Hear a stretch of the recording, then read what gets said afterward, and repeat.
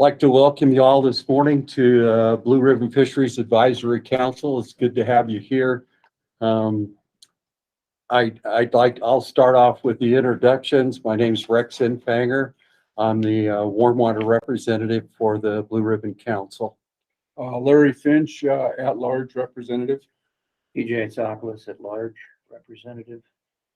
Rich Lobrovich, Cold Waters. Dave Bohannon, Southern Region Rep. Mickey Anderson, Central Region Rep. Russ Lawrence, Northern Region Rep. Jordan Nielsen, Southeast Region. Randy Oplinger, Cold Water Sport Fish Coordinator for the division. We go to you to Natalie. Oh, yeah. Natalie Boren, Regional Fisheries Biologist out of the Northeast region. Clint Brunson, Assistant Aquatics Manager out of the Northern Region. Chris Crockett, Central Region Aquatics Manager. Nick Braithwaite, Fisheries Biologist in the Southern Region. Jamie Sparker, I guess I'm the Northeastern Region Rep. Calvin Black, Assistant Aquatics Manager, Southeast Region. Good to have you all here. I know on the up on the screen that we have Terry Hill is joining us remotely. Unfortunately, his father came down with COVID this last Sunday, and Terry is taking care of some things at the home that he's at. So he's joined us by remotely.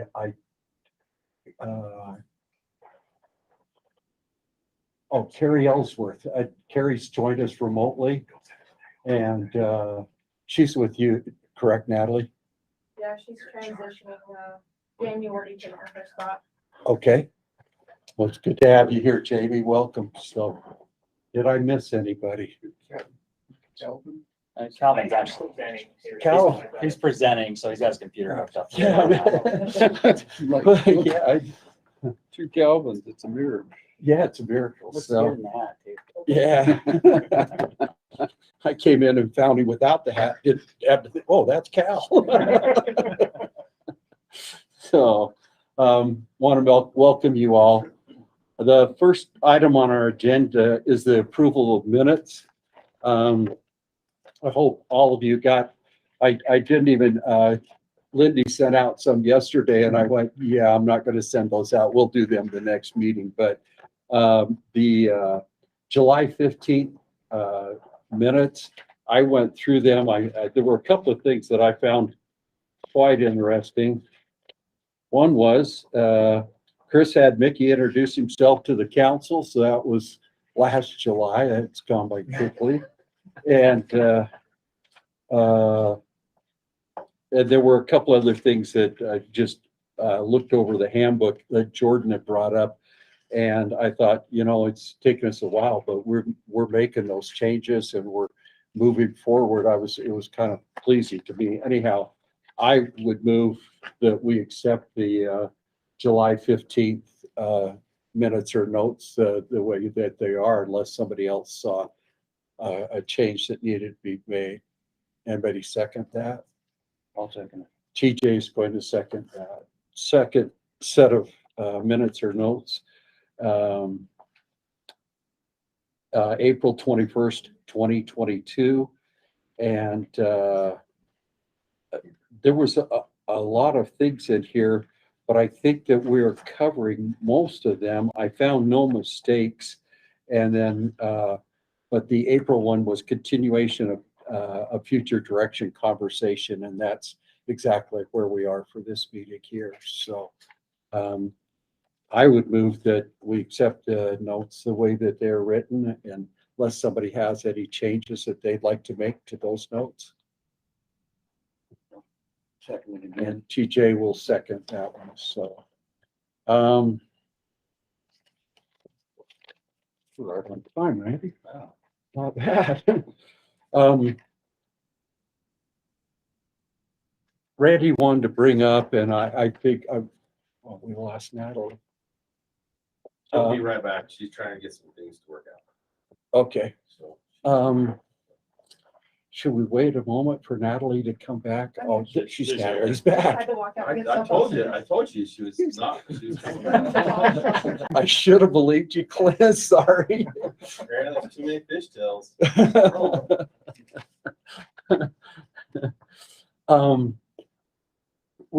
You saw in the notes or minutes that we wanted to talk about the emergency removal of Calder. And then Clint, I wanted to add on to that if we could, Pine View. So if both of you could perhaps give us a little bit of input and tell us where we are. Natalie, if you'll go first, please. So Diamond Mountain Lakes in general are suffering from this western mega drought. Their impacts have been pretty severe. Both fisheries both Mount Warner and Calder went into the winter season with very low water, pretty much lower than we needed to have survival. We suspected that they would die, and it happened. So Calder, I'd say about the end of February, we went in and it had no more oxygen. The dissolved oxygen was gone. And then Mount Warner also died as well. So we had 2 complete winter kills on our Diamond Mountain Lakes for the first time in our documented management of Mount Warner at least. So basically we thought that we had enough snowpack on that mountain range to potentially fill 2 of those lakes, Mount Warner and potentially Calder. That did not happen either. We gained a mere 1.5 feet on Mount Warner and we gained 6 inches on Calder from all the snowpack on that mountain. So we weren't able to send any water from Mount Warner to Calder, and it's about half pool right now. That's all that's left. We need about 75% full water to be able to overwinter fish. So right now it can't provide a blue ribbon fishing opportunity like we want it to. So we're at that point in life again where kind of toggling different ideas with how to manage those Diamond Mountain lakes. We've been going back through the files, just digging around and seeing what our predecessors did. And then Trena's working on bringing some ideas to the public on different ways we can manage those fisheries, because they don't actually align with how our water rights are supposed to be partitioned in those lakes. They're a little skiwampus based on 20 years of history. So we're working with water rights and trying to figure out different management strategies. And this includes trying or attempting to manage trout in the future as well. So there's some ideas we're kicking around. We'll see how it ends up, but Trina wants to take this to the public. And I don't know if it'll be, we talked about July, but man, the summers are busy. So July's almost here. it's so hard to put together all this stuff and get a package deal ready for the public by July. So I think it'll be more next fall. And we've got some ideas, but we have to find some initial funding for the planning. We did though get word a couple days ago that we got the non-point source money. So this is DEQ money. We got about $50,000 of that funding to be able to put in, it's called a solar bee recirculation system into Calder. Unfortunately, that money is not available till next spring. I need it now, but that's the way the cookie crumbles, I guess. So that's kind of what's going on right now. I mean, we have restocked both fisheries, but without that solar bee system, I don't see how the fish can survive another winter with no water being able to come back into the Calder system. So it is unfortunate, and I hate this battle that we face, but until we get 2 to 3, 4 good years of moisture up in that system, we can't fill the lakes. So that's the status. And that's an irrigation impoundment? Basically, yes. So the division, and the crazy thing about all this is the division actually owns just under 80% of all the water rights on Diamond Mountain. And we still can't get this to work. So there's only about 600 acre feet of Mount Warner that's 100% dedicated to irrigation. And then there's actually 2 smaller reservoirs down below Krause that end up on the Colorado side. They contribute, or they would like to have just about 200 acre feet of water. But we can't ever get that water down the system because it's all so long. 21 miles from Mount Warner, which is the head of the drainage, all the way down to Off-Field and Dry Lake reservoirs in Colorado.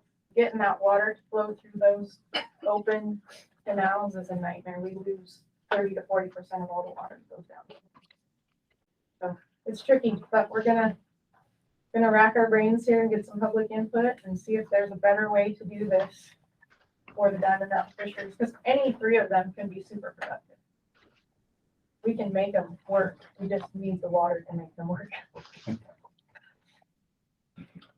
I think we just have to hold a vote, isn't that correct? Yeah, so Randy, to temporary delist the water Yeah. from the council. that's right. So that's the task at hand. You're still supportive of that, right? Natalie? Okay, just checking. So Calder is currently a Blue Ribbon fishery. The region's proposing that we delist it from being a Blue Ribbon water, at least for the time being, because of the current status, the winter kill conditions. And probably the least short-term prognosis here, not having enough water, probably to make it through this winter, and it's going to be a few years before it can really recover. So that's kind of the task at hand, is us having a vote on whether we basically remove Blue Ribbon status from Calder as recommended by the region. It takes 2/3 of the council to vote. One thing I'd like to mention is that if we delist the water as a Blue Ribbon council, that it can be relisted as soon as the biologist comes back and says it is back to where it needs to be. So it's not quite as onerous a process to get it back onto the list. It simply has to come back to the standards. I think that's what we're working with you, right, Nick? Yeah, we've done that twice recently with road bone treatments on co-op. Yeah.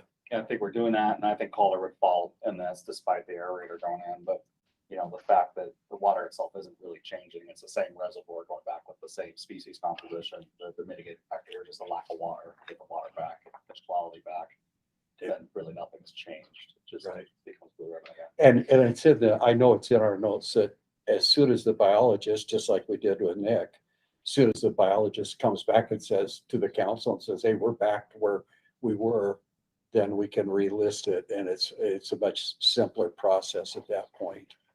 So, sorry, Dave, I was gonna ask, do you have any questions? Can $50,000 be shifted from Blue Ribbon to help her out in the interim and then shifted back from DEQ to later next spring?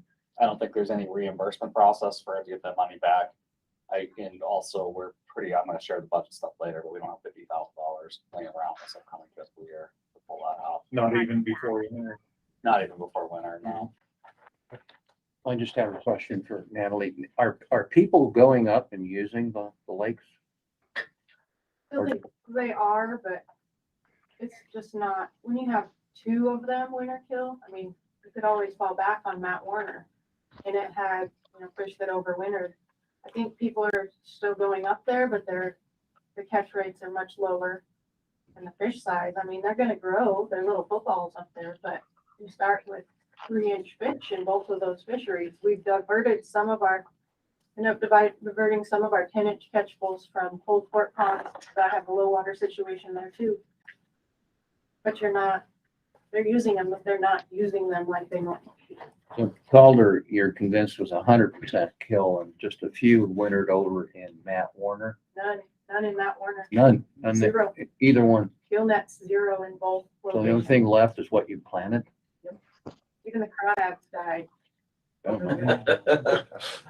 The only sign of life left in Calder was a couple little fathead minnows. And I don't know how they survived. Apparently fathead minnows, carp, and black bullhead are gonna be the apocalypse. 595-0390, and my name is Babette. But I have to edit that.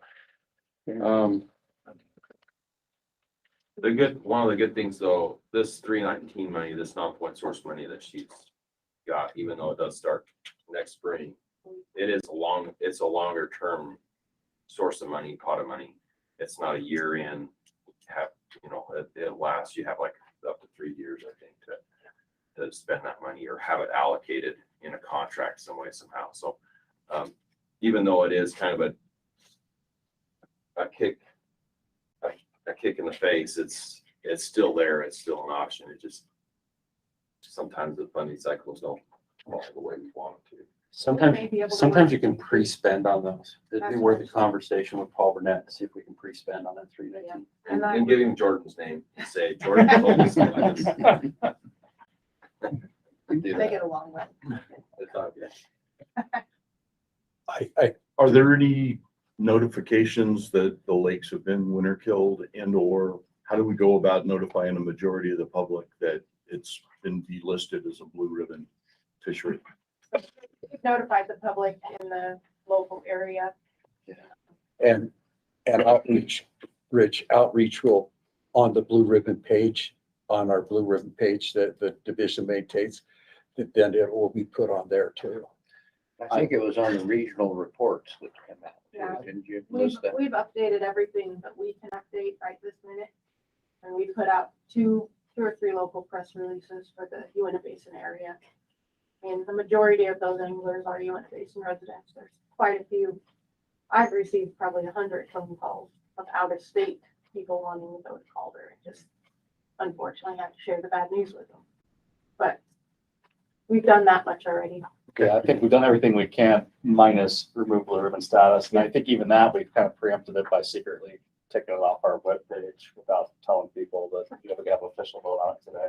Does it come off of the proclamation on the website? It will not come off the proclamation. It'll be an update for the next proclamation, since that's printed once a year. So anybody that's reading the old proclamation will. They won't know. We will do, I'm sure, a social media release if we do vote to remove it, just saying that's happened. But I mean, that's kind of the extent of that. I'm curious about the water rights on, if the people, the state owns 80% of that water going in there. I mean, how does that manage? Are the rights not cycled, or, I mean, is there a way to maybe get ahead of that now so that next winter and spring, when the runoff comes, that those rights are enforced? Yes, and that's what we've been working on internally. One of those options, the management of Crouse Reservoir, as it stands third in line for water right over Calder and Crouse. So, but there's some things we would want to do to Calder before we just filled it with water and made it into a fishery again. Okay. We have some ideas of using some clean excavation techniques, building some better places for anglers to actually access it. And doing that when we have no water in the lake is extremely easier. Yes. Yes, clean excavation over dredging any day. So there's just some internal things we have to work through, but basically for the water rights to work better, water should be stored in Crouse. Okay. Any other questions? I just want to bring up a point. I don't really think that how Calder comes back on the blue ribbon list is affects our vote today. No. But I do want to, since I was put on the waters committee, one of the things that we've talked about is the need for objective measures for waters to be on the blue ribbon list. Now, we don't have this in our current criteria, but I would like to see some objective measures rather than just the subjectivity of, like, I trust our biologists, but the subjectivity of a biologist's opinion for it to come back on. So if we know what, like, our pounds per acre or our average size or condition factor, or, you know, I think that those need to be considered before we put it back on the blue ribbon list, just for the sake of putting it back on. And I think with Nick in the southern region, I think we held Kolob and some of the other waters to kind of the same standard, where we had him do a presentation and say it's time, here's some of the pre-data, here's some of the post-data. Good. We could show you numerically that sizes, catch rates, and all that are comparable. And I would expect us to go through that same process. Cool. Good. Luckily, we have Nick to give us this pretty good guide on that, so. Yeah, or Natalie. Or we haven't had to delist on it, Natalie, so. So we've got plenty of delisted Yeah, Pelicans, Steinecker, so Calder. the vote is, is there any other comments? Me personally, at this point, with the information we have, I vote that we delist. Larry, let's just, I'll support that. What's your second? Did a motion, all in favor, or we need to How make do a you want to motion? do it? Yeah, I think you need to make a motion and then Oh, a second, and then I have move discussion. that, and since we're at And the end of the since you're the discussion. chair, you probably need to let somebody else make the motion. Okay, So all right, Jordan? I would move that we remove Calder, at least temporarily, as a blue ribbon water, since it winter killed. And I'll second it. Now we'll do the vote. So we've got the proper order here. I vote that we delist it. What's the vote? You want just a voice vote? All in favor? Yeah, Yeah. being all in favor. Yeah, do all in Aye. favor. I, Any opposed? Record then that we voted to delist it today, Okay, well, that's official. It sounds like it was a unanimous vote. a unanimous vote, so.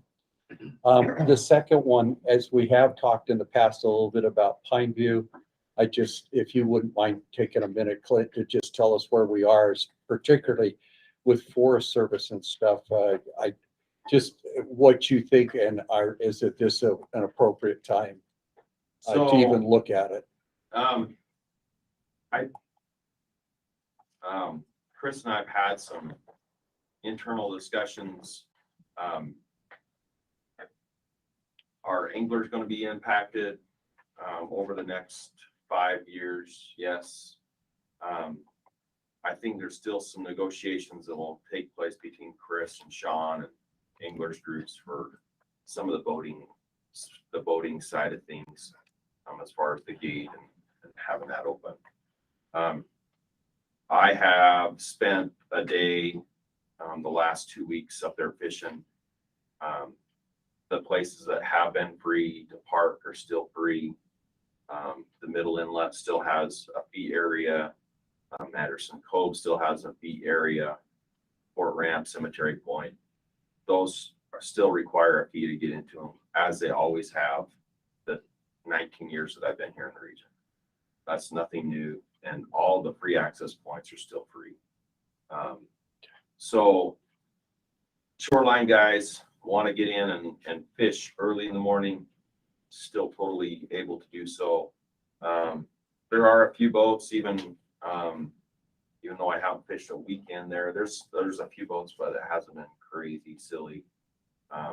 Anglers are still using the reservoir. It's about 75% full pool. It's not all the way full, but it's maybe 2 feet higher than it was this time last year in comparison to where I was fishing and where I was catching crappies. So I don't see it as it being a huge deal. Like I said, I went all the way around the lake a couple of different times checking to see if they're charging. And even at like Windsurfer, I haven't seen a fee sign up there. And that's a really common access point for those wanting to ride on the trail and those wanting to get on kayaks and stuff and swim in the narrows where it's a wigless zone. So I think, and I was going to I'll bring this up a little bit later too, but we just put recip cross tiger muskie in there again this year in some really good habitat. So we're not seeing that this is a time to just, like, for lack of better terms, just freak out, pull plug and walk away. So Please. my suggestion is we just Leave it as is. If things get to where we feel, and I'll let Chris tell me when it gets to that point, if the Forest Service walks away and says, hey, the boat ramp's only going to be open May through September, and that's the only time it's going to be open is when the power boats can be on there, then I think that's when we lose access. we lose access for a fishing portion and angling portion there. For part of it. Yeah, for part of it. So, but that's kind of been our internal discussions. Kind of build on that a little bit. When we evaluate a water for blue ribbon status, it's based largely on angler access and the quality of the fishing experience. And, I think we're talking about maybe a little slip in angler access, but hearing from Clint, we're working on it and there's still a lot of free access. I don't know if it's really degraded much. It just needs a provision of boat ramps and things like that. They have new docks. The unfortunate part was, they had gates open for the public to be able to go in and ice fish, and somebody hooked up a truck and chain to their brand new $20,000 set of docks and drug them around and ruined their docks. So, they were allowing that access, and so they closed the gate. And well, it's not going to open until the concessionaires on site to watch them. Was it anglers? Probably not. But it's close to everybody.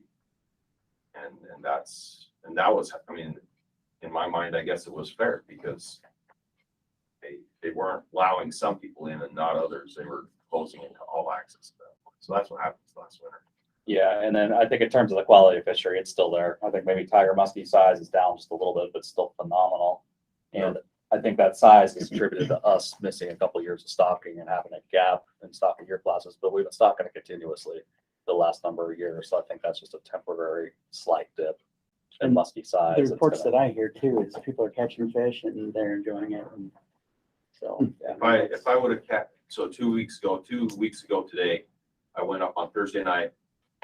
If I would have kept my first 20 fish, I would have been done the first 15 minutes. It started at 7 o'clock and I was done. So if I would have kept my first 20 fish.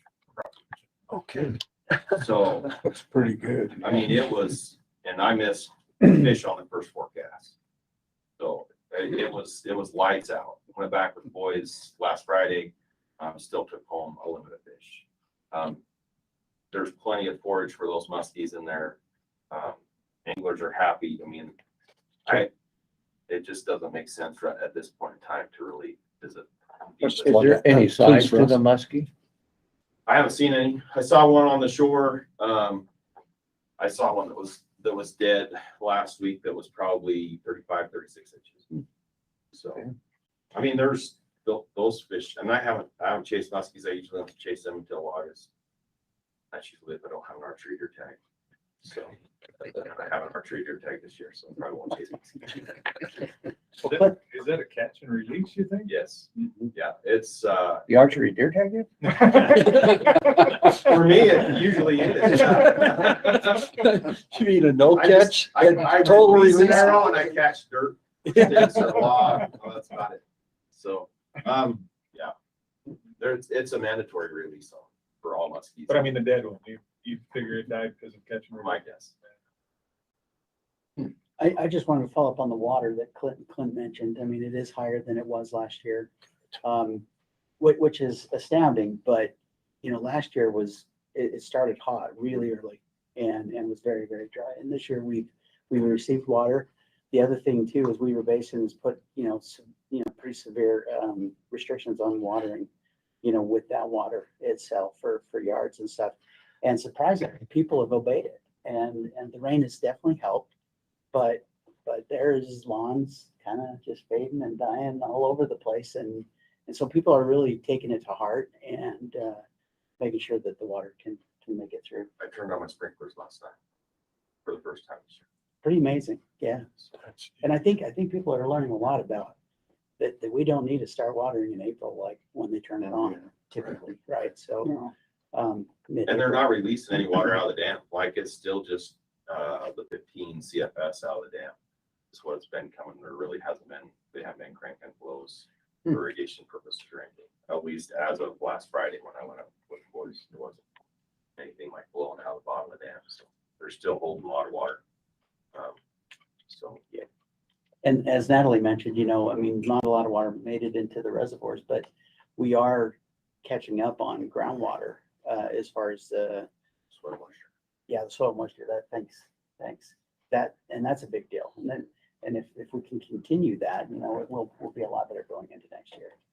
Are those Tiger Utah reset crosses, or were they brought in? They were, I believe they were Utah reset crosses. It's the second. You're still in the thunder, man. This is what I was supposed to be talking about in a little while. Oh, yes. okay. Sorry. So I'll just mark that off. We made that discussion. Just curious. Second year that we made that cross Oh, cool. and Well, stocked him in Pine View. Since the guy who did the agenda this time didn't write down the regions, this is just a great place for you to start. You don't even have to duplicate at this point. Let's just start north and go work our way down. I mean, we could do that. Before we get into that, though, I do want to say something real fast. We typically do regional reports. This is kind of the first meeting we've had under sort of a new format for doing this. So moving forward, our June meetings, the emphasis is going to be our regions, bringing forward waters, Blue Ribbon Fisheries that we're thinking we're going to do some management changes on. So these could be changes in regulations, changes in how we stock them, providing kind of what we're thinking about tentatively, and then seeking feedback from Blue Ribbon on those changes we're proposing. So I think these reports might feel a little different than we've done traditionally, but that's kind of the emphasis we're going for here. Randy, so it's clear. I gave regional report to Russ. Yeah. For him to report. I was going to do the changes. changes and stuff. That was broken up Yeah. on the agenda that way. Yeah, so I think we should do that first. Let's go Okay. to kind of regional reports, which I think will be kind of quicker versions of our traditional reports, and then we'll let the regions chime in on Okay, those changes. let's start with you then, Russ. And I don't know if you're up to date enough to, no, I just got a deer in the headlight look. So we may have Natalie to do a bit of help here, if you don't mind, Natalie.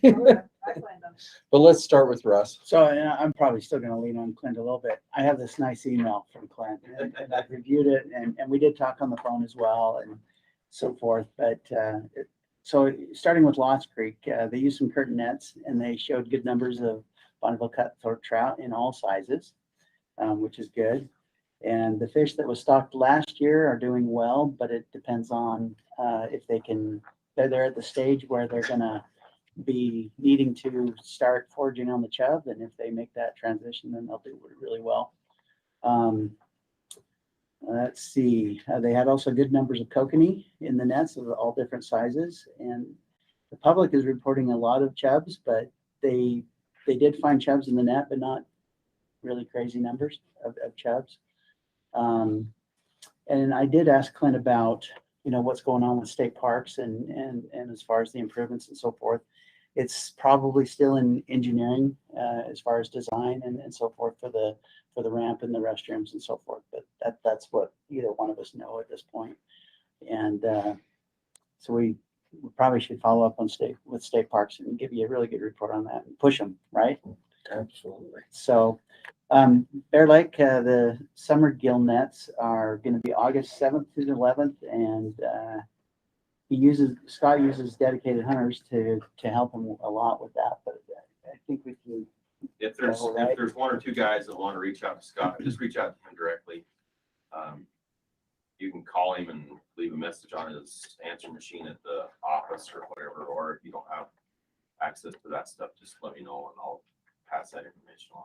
Clint also told me though it is a pretty good substitute for the gym that particular day if you're pulling nets from like 50 meters to like 160, 170 feet deep, full of, you know, suckers and cutthroats and stuff. And so you've got a 15 to 20 pound weight on each end that you have to pull up by hand. It's a good workout. Where are they gonna run this? Which water? This is Bear Lake. Bear Lake. Bear Lake. And they also they did the fish trap on Swan Creek. It was a little bit later this year. The fish were holding eggs longer, but the good news is they collected 140,000 eggs to ship to the hatchery, and the quota was 132,000. So I think they got more than they needed there. What creek was that, or river? Swan Creek. It's a tributary to Bear Lake on the east side. It's been a long running trap on that creek.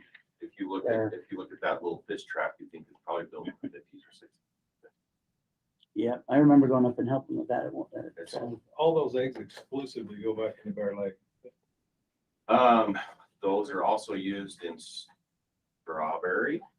Oh, they are. Not the eggs per se. They Not go the to eggs, broodstock development at the Manaway hatchery for strawberry. But then they use those and those fish are returned. We use Bear Lake cuts in strawberry and Lost Creek as well. So. And last time Clint talked about Willard and kind of the new methods for, you know, having the egg clusters come apart. It was, remind me, Clint, it's right here though. Fuller's Earth. Fuller's Earth to kind of help that. Do you remember that discussion? Right. All right. But they got their quota on a much smaller timescale or a lot less, you know, effort. And so they're going to continue that way of doing business as collecting eggs. So what did it add? So Fuller's help Earth. the clumping? Fuller's Earth allowed the eggs to just release. So they put each lot of eggs that they spawn in, like a basically a 2 liter bottle if you want to picture it, that. And they add the Fuller's Earth and the eggs will just slowly just turn on themselves the way the water is exchanged within that bottle. And Fuller's Earth allowed, like, they had as high as like 86% of their hatch rates, and we were going from 4% or 16% up to 86%. So I'd have to go back in my notes. We only collected 60 or 61 females this year. The spawn, like that's all they spawn. And we met our quota with that instead of 240, 250.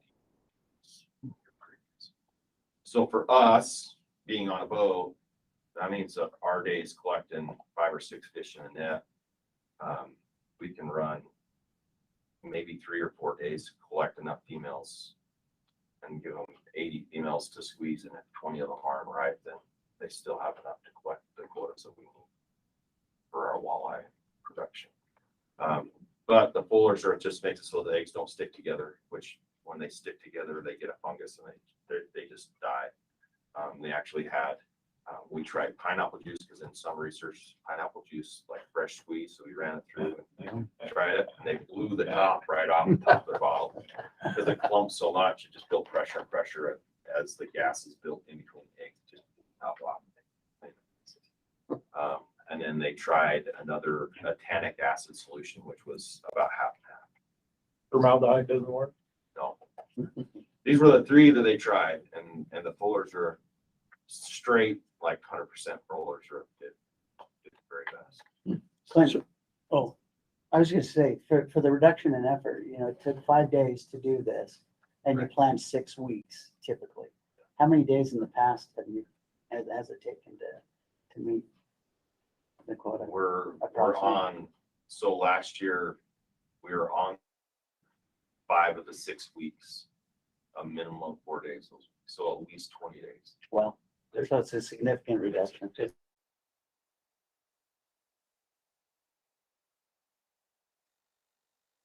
Walleye to a little larger size before we stock them. So what we used to do is stock them out as fry, and we would stock massive numbers of these fish at a very low survival rate because we put tiny fish out. The survival is very low. Now we take fewer eggs, raise it to a larger size, so that higher survival, so we can stock fewer out. So I stocked 18,000 Thursday or Tuesday night. Yeah, and it used to be our egg quota was like 25 million eggs or something. 29 million eggs. Yeah, now I don't know what it is. It's a few million. It's 2 million. So it's like 10% of the eggs. How did you increase capacity then? Modifications at the Springville hatchery. So get kind of a research system going there so we can start raising them up. It was super. And we went from setting 16 nets. So picture 16 nets last year. We only set 4 nets each night, and we set on Monday nights and Wednesday nights. Last year we start setting on Sunday night, and we'd set Sunday, Monday, Tuesday, Wednesday, Thursday, and pull nets the consecutive days. So we were working Sunday night through Friday morning, pulling nets all day, 16 nets every day. And then this year we set 2 nights a week, and we only set 4 nets. So we better quota. They schools fish 5 days that was the only days. And the fish that we held over, like from that Tuesday collection to Thursday, those females didn't give. So we're just going to return any green fish or any fish that don't squeeze the day we catch them. They're just going to be returned to the system. We're not even going to hold them. We're not going to waste our time holding those fish. If that makes sense. Sounds like you're getting it figured out. The FPS made some huge strides this year. So this is going to be in a recipe that can be repeated by anybody that's assigned this job.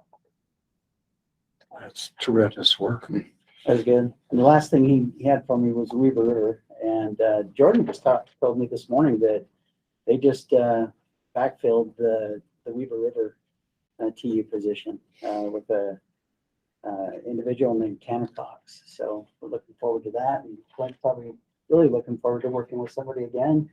But the big item here is they're starting discussions again with the Weaver Basin Water Conservation District for fish passage at the Stoddard diversion, which is a major diversion on the Weaver River. So They're hoping to be able to do some of that with some infrastructure money. And that's obviously going to help the Bonneville Cutthroat Trout and also the Bluehead Sucker. Sure, they're, you know, big deals in that reach. So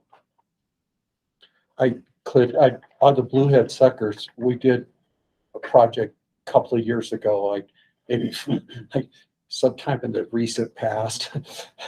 Are we seeing, it seemed like it was like almost down right in the city in some cases. Are we seeing some positive We have- results from that?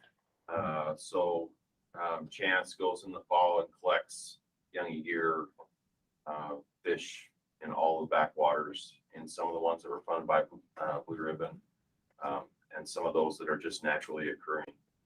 Last year, and most of the ones that, and all the ones that were funded by Blue Ribbon and Habitat Council and WRI, he found bluehead a year in those backwaters.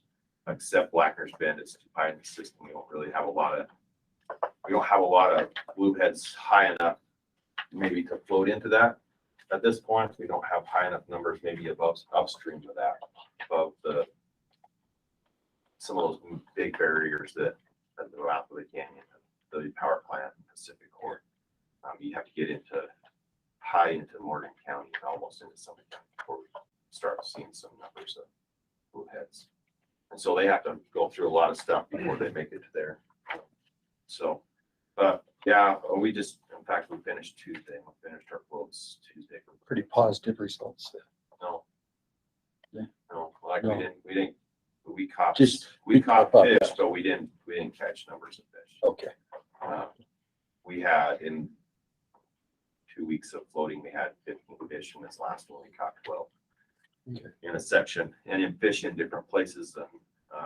So don't know why, but flows had changed, but it's everybody knows it's drought year. It was a tough float. We drug a raft. The first week we drug a raft 40% of the time, at least. So it was a difficult year to catch fish. But this hasn't been our stronghold of blueheads though. So it's just kind of been hanging on. We're just waiting for this brood source and extras from the brood source from the hatchery to be able to put some of those into section 2. Hopefully give us some additional fish there. Okay.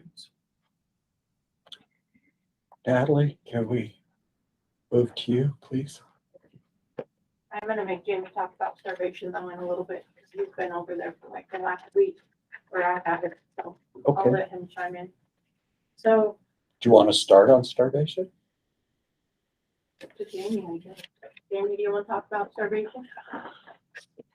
Starvation, in my estimation, is improving over the last several years. The walleye seem like to me, on average, the small walleye aren't as small. They're pretty much 10 to 12 inch, 12 to 13 inch fish. Caught 3.5 yesterday, 3.5 pounder. They all seem to be very healthy. Of course, they're walleye, they're snots. They're never in a good mood. The smallmouth bass seem to be very healthy. Of course, if you're dragging, crawlers around, you can tell pretty quick whether or not you have perch or bluegill or anything, and they're just not there. You can't drag a crawler very long in perch country without knowing it, and you can drag a crawler all day long, and it's the same as when you put it in the water. So we're definitely hurting for forage for the fish. I don't know how the fish, I really don't know how the walleye are still growing and fat. They're by appearance fat. I'm not a biologist. But they are. I don't know what they're eating. The amazing thing to me with starvation, though, is the rainbows.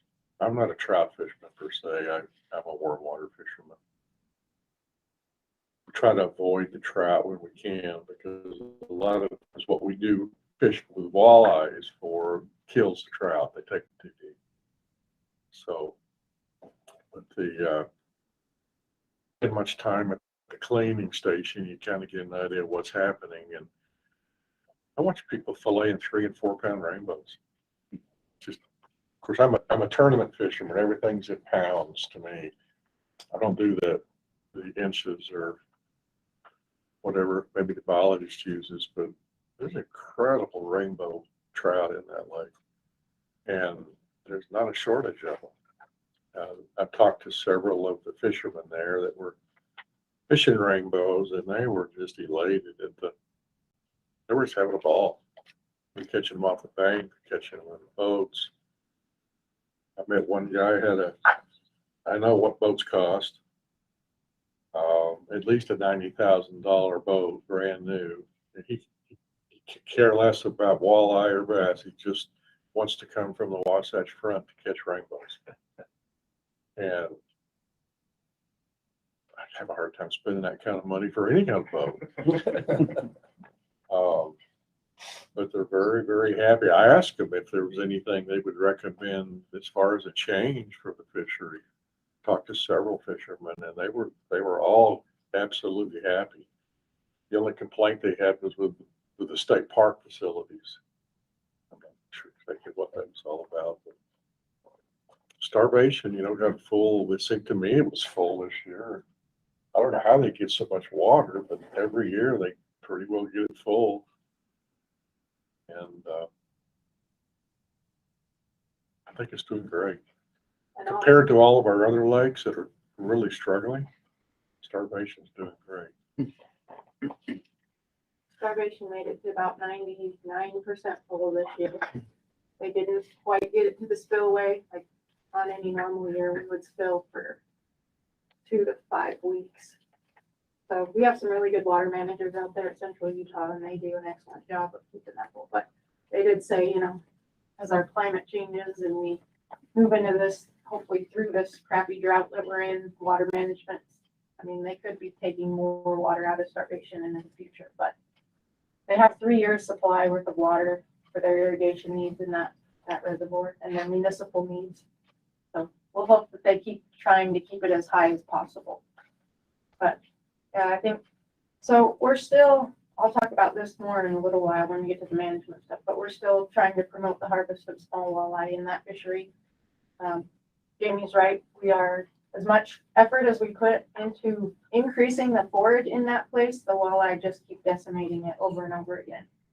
So there's really 2 methods that you can use to reduce walleye numbers in there. Well, there's several methods, but we can either encourage the harvest of those smaller fish up to about 18 inches right now. We can really try to push that, and we're going to start doing that. I have a KSL outdoor show scheduled hopefully for next week with Adam to try to promote the harvest and teach people how to get those walleye there, because it is a difficult place. It's not just, hey, let's go jump in the boat and catch a limited walleye. Its bathymetry is completely different than most other places. It's deep. Those fish just act different than they do in other typical walleye fisheries. It's not typical walleye fishery. So we're going to try to work with Adam next week and do a show there, try to promote that. But we really need to bust a hole through some of these size classes of small walleye. If you've got Adam out there, Yeah.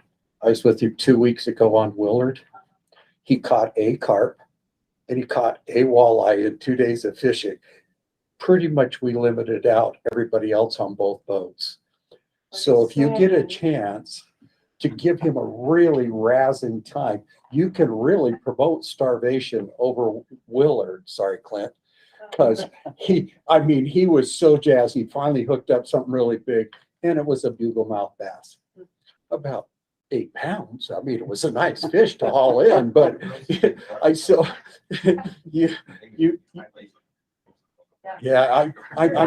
not that I would want. Yeah, not that I want you to hassle Adam all that you can, please. But yeah, if he catches any walleye out there, you can really promote Starvation over Will for Adam.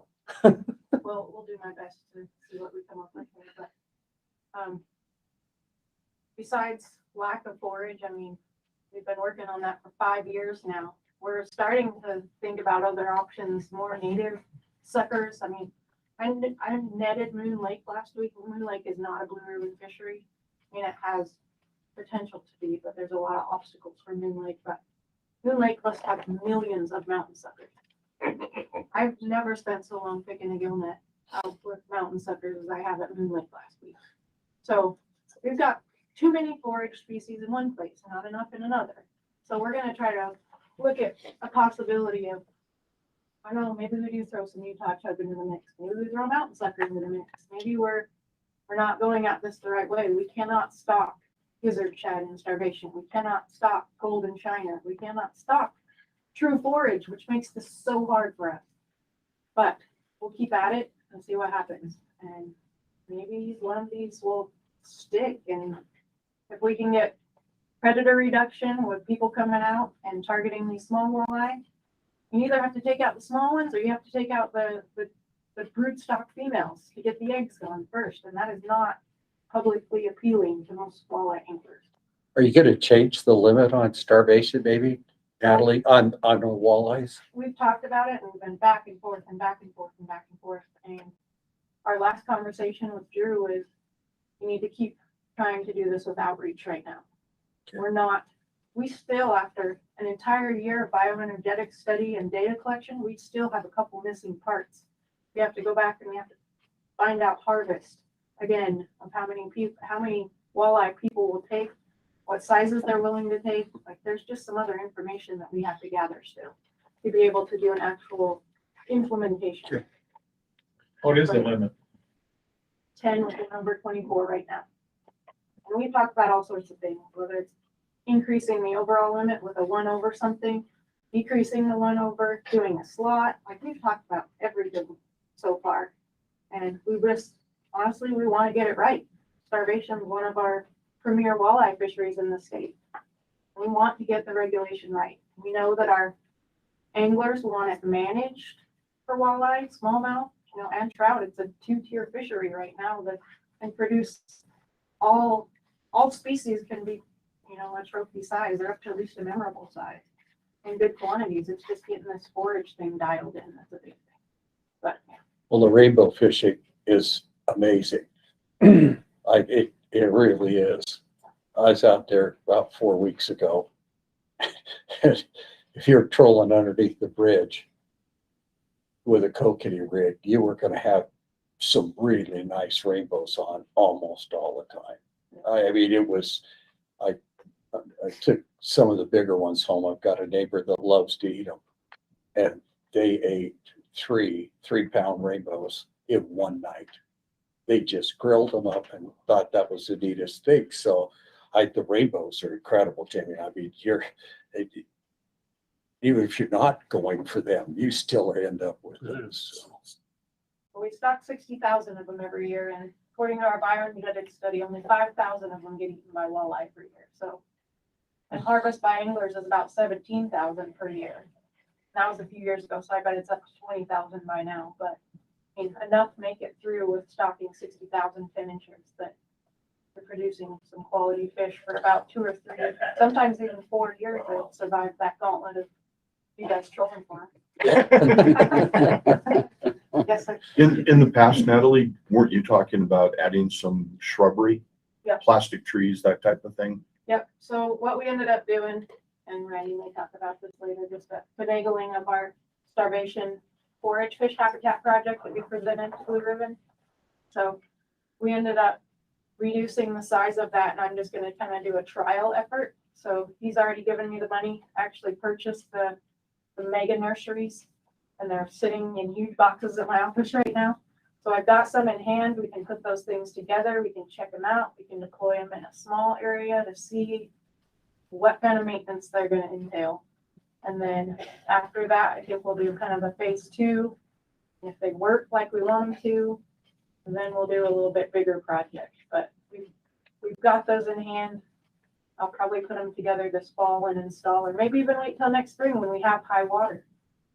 Because that's when those perch they're going to spawn in the higher water situations in the spring. And I need those to be in certain places where that high water is and where it can stay, and those fish can go through that nursery habitat to be protected. So I wish I had a grad student right now. Honestly, for just those simple projects like that are so time consuming, but in the works. Would that be something that Blue Ribbon, if we do a time and a place that we could come out and help put those as a field service project Oh, kind of thing? Absolutely. That's one thing we do want to do. Yes, I'd say please, Jordan. we do that in conjunction with some fishing so that we can promote the harvest of fish. And if that's our job is to do outreach for Blue Ribbon Fisheries, maybe we ought to put together some video content. That's a great idea. It'd be nice if We Ken have himself to, could get in there and take some video footage of that while you're doing it. I'll talk with Adam next week. He's more than willing to help out whenever we need a hand, and he does great at promoting, the goals that we're trying to promote, so. and anything that's got movement, Adam likes to be involved with. So if we've got things being put together, dropped off the boats and stuff, that's the kind of video that he absolutely loves. We can't get him to come down to Utah Lake and film where the cows have been. There's just no motion. He's doing a great job, but it's just boring. But dropping plants off the side of a boat somewhere and making a splash is exactly the kind of footage that Adam that really helps him out. So That's probably all for Starvation until this afternoon. We can talk more about the management changes and regulation ideas we have, but I'll quickly talk about Lower Stillwater. I've been up there quite a bit. I think I told you guys we lost our creel tech a couple months ago for Lower Stillwater, which sucks, but it also gave me the opportunity to actually go up there because I had to fill in a bunch of those days. And I spent some quality time up there. And I think those ponds have so much potential. I think we can do better at those ponds as far as management. I think we can increase our species diversity. Even though you can go there and catch 8 species, I think there's potential to catch up to 9 or 10 in a day, which I think would be phenomenal and cool. And then some stocking adjustments for how we manage each one of those ponds. And it's about 50-50. I think we've interviewed about 400 people so far, maybe even more. But man, they're split. Some of them want bait and want it to stay the exact same way that it is right now. Others want artificial fly and lure only. Like, it is so 50-50 right now. I'm not sure how we're going to work on all of that, and people go there and they want everything in one place, which is cool. But when it comes to managing the complex for its potential, I think it does have a lot of potential, but we need to figure out like the layout of it. There could be some adjustments we do and make like everything behind the gate that goes back up the canyon. Maybe artificial fly and lure only, something that's obvious to people. You can't say Pier Pond is artificial or is bait, and then everything else in the complex is artificial fly and lure only. They're so close together, it just won't work. Like, logistically, that would be how the easiest way to do it. Pier Pond is the family fishing pond, and everything else is more trophy quality. I fished Cutthroat Pond the other day and caught a 22-inch tiger trout on a size 18 zebra midge. Blew my mind. I was like, where the hell did you come from? So there's so much potential in there, and I think we can look as we go into the future and I have time to actually kind of tweak things. I think we do have some better potential in Lower Stillwater. So I was upset the creel guy quit, but it really has given me a chance to spend some real quality time up there. And that's what you need, I think, as a biologist. You can't just visit there one time. You got to spend time up there and you got to look at everything and take it all in and try to tweak it. So I think things are going well. I think that you guys' money went a long ways with hiring that creel tech, and then we're done at the end of the month. We only have 2 more creels left.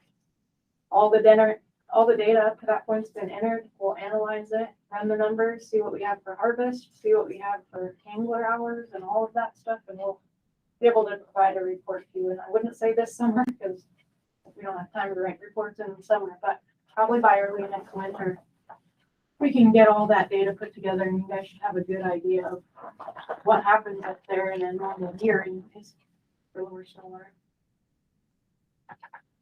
Other places? I just wondered what was happening with Red Fleet. I knew you removed it from Blue Ribbon consideration, but you've still been fairly positive on that. Yeah, fishery. it's still open right now, which they haven't started construction in the park. I will tell you guys that, so we did get a new biologist in the region. One of our natives guys took Lowell's old job, so Jordan Detler is the new North Slope biologist, is what we call that person. He's going to manage Diamond Mountain Lakes, and he is now going to take over Red Fleet. So he will be the new kind of team leader for Red Fleet. They're going to sample it next week. Things are still, they still look decent.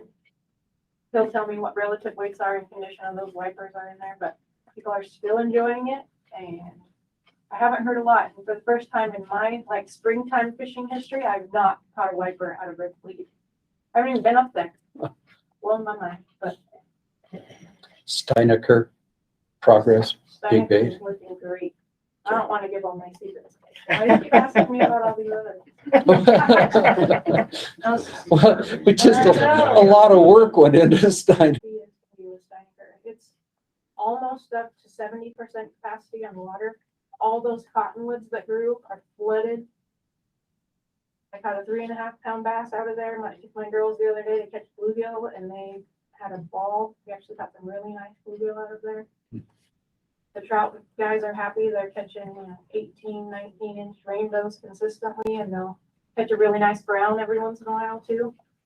So from the angling perspective, it's back to where it was before it was drained at this point. And I see it only going up from here because there's so much inundated habitat right now. All those bluegill, they're holding the water this year. So all those bluegill and bass have a chance to spawn and their beds don't dry up. So I might consider putting it back on Blue Ribbon pretty soon. Say that. Okay. Anything else, Natalie? That's probably all for right now. Okay. Vicky, Central? Sure. And, in defense of Adam, he does catch a lot of fish when we go. Yeah. But he's got a really good guide when he goes. And humble. And humble, and yeah. And I wanted to add to the East Canyon, to the northern region. We did fish East Canyon for a show that's going to be on the 25th. Smallmouth fishing with a fly rod is outstanding. If you bass fish with a fly rod, it's not that easy. With gear, I think it could have just smoked them. And Adam had a rod set up. He couldn't fish. Camera guy had COVID. So he was filming the whole time. But I put 20 in the boat on fly. I got 4 rainbows. I got about a 3 pound wiper. And I was just fishing in the morning. It was, East Canyon was really good. Back in where all that growth has come back up. The water's down just a little bit. We were west shoreline, about halfway down between the dam and the inlet. There were some little coves in there. That's where the wiper was. I had another one follow to the boat, and I saw one more. So the wipers were the bonus. They were a lot of fun. Smallmouth were in 6 to 8 feet. We did catch a few. I caught a few next to shore. Rainbows were out in about 10 to 15 feet. People on shore were doing pretty good. We went to the bait cleaning or the cleaning station, and there were lots of kids holding stringers of fish. So just from shore, we're on power bait. So it was healthy and a really fun time. I've been up there for a long time. I know it's out of the region, but we had a great trip.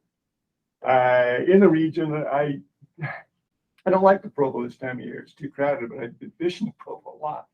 Lower Provo has been really good. Middle Provo now has green drakes started, PMDs have started, golden stones, Yellowstones have all started.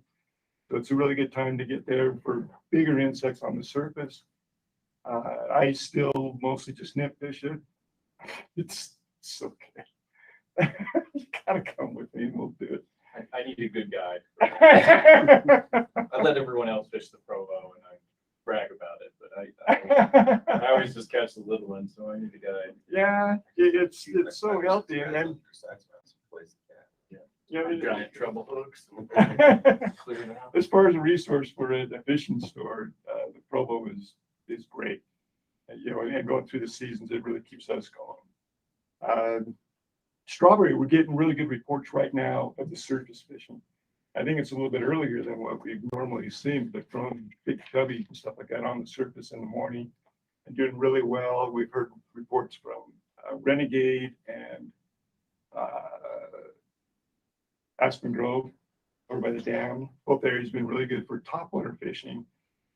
Stripping flies have been good. Kokanee fishing, we're getting good reports. 80 feet of water, 50 feet deep, has been pretty good. Oh, we tried trolling at East Canyon when we were up there for the Kokanee. Adam, he's one of the best Kokanee guys in the state. He's really good. He's got the rods and everything rigged up. I think we missed two. I think I missed another one on a fly, just from the hit and the jump, what we saw. Anyway, back to Strawberry. We're getting good reports of the Kokanee fishing there. I had fished Diamond Fork and Sixth Water that are warm. Sixth Water was 65 degrees. Yeah, I thought it was a little bit warm. Fish are healthy and in good shape. Diamond Fork was getting closer to 70 already. It was a little over 65. Fish are healthy and fight hard and release well. I want to talk about another spot too that I might talk about. Natalie's got secrets. I can have secrets. I don't know how far down the region goes, Ephraim, if that's part of it. I do some fishing along all those streams there. Manti, Mayfield, all those streams that come down those. So we tried to drive over the top last Friday. With snowpack, we made it to the top of the mountain. And there's too much snow to get past that. That was last Friday. So snow's still pretty good. Flows in all those streams look pretty good. My neighbors, we don't get a lot of reports out of you, but all the reports that we're getting are people that normally would go down there aren't going. I think because of the reports of it being bad. My neighbors just love it down there. So they sent me pictures of wiper and walleye and carp that haven't catching it, but that was a week ago. Now's a great time for wipers. I mean, you know, our guys down there only get up to about 20 inches, but you find like any little rocky shoreline, you know, 10 feet deep or something like that, and just drop a mussel down, drop a shrimp down, drop a night crawler, or do like a real slow troll. I mean, I didn't have as good a luck, but I've had all kinds of guys call me and just say they've been pairing it up, you know, like catch a wiper every 10 minutes or better than that. And a lot of those guys are from shore, so. What is this then? Yuba. Yeah, and they've got little kids and they're holding up the wiper. So yeah, they were really excited about fishing down there. And then Utah Lake. So now was your show on last week or is it? No, Oh no, it's this week. We took Adam out last week, and the show should be on this Saturday. He was feeling bad about not catching any fish, so we told him to come on down. We hardly teased him at all. Yeah, right. Yeah, the catfishing, you know, it's not a blue ribbon water yet, but the catfishing is spectacular right now on LA, from shore or from a boat. I mean, I've probably fished 5 times this year, and it's almost always, it is pretty much always at least 4 cats an hour, and that's just myself. I'm solo most of the time. But I mean, some guys are catching like just 8, 10 fish an hour, and the average size on those cats now, seriously, the average size is about 6 pounds. If you catch anything below that, it's almost like, wow, I hadn't seen that little guy for a while. Lots of 8 to 10 pound fish. The average size does put it in the memorable category for channel cat. So, I mean, it's a great fishery for cats. My boy is just spoiled now. It's like, This is yeah, he's 4. He's like reeling in, you know, an 8 pound catfish. And he's like, yeah, okay.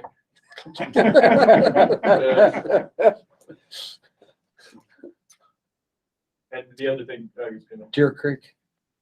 I haven't had any reports on Deer Creek lately. The rainbows, they were doing really good on them. The walleye are always tough but big. You know, I haven't heard much on Deer Creek. We fished Jordanelle the other day and did pretty good. We fished all day 2 weeks ago, 1 walleye. And I was with Brad Cutler, so I was with somebody that knows how to catch walleye. And I mean, we went up to Willard. That's who we were with Adam both days with Brad, and we were catching walleyes like crazy. Went to Deer Creek, and we fished. I mean, we fished all day. And our nets always look good, but I haven't got the walleye figured out at Deer Creek, so I don't know what to tell you on those. I mean, our numbers are always good and they're fat and healthy, as well as the rainbows, but I can't catch them at Deer Creek. But the rainbows are still doing like any busters. And I was out there it's probably been a month ago now, and we just tore up the rainbows. You know, just the standard pop gear in a worm, or even your kokanee deer, and we were just catching them nonstop, and they're always nice footballs. The one little thing, it's not blue ribbon at all, but we're stocking our community ponds with catfish today. So I always throw that out there because I usually take about 3 or 4 kids every time we stock, you know, that need to catch their first fish. So, and then you can take them to Utah Lake after you get hooked on those ugly critters.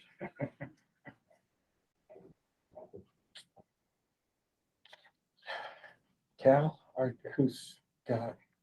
Yeah, I can talk about projects, but if you want to talk about fisheries, then go ahead.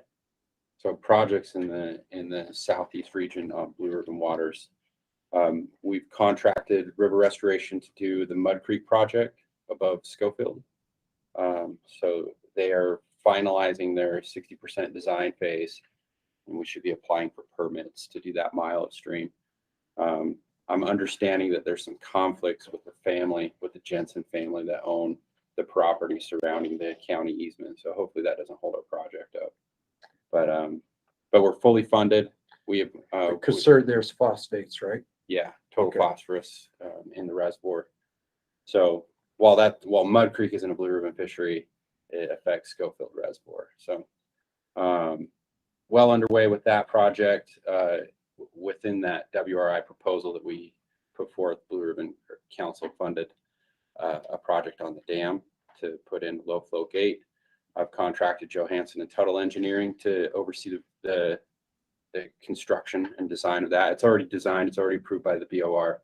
So hopefully in November, we'll be drilling an 8-inch hole, putting in a low flow gate in Schofield Dam. I think that's all I've got as far as project work right now.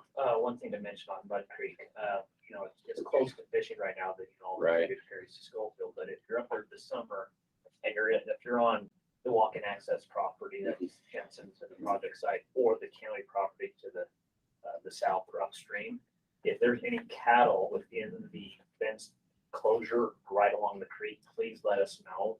We're having trespass cattle issues. People leave gates open and stuff, and fences get broken. And so That's the conflict I'm talking about. yeah, 'cause we went and looked a week ago and walked the entire fence line, the 3 mile fence, fixed everything.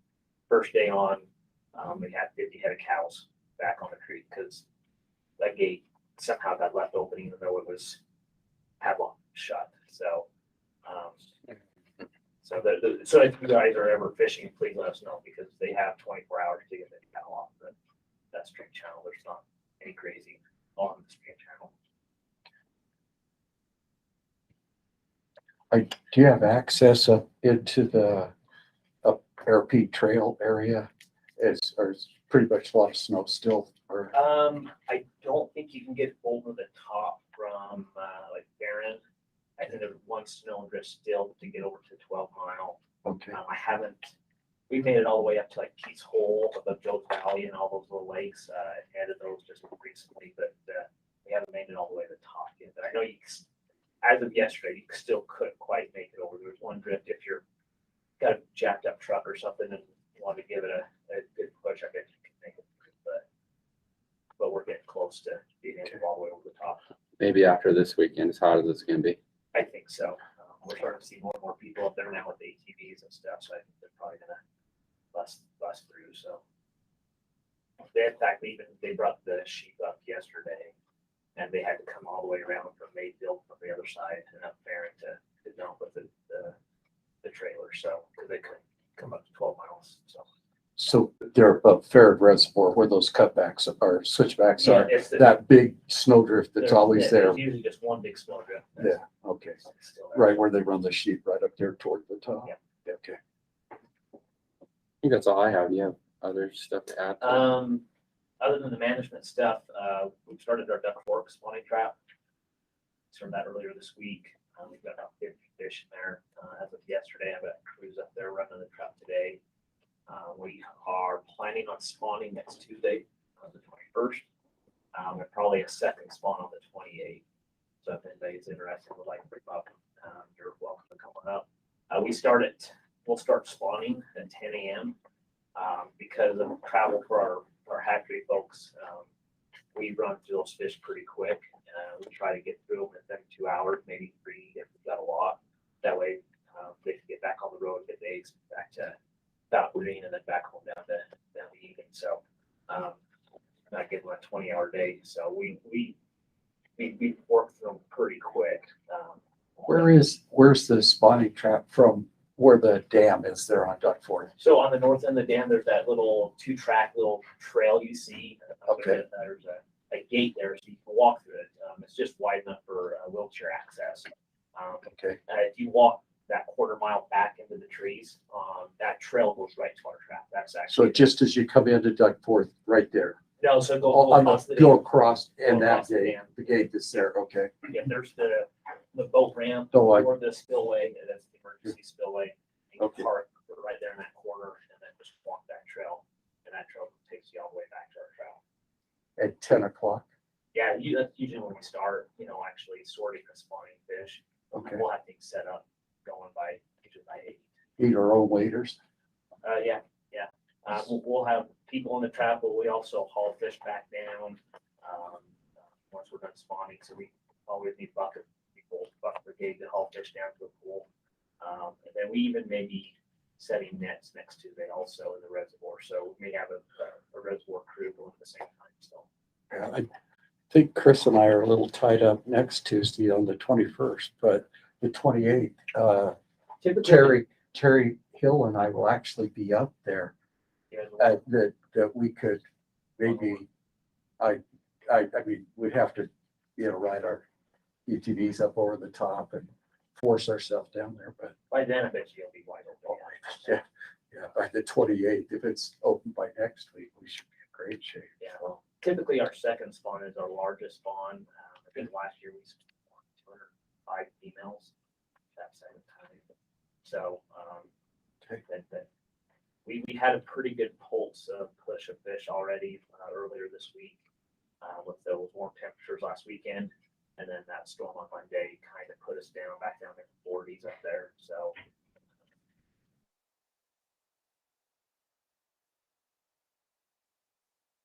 the better fish we've seen in the last few years. Other than that, I don't think anything else other than the management discussions. So, Hey Rex, can I throw something in real quick before I forget? Oh, please, Chris.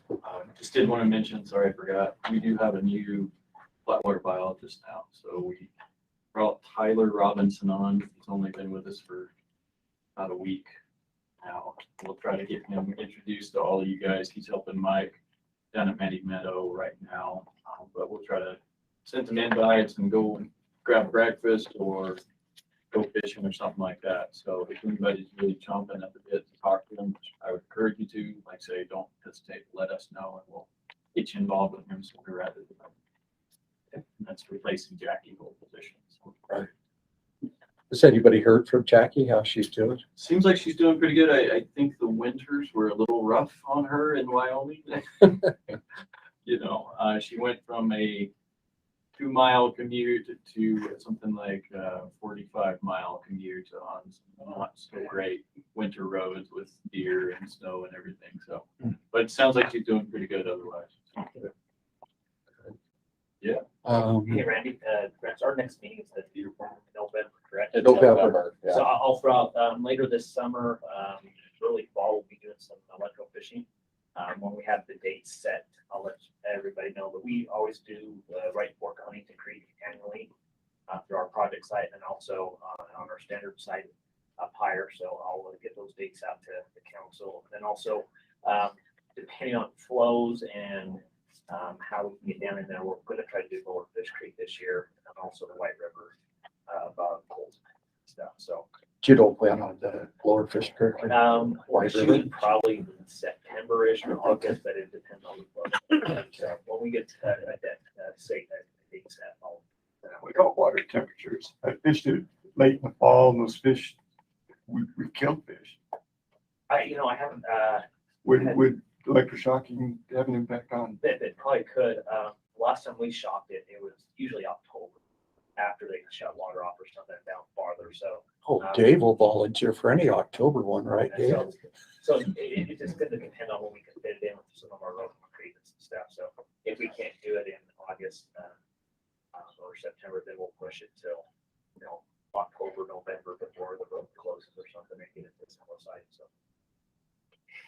Which section of the White River do you typically shot down toward where it comes in or up higher? The up higher. Up higher, On the okay. Three Forks, so Okay. typically we've done about 6 survey sites on 2 on each set of the forks.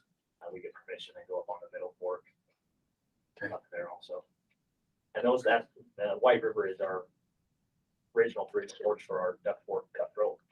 They came from the White River and then moved up there for our brood source. So we like to always go back every 2 years, check how that population is doing, make sure, we didn't have a really big fish years ago. Make sure you have Is that redundancy. Colorado or what is it? Yep, that's Colorado. Did I miss anyone? Dick? Yeah. Do you have anything? Well, I can just talk about, Yeah, Dave. I can There talk we go. about some of the Blue Ribbon waters in the southern region. I don't know if anybody noticed, I want to talk about Rex real quick. He told how Adam couldn't catch any fish in Willard. And then Mickey told how he had a really good guide on East Canyon and caught a lot of fish. Yeah. Did anybody catch that? Yeah. Thanks, Dave. Did some fishing. All of you should know that Quail Creek's a Blue Ribbon water, Sand Hollow's a Blue Ribbon water. We just recently, a year ago, put Gunlock back on Blue Ribbon status. Was that a year ago?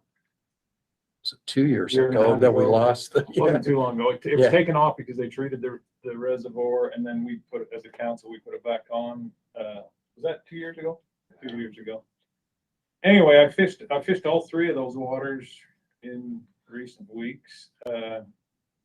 Quail Creek, I'll just do a little show and tell here. Quail Creek, we fished beds. There's some bass that we were catching at Quail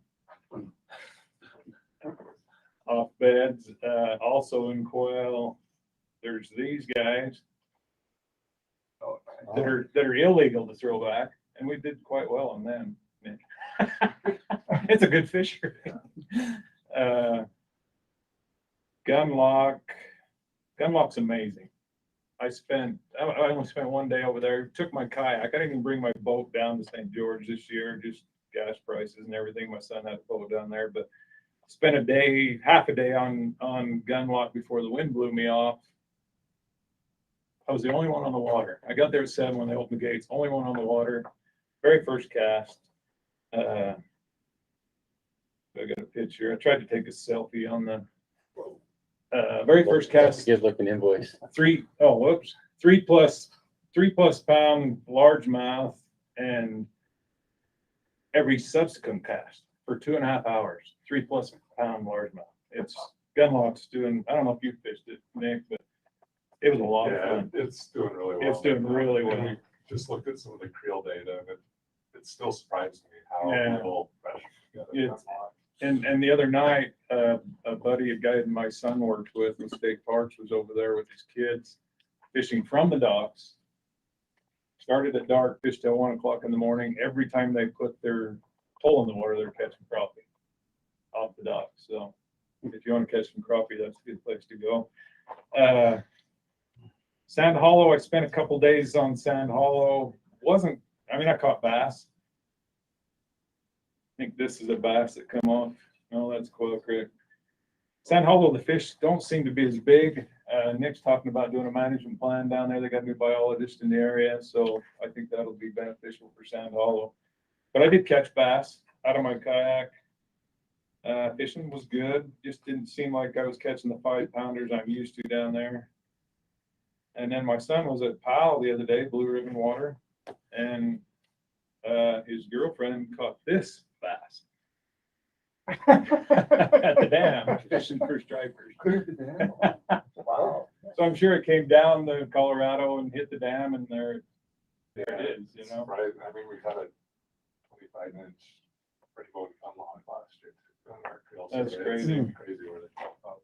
And Quail Creek, I'll add that Did they have to launch down at they launched, it was fine. The water's Okay. coming up, the water's come up 13 feet, so right now, things are good. Is that all coming from Flaming Gorge? Or it's gone down 15 feet. Yeah, yeah. Not quite. Thank you. Never seen those Ryan before, have you? Tell Ryan thanks Yeah. for that. He's real excited about Uh, Excited last year. Quail Creek, I caught a 3.5 pound rainbow fishing a bed for largemouth. Watched him come out of nowhere and take my lure, which really surprised me for Quail Creek. I didn't know they went, I didn't know they carried over to get that big in that lake. Those are the Blue Ribbon waters I fished. I tried to fish Boulder a couple times. The wind just was crazy bad. So I was up there a few times and wasn't able to fish it just because the wind was so bad. Spent some time with Nick, quite a bit of time this winter. Was part of the Big Mill Bottoms Water Management. They did a new management plan on the Big Mill Bottoms Water File Management area, and that was an interesting process. We had to deal with landowners and ranchers and commissioners, and it was fun to say the least. It's a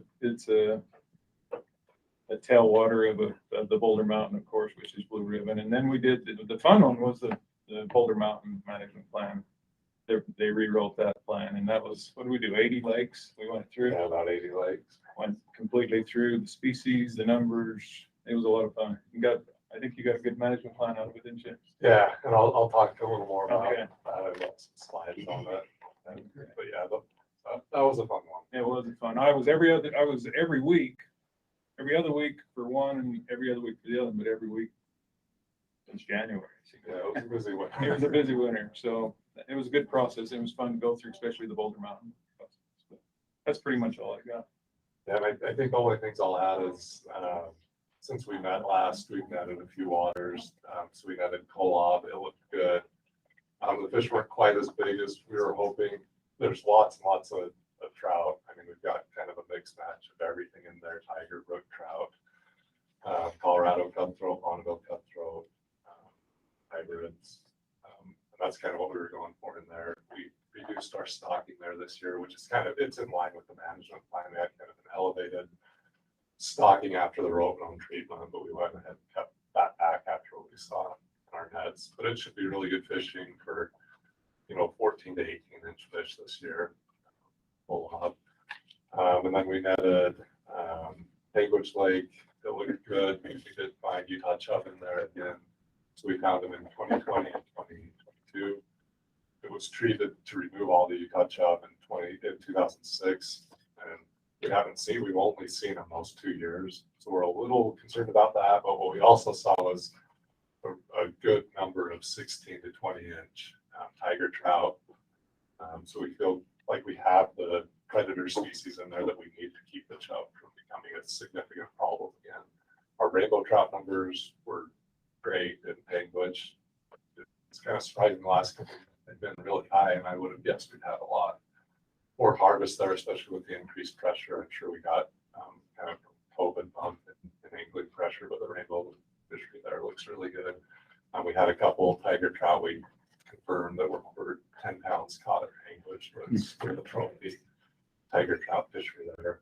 So Panguitch looked good. And then Fish Lake, we did our stream netting there. It looked good. It received a lot of extra rainbow trout last year, kind of as we were cutting stocking because of drought conditions last year. Fish Lake received a lot of those rainbow trout, and that showed up in our nets. So there's good rainbow trout fishing there. That's kind of what the spring netting is supposed to be for. We'll monitor the kokanee in some fall or in some August netting and hydroacoustics sampling that we do, and then the lake trout in October. So those three: Colon, Anguage, and Fish Lake, all of them. How old are tigers? When do they die? What's the age then? They can live a lot longer than we originally thought. I mean, we first stocked them at UN Creek 20 years ago, and those only recently, those old ones have died on. Wow. So they can live a lot longer. I mean, I think when they put them in there, that they're 5 to 7 years. I'm sure we have fish. I think 12. And then the lake trout are crazy. I mean, they marked some of those 30 years ago, and we're still catching them. That, always look forward to that October netting Yeah, on the. we'll keep you in the loop on that. Wow. It's just so much fun to, every net, you've got a 13 to 20 pound If the lake weather's trout. good. Yeah. You know, it just, yeah, it can be miserable, but 2 years ago it was delightful. I mean, it was only about 30 degrees and a little bit of It was snow. great. Yeah, that was a great night. Yeah, That was if the just- weather's too bad, we won't. So it's just. Oh, no. Oh, I bought freezerware for the ice cream plant just for October. Want to reverse order on projects. We've got a little bit of time here, and if you want to start with maybe some of your slides and stuff, Nick, or are you good with reverse order? Carol, Natalie, Clint, are you guys okay with that? Few minutes Chris? left on battery power, so. Do you want, Oh, you want to go then first? let's go, Yeah, have you you go go. first. I didn't read my. You don't mind, you won't feel Oh, that's. slighted, Nick. Up here. I need to move. What do I need to move?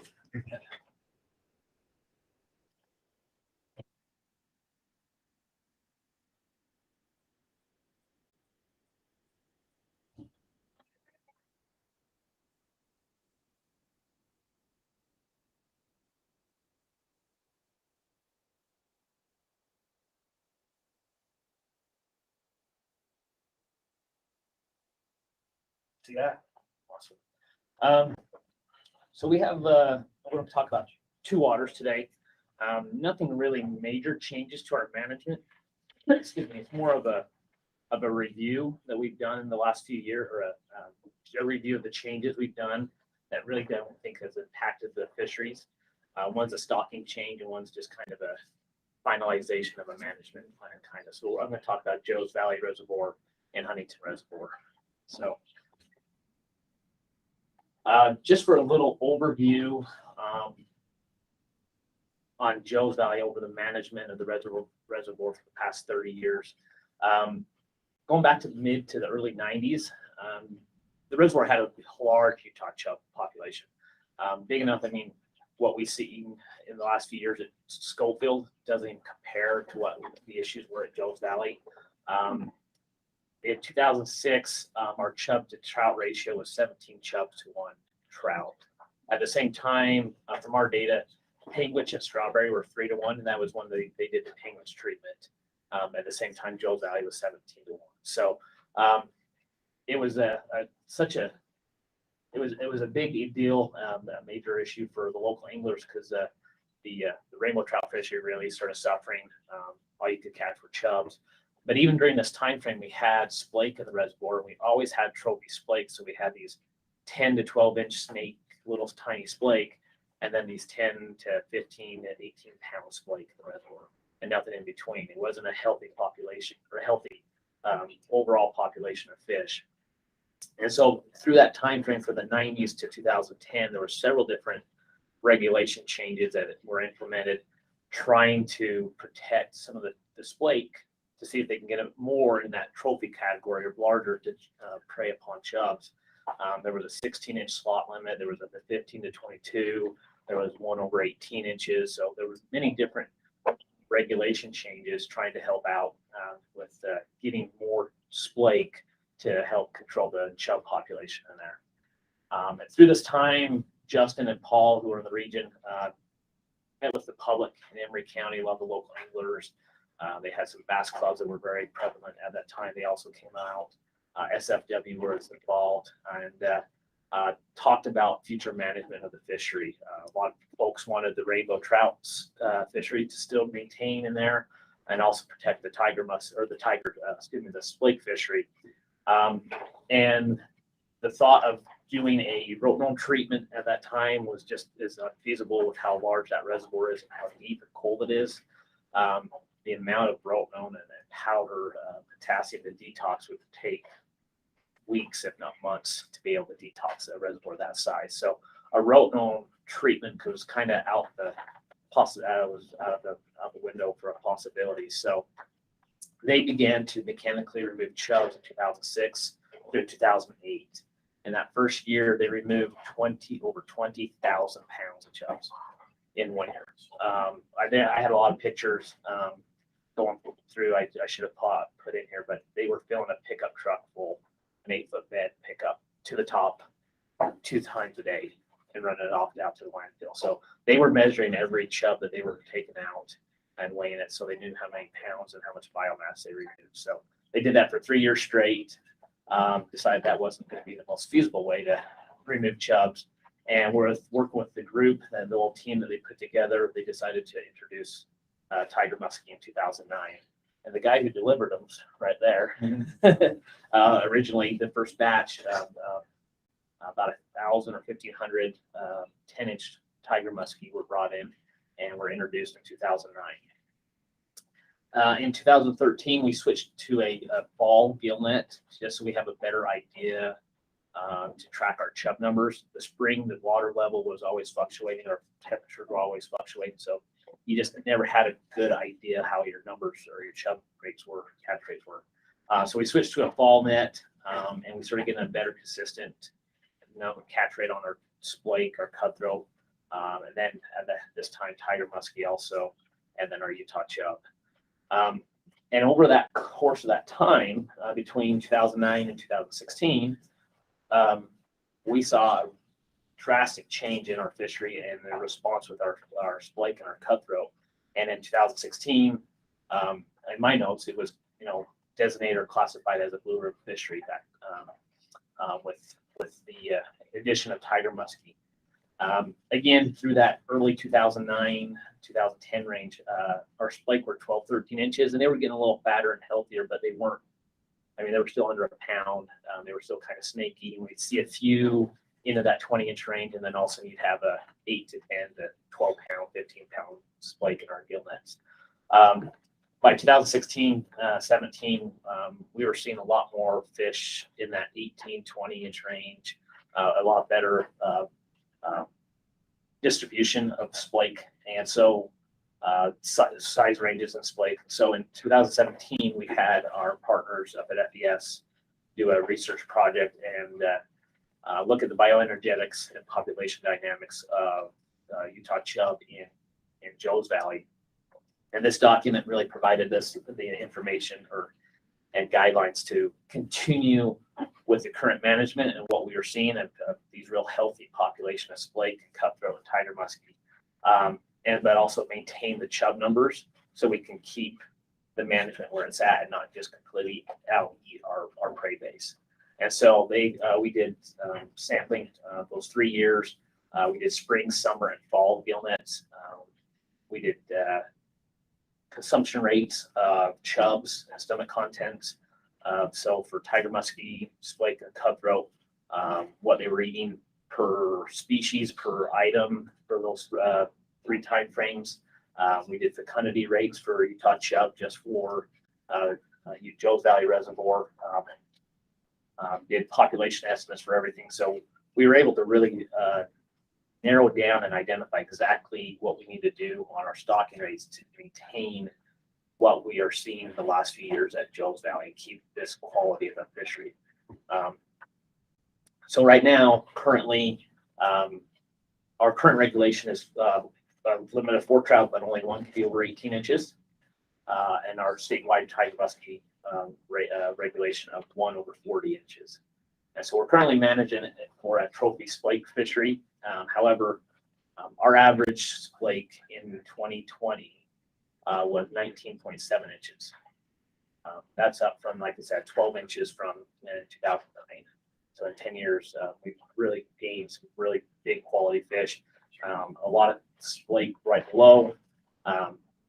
We broken it down into like the quality, preferred, memorable, trophy.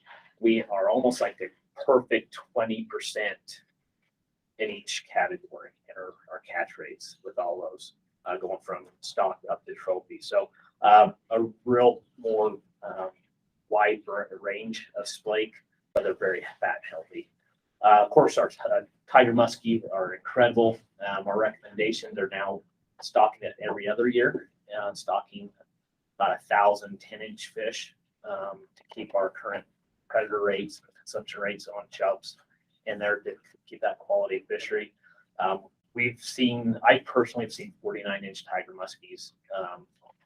I've caught 40 inchers, of course, but one of these days I think we'll hit that 50-inch mark. But there's there's some really big quality fish in there. We have cutthroat trout in the reservoir. We quit stocking cutthroat in 2000. So everything in there are wild and they're naturally reproducing. And they've done quite well with the addition of tiger muskie and then this 1 over 18-inch limit on trout. Are they Bear Lakers? I think so. They're not 100% Bear Lake. There's a little mixture in there, but for the most part, they're Bear Lakes. We've seen them over 10 pounds. We usually, I've caught 3 6 to 7 pounders in one ice fishing trip. You can really target them in the during ice fishing season and have a great time for them. But on average, they're about 16 to 17 inches. But you do see some really nice ones. I saw pictures 2 years ago when we could launch of a potential 15 pounder, but all colored up, real pretty fish. And then the new thing that we started a few years ago, I think we started stocking in 2018, is our Chubb numbers went from 300, 400 Chubb per net. We're averaging about 30 right now, 25, 50 on average. And we opened up a big space out in the middle of the lake for another, for a trout fishery.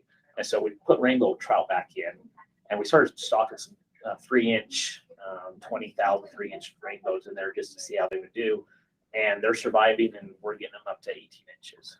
And so we've now been able to provide a rainbow trout fishery. So a family can shore fishing through the shoulder seasons and stuff up there on top of everything else. So, and just so for some pictures of all of that, this was from the 2020 fall gill netting. You can see those flake up there. I think the one on the left, I think we measured around 8 pounds, 1/2 pound, 9 pounds, was able to be released. Again, we don't catch huge muskie in our gill nets. We just find holes in the nets. So we usually tear through. And then on the far right, those are rainbows. That was 3 years. They've been in there for 3 years and stocked it at 3 inches. We're getting, like I said, a few of them up to 18 inches. Most of them are 15 to 16. But we actually have started having anglers coming back and saying, hey, we're going up and catching limits of rainbows and off the shore in the boat. And that's pretty impressive too. Did you put those in as a forage and they turned into a fishery? No, we put them in just to try because we knew we reduced the Chubb numbers so much. And what we've noticed with our hydroacoustic surveys is the muskie would stay, they'd go deep, but they'd stay against the rocky shoreline during the summer, and the splake go right to the bottom, just like a lake trout. So we had nothing other than Chubbs out in the middle of the lake and the pelagic zone. So we have the resources. There was plenty of zooplankton still, so we tried to, something different. And the people wanted rainbows again to be able to shore fish, so we tried a few rainbows. Last year we put quite a few in there because of the drought conditions. We put another additional 20,000 10-inchers. So this year, next year, you'll probably see a pretty big bump of rainbows and a catch of anglers. But I don't see it impacting anything. I mean, they're surviving. Anglers are catching them, and if muskie or splake eat a few, we're not hurting much there either. So really, all we're doing with Joe's Valley was kind of the addition of rainbow trout, but basically we're just condensing everything that we just kind of described. Our meetings with the management team, the FES report for our bioenergetics model, all into a management plan. And so we're going to convene a small management team, bring some of the members from 10 years ago, and then probably a couple of Blue Ribbon representatives, and just kind of go more in depth into the management and the data, and just make sure everybody's still kind of supporting what we're doing. But basically, we're just going to try to organize and write up the management plan that we've been following, but actually having in a document form. So that's what we're going to do with Joe's Valley. Any questions or concerns or from the council on lifespan of tiger muskie there? We haven't had enough age and growth stuff. Yeah, we haven't collected a lot, but I know from our 2017 and 2019, we were getting 9-10-year-old tiger muskie, similar to pine dew, I think, what Chris was seeing. So I think we're going to be in about that same timeframe, that, 8 to 10-year-old, fish. So, we do, noticed at some of the growth rates that it's also similar to that. You get that 3-4 years, they get to that 36-inch mark, and then that's when they start really filling out in their girth. And we're seeing that at Schofield too right now. As they that first 3 years and that third or fourth year, they just go nuts. Guys will catch them on just about anything. Jake's spinning lures, for whatever reason. A gold Jake's is like been the killer thing for Joe's Valley, even Schofield now for tiger muskie for beginners. So that's what we're seeing. So our tiger muskies, when we look at our relative weights compared to other populations in the West and muskie in general, we're 10 to 15% higher than everybody else. So we kind of call them obese because they are pretty fat. So we have, we've had an unlimited, food source for them, and we're trying to keep it so that food source is still there. What we've noticed is they really target both splake and tiger muskie really target crayfish during a lot of the months. That's interesting. Their diets were almost a 50-50 split of crayfish and chubs. So that was one of the things that kind of threw us for a ball there. So yeah, that's what we're hoping with Joe's Valley is just kind of keep up what we're doing, but finalize everything. So at some point, you're probably gonna be hitting Blue Ribbon up to maybe help with that process a little Yeah, bit? so Justin Hart, our manager, Hart's manager, he'll be spearheading that. That'll probably be this winter, I think is what we're kind of.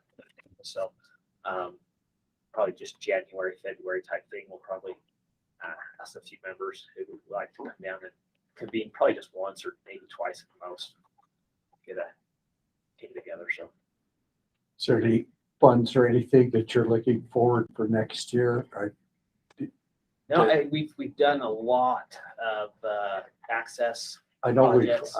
we've done a fair amount on Joe's Valley before, but Yeah, I mean, I the think, signage and stuff that's down there now is quite. yeah, we tried to every parking lot. We tried to put signs in both New parking lots. all the regulation signs that have the individual species and a picture of them plus the regulations, so English can reference. Between the new parking lot, the expanded parking lot, the boat ramp and everything, I think we're close to $900,000 into that project, just improving everything. The Forest Service has received funding through some of the Great American Outdoor Act, and they are looking to finish paving all the other parking areas around the reservoir within the next couple of years. I know they're doing NEPA right now, so all the little, they call them angler access points that are all dirt and gravel, those will all be paved here in the next few years. Sealy Bay on the other side where it was the old boat ramp, that will be all be paved. They're going to try to put in a new group site over there, but also still allow parking for day use and walking down, and potential some other. In the long term, they want to try to do a fishing pier in that bay too. So that's something that they're looking at. So. You have a full-time AIS person up there? Yeah, law enforcement has an AIS tech. I know they had trouble getting enough people hired this year, so I don't know their hours, but typically they're up there 7 days a week or 5 days a week. So this year it's just a bit difficult because we were at 28%, 3% capacity, water capacity. So the boat ramp's been dry. It opened up about 2 weeks ago, about Memorial Day, 3 weeks ago, I guess, weekend. Water come up enough to be able to open up the gates and launch. So, but they do anticipate it dropping below the ramp level again this year. So, all right, the next one is Huntington Reservoir, or like everybody likes to call it, Mammoth. It was labeled or classified as a blue ribbon fishery in 2006 because of this unique species of tiger trout and the cutthroat trout in there, and for the early ice fishing opportunity. That was in some old notes we had. Regulations are daily trout limit of 4 and as close to the possession of cutthroat trout. We manage it for an opportunity and preferred size tiger trout. We stock it annually for the 10,000 fingerling tiger trout. And there's a small population of cutthroat in there that are preserved. That's why that's close to possession. They're a unique lineage of Bonneville cutthroat trout. Some of our geneticists call them a archaic Bonneville before kind of an older genetics than the Bonnevilles that were being used at Little Dell and Mountain Dell. So we're still protecting them for I don't know why, but they are a little bit unique cutthroat trout. So that's why they're close to possession. So I think one of the other Were reasons, cutthroat stocked there? Or is this like there's some several- weird geologic event that captured them there? There's two theories. One is they were moved from the west side and brought over years ago. They just maintained there, and then one of the geneticists have thought it was during that last mountain range shift that mammoth in that area actually used to drain to the west and not to the east. And about 10,000 years ago, that last shift isolated that population up there to that drainage. So it who knows? Yeah. If that's the case, those cutthroat would have potentially been up there the same time when that mammoth was walking around. Yeah, that would be really cool. But there's um, also been some weird cutthroat management yeah. So, and current cutthroat management that I don't totally agree with. So Can't they do some electrophoresis, DNA type stuff to figure that out? I don't know. I don't know if we're that concerned. I don't know if we're that concerned. So what's unique about them is they're in the Colorado River Basin. Yeah. This group of fish. that's why I'm scratching my head. Yeah, but Bonnevilles are in the Bonneville Basin, so this seems to be the population that showed up. We don't know the history, if they're natural or introduced like 150 years ago, or what the deal is, but how they got there. But they're a group of Bonnevilles don't belong there. Yeah. So something kind of unique there for us. So, but we're still protecting them, and we still see them in our gill nets, and occasionally when we do stream surveys on Spring Creek, the tributary to the reservoir, we'll see them up there, especially during the spawn. There's still, several dozen to 50 that go up and spawn out of the reservoir. So they're maintaining themselves. You can see in the picture, that's one of the larger tigers that we find. Typically, 3 to 5 pounds is about the best that we see, but there's unlimited feed in there for them. And I just don't know why we haven't seen larger. And this is where I'm going to go. So in 2014, we gill netted it and we found Utah chubs and red side shiners and mammoth. Of course, it's most likely an illegal introduction. We never put them in there. We don't know exactly when they were introduced. Their 2014 netting was the first time we found them. We hadn't netted it for about 8 to 10 years. So we just only found the 2 and like 3 red side shiners. So we can continue to follow that population and make sure they weren't getting out of hand. This time frame, 2014, is also the times or the year when we were breaking state record tiger trout out of Schofield 2-3 times a year type thing. So it falls in place when somebody grabbed chubs and shiners out of Schofield, went up and dumped them in Huntington, and because there was tiger trout out there, tried to make another monster trophy tiger trout fish is what we're trying to figure. So we've netted it again in 2015, 2017, and 2019. We've switched from spring and fall nettings. And every time we find 2-3 chubs, nothing major. In 2019, I think we finally found 12, and maybe like a dozen again shiner. So not a lot, but in our boat electrofishing surveys during the summer, we ended up finding quite a few. Nothing like Schofield or Joe's Valley numbers, but at the inlet where it was shallow and there was a lot of vegetation, we found quite a few chubs up in there. This was in August, so the spawn was done. But most concerning was there was a lot of size classes, a lot of age classes from 4 inches up to 10 inches chubs. So they've been in there for a while. We just never really exploded and we've never been able to catch them in our gill nets in great numbers. So, but for whatever reason, we've never seen tiger trout really switch over and target either the chubs or the shiners, at least larger. I think what's happening is the tiger trout are targeting maybe the freshly hatched chubs where there's a little dry and young a year, because we're not seeing a lot of smaller age fish. We just see a few, but we've got this older population in there that's being, I think, still, thrown out young. So for whatever reason, like I said, we're not seeing great predation with our tiger trout. You can see our catch rates for tiger trout through those 4 gill nettings. It was a little lower in 2019, but we all had the reservoir was like 85% full, 90% full that time. So while 2014 and 2017, I think we had to launch the boat by hand and pack it down. So I think we're pretty close on our catch rates for tigers. Over to the left here, this is just it's kind of hard to see, but that's a length history, frequency history of the tiger trout from 2019. You're looking at 15, 16 inches here. You're 8 to 10 inches down here. So you can see we're getting fish up to 20 inches all the way to here. So again, there's plenty of food. There's mountain suckers, crayfish, shiners, chubs. For whatever reason, they've not really switched over from a bug diet. They eat a lot of crayfish, but our tigers are fat, healthy. You can see them here on the right. Just a different size and stuff. They're chunky fish. Yeah, they're weird. But there's so much food in there. I just don't know why they're not.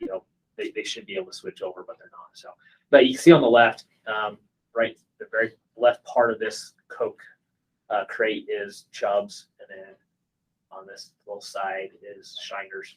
So you can see the different size classes. So we do have these larger chubs in there that right now nothing is big enough in there to eat them. And so what we've needed to do is find something we could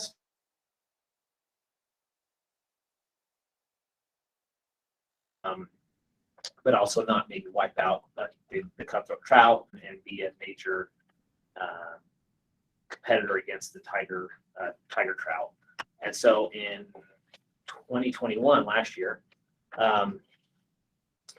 we introduced splake to the reservoir, and we put 4,000 splake in there.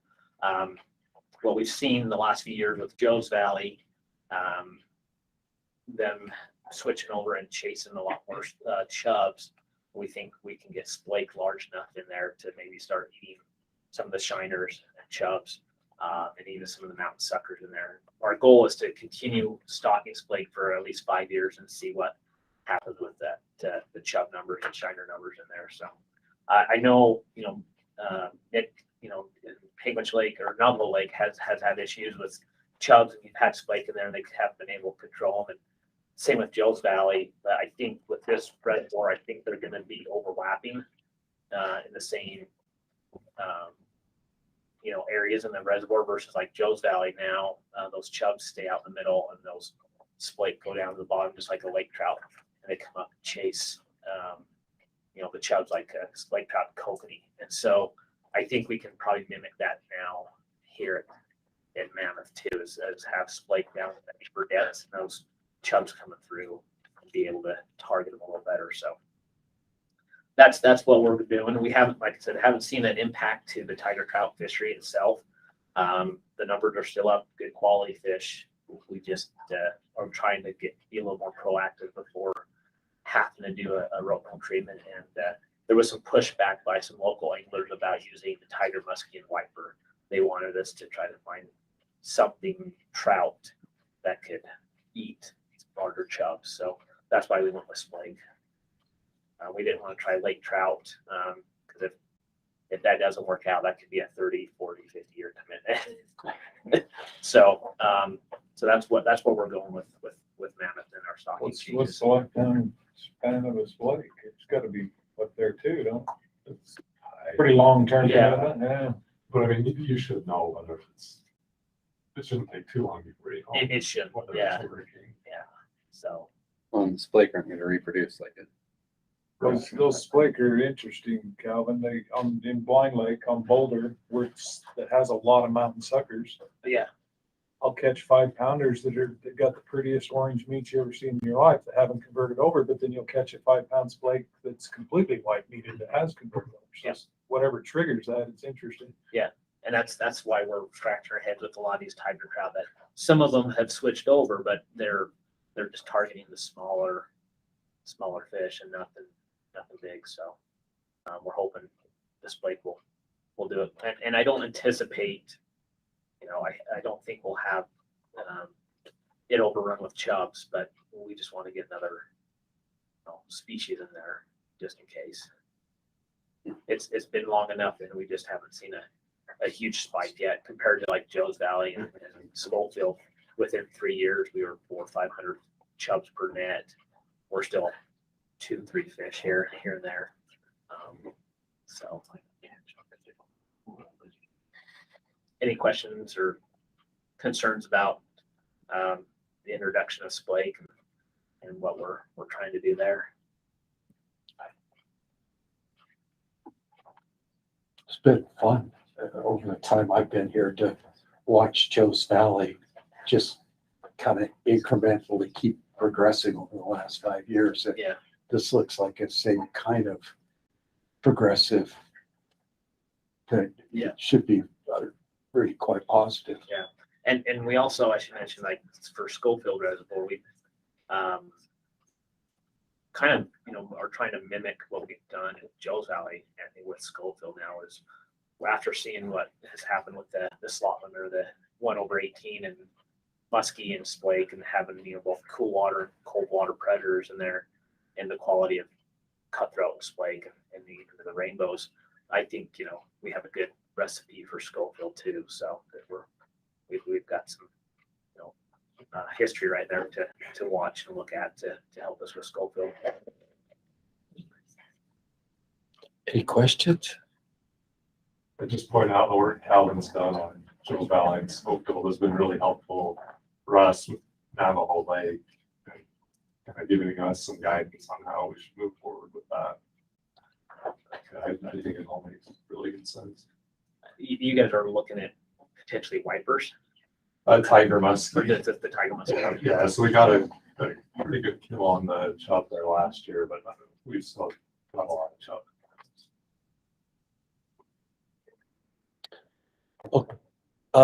We have lunch. You'll notice that lunch today is about a half hour, so you might want to go in, get lunch and get back and we'll get started back up here at 12:30.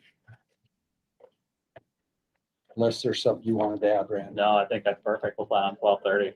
Yep. For everyone online, so we'll be back on. Thank you, Cal. It's just been fun to watch how Joe. Many thanks, Randy. If you would go ahead and mute out, we'll put up the time lapse and look forward to returning at 12:30. Okay, that sounds good. I'll probably turn off the camera too. Mute and turn that off. Perfect. Thank you, sir.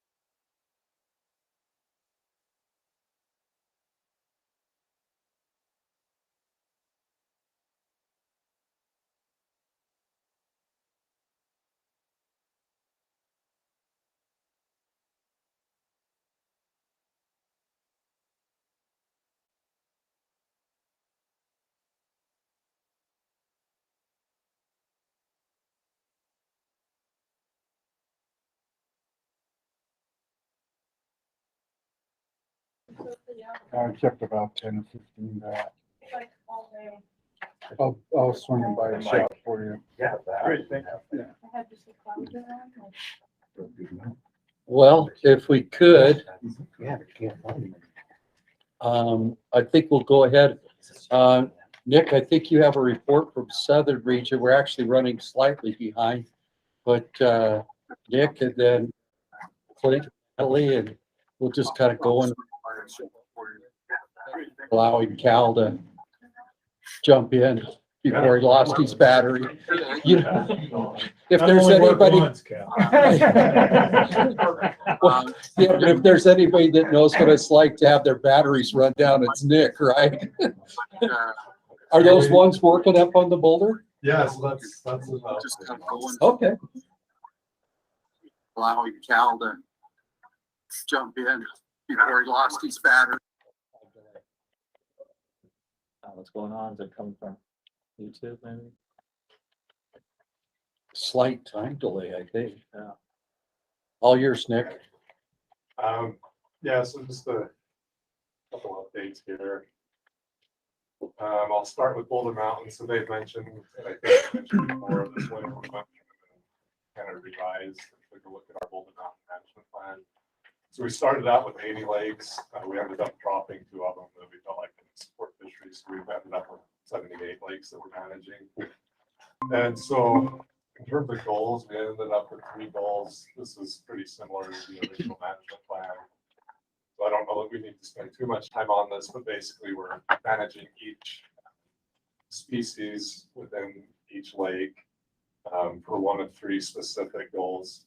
So this is the trophy goal and objectives here, and then quality, and then opportunity. So trophy is just basically what we consider a trophy fish on the mountain, quality. And then opportunity is essentially just, it doesn't have a size component, it's just where you catch one of 3. That's how we're managing these trophy. Sorry to interrupt. We're unable to see the video presentation. Okay, do you have any ideas for projecting that? Because we're projecting it through Google right now. We don't see the screen being shared in Google.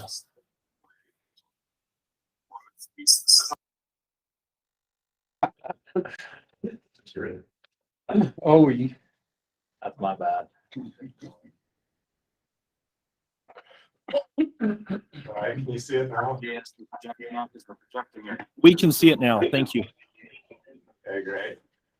Yeah, so I'll give you maybe just a second to look at it, but it's, you know, it's pretty straightforward basically. But if we can get a confirmed brook trout being caught either by an angler or in our nets of over 2 3/4 pounds, that's a trophy fish.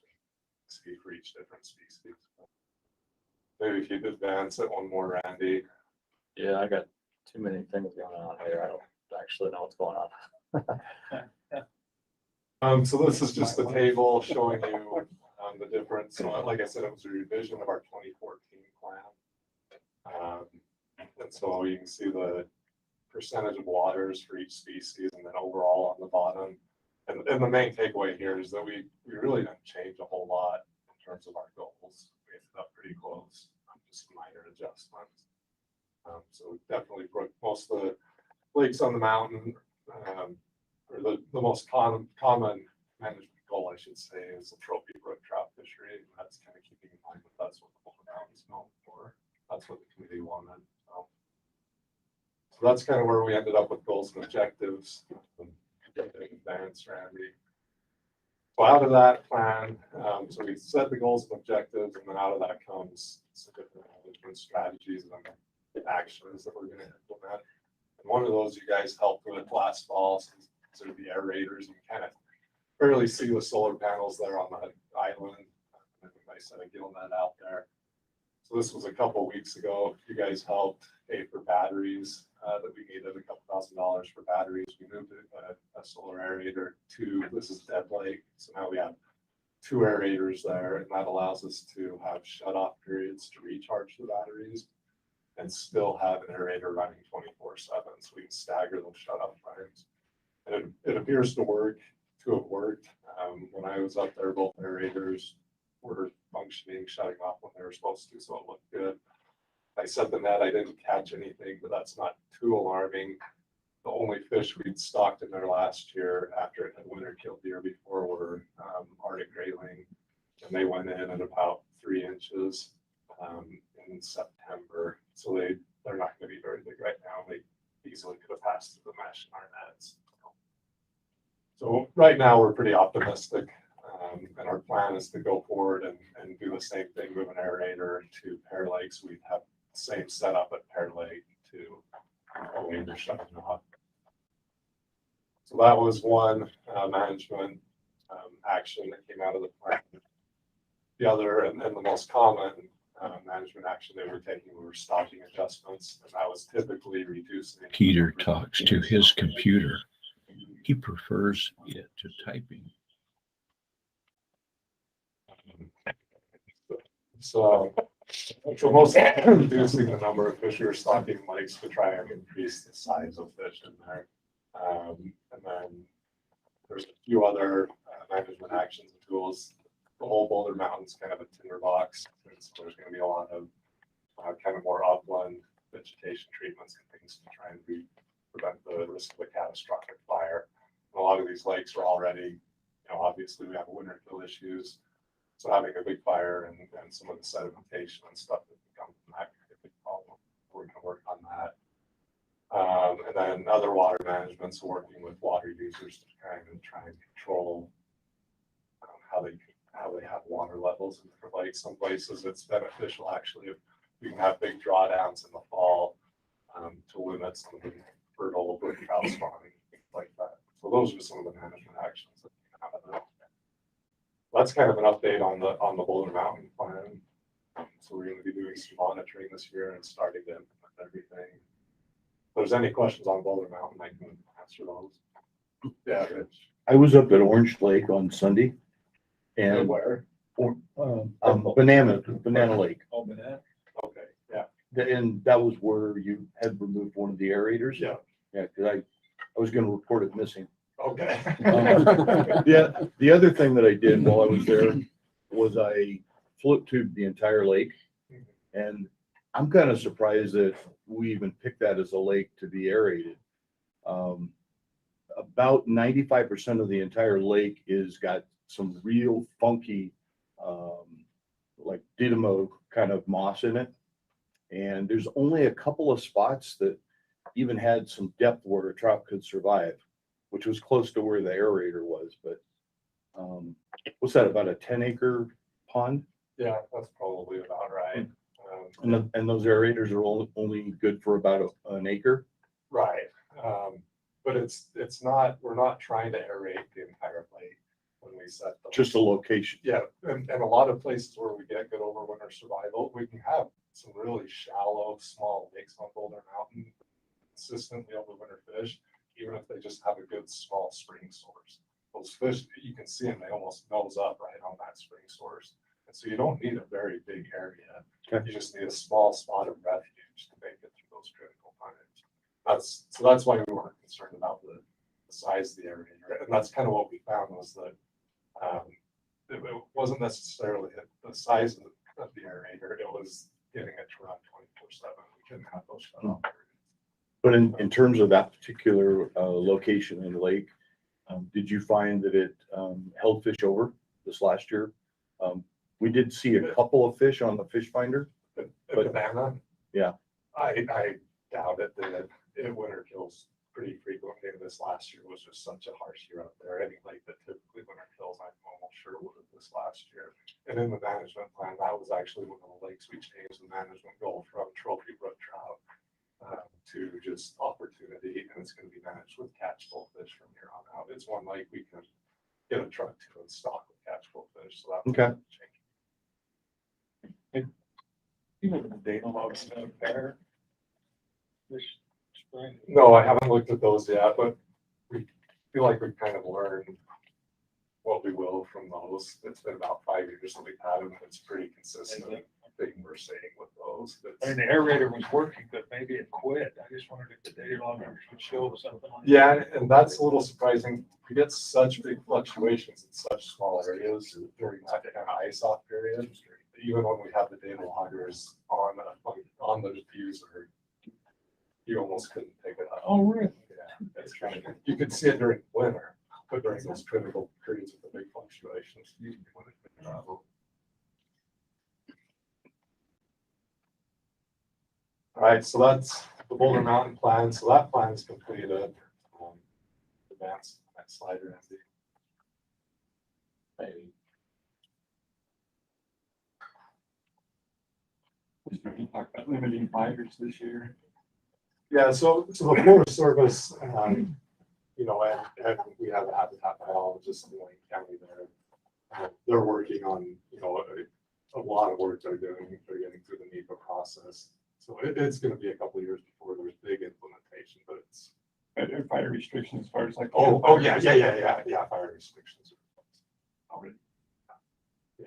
But the mountain looks good. It's green. It looks good. Yeah.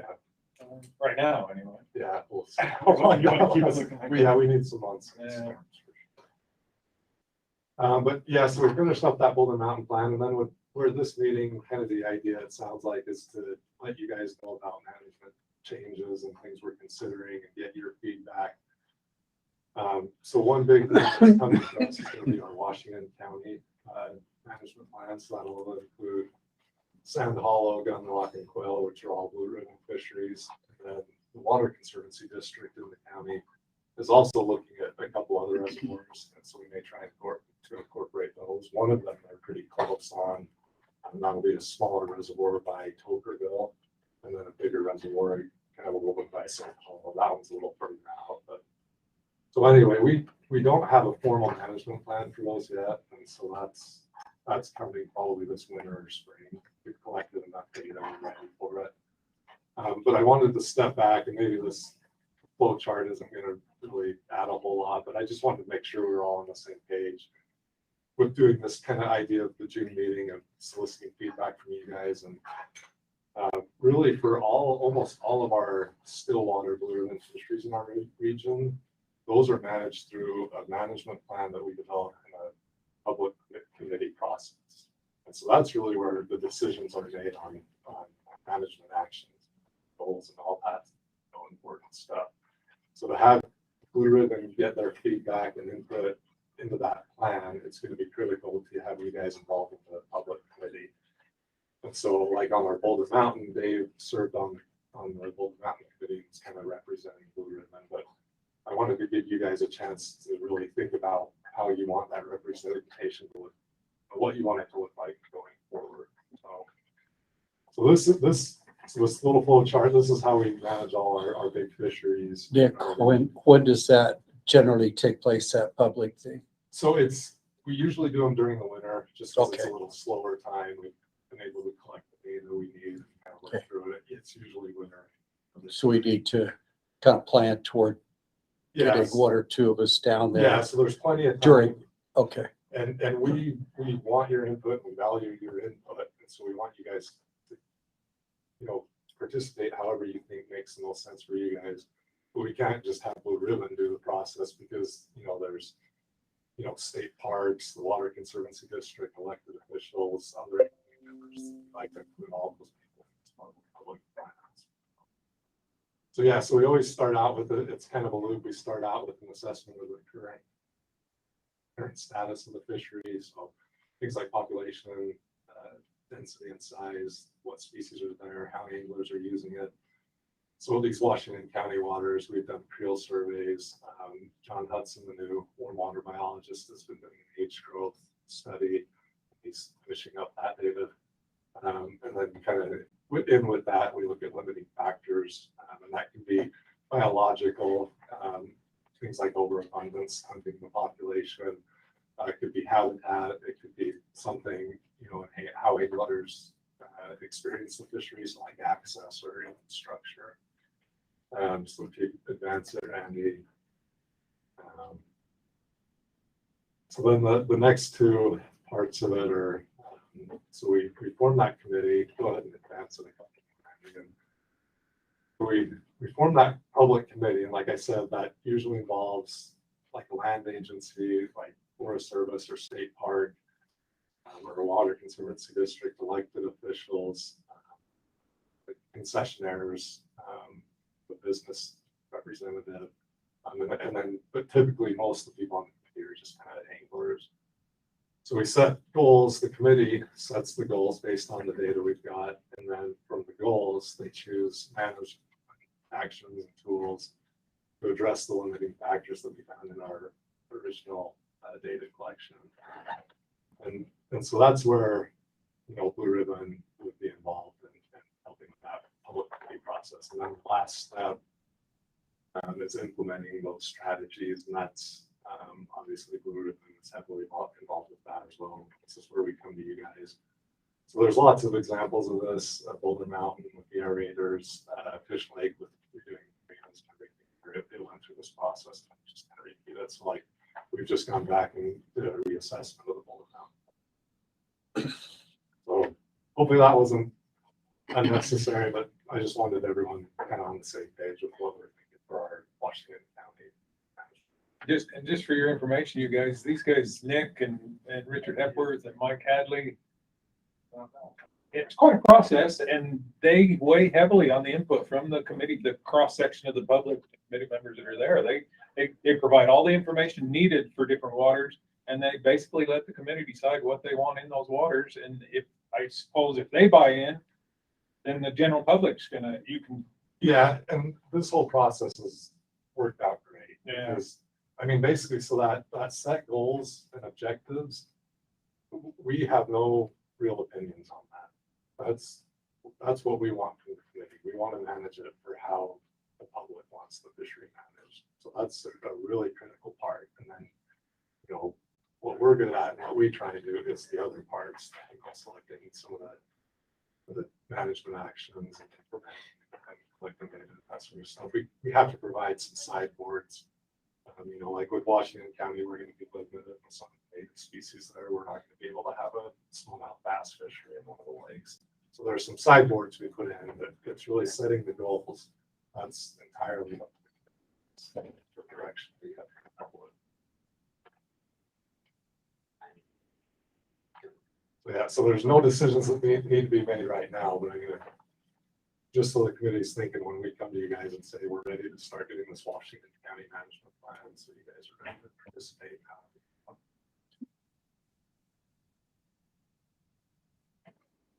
Right, are there any questions on that agenda item? Okay.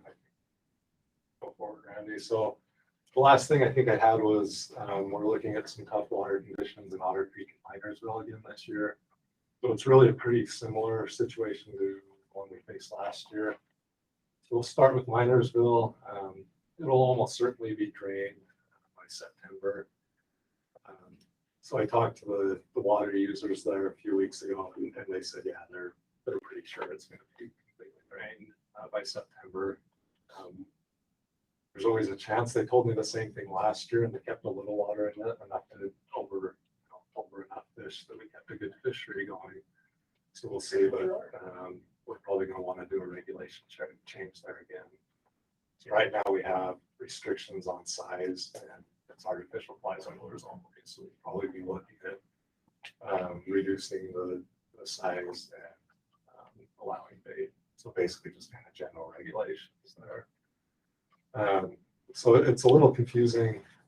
We do have a conservation pool at Minersville, but we didn't have enough water this year for us to realize that conservation pool. So say the reservoir can hold 20,000 acre feet of water. We have a 2,000 acre foot conservation pool, but the way it works is on April 1st, however much water is in the reservoir on April 1st is how they determine who gets what water. And so our 2,000 acre feet of water for our conservation pool falls behind the irrigation company that has 8,000 feet in front of us. And there were 8,000 feet basically on April 1st this year. So they can take all that water and we never realize our conservation pool. So it's kind of a bummer. We have a conservation pool, but it's not going to help us this year. How soon do you expect to change the regulations? So we're going to kind of try and do it in one fell swoop for the state. I think that's early July. It's early July, so I need from you guys end of the month what you want to do, and I'll work with the director's office to enact it probably right after 4th of July. Hopefully the rains come like they did. last Before year. or after. Right after, probably first day back. I'll probably propose a July 5th. It'll probably be like the 6th or 7th before it really happens. Nick, how often does Minersville go dry, or is this the first time it will happen? So this will be the first time for quite a while, probably over 10 years. We're working with, there's been a change, and unfortunately the kind of the guy who, it's 2 irrigation companies that have water rights in there. And the guy who was kind of running things, he passed away recently. And what the way he felt was if they drained it completely, they struggled during the winter filling it back out there, kind of just resaturating soil and recharging groundwater. And so he hadn't been draining it completely. But I don't know for sure this year. So it's been quite a while. So we'll see what happens. Because if you remember from the last meeting, we changed the regulations last year. We were pretty worried, but we came through okay. Changing the regulations, with a lot of our biggest fish got harvested out. We had a good group of 16 to 18-inch fish in there coming up behind them this year. So we'll see how it works out. If we get some good monsoon. Otter Creek is in a similar situation, not quite as dire. So it may be drained. The way the water use works there is a little cloudier. So the feedback we've gotten is kind of it may be drained. We'll see how things go. But almost certainly very low water levels. So we're in kind of the same boat where we think we probably need to relax regulations there. And that this case volume is just bumping up harvest limit, probably starting out with maybe like 8 up to 8 fish, and maybe doing 16 like we did last year. So Otter Creek was a little weird. We did those regulation changes last year, and we expected to see a pretty big reduction in numbers in our netting in the spring. We didn't really see a huge drop off. So we still have a good number of fish in there. So we don't have a conservation pool at all at Otter Creek. So we're kind of at the whim of however they decide to control water there. Go ahead and amend it, right? So yeah, I already said liberalized regulations. 1 or 2 more maybe. Yeah, so that's just what I described. And so to me right now, I don't think it makes sense to take these off Blue Ribbon right now. Because there's still good fish in both these. We're going to be liberalizing regulations and wanting people to go there and catch and harvest fish. So we don't want to discourage people from going right now. We want people to go there, catch the fish, and enjoy them while they can. That's our perspective, the regional perspective. And both these we do fall stocking, so we can wait till the fall. We're stocking. So I think if we get to a really bad situation, maybe at Minersville, maybe it makes sense to delist them in fall, but otherwise I think we could wait until our spring netting to see where we're at. I think that's all I had on Otter Creek. So if there's any questions on I have a question for Randy. Why wait? We get this big influx of anglers. If we're concerned about taking fish out, why not change the regulations the week before 4th of July instead of the week after? It's something we could consider. Our statewide plan is to, for these kind of drought things like Nick just presented, is to collect all of them. And I think we kind of arbitrarily set June 30th as a date where we would, among our biologists to have any regulation changes that they want done, do that date. And then I think after July 4th, the logic behind it really is just it takes the director's office a number of days to kind of process them on the back end. So it's a good idea. I mean, maybe, I don't think this year, but maybe down the road, we should think about bumping the date up and trying to do it right before the 4th. Might just be worth noting, you've already had 1 round of emergency regs go through. I think it was the opportunity if we looked into crystal ball and already knew that a water would go dry. Yeah. But so much of it is dependent on the last couple of months runoff that's like a lot of these waters, we need to sit and wait because they may go dry or they may be 100% full. If the outlet's still full. Exactly. So I gave the regions 2 chances this year. The first chance was like in April or something like that. This is the second chance. And Nick, he said maybe later turn 16. This is your last chance. So that's fine. I'm just wondering, you get an awful lot of folks out fishing over the 4th of July that changing that regulation a week later, they may all be slightly grumpy. No, it's not a bad idea. So I think we'll talk about it internally and maybe bump our due dates up down the road. I don't think with this year there's too Probably much. can, but Yeah. They still have the 24th.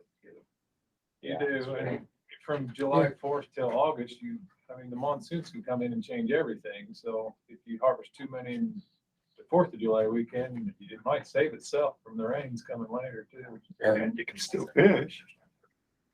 Yeah, I just like can't keep as many. I'm fussy about that. I like catching. I'm not into fishing. I should say that on this committee, but I really like catching. I have a general comment about blue ribbon fisheries in general.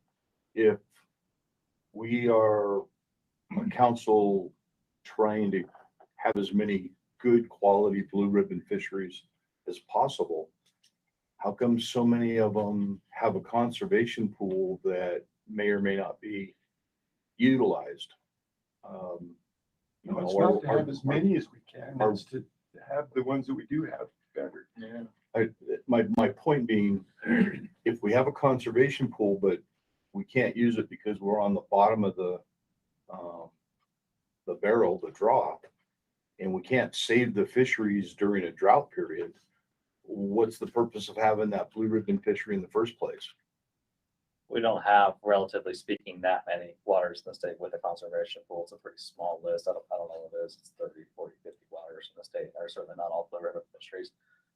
When we have those conservation pools, it's very opportunistic in terms of the purchase of it. And what I mean by that is the availability of water rights to make these transactions are sold on a competitive market. There's a limited number of them.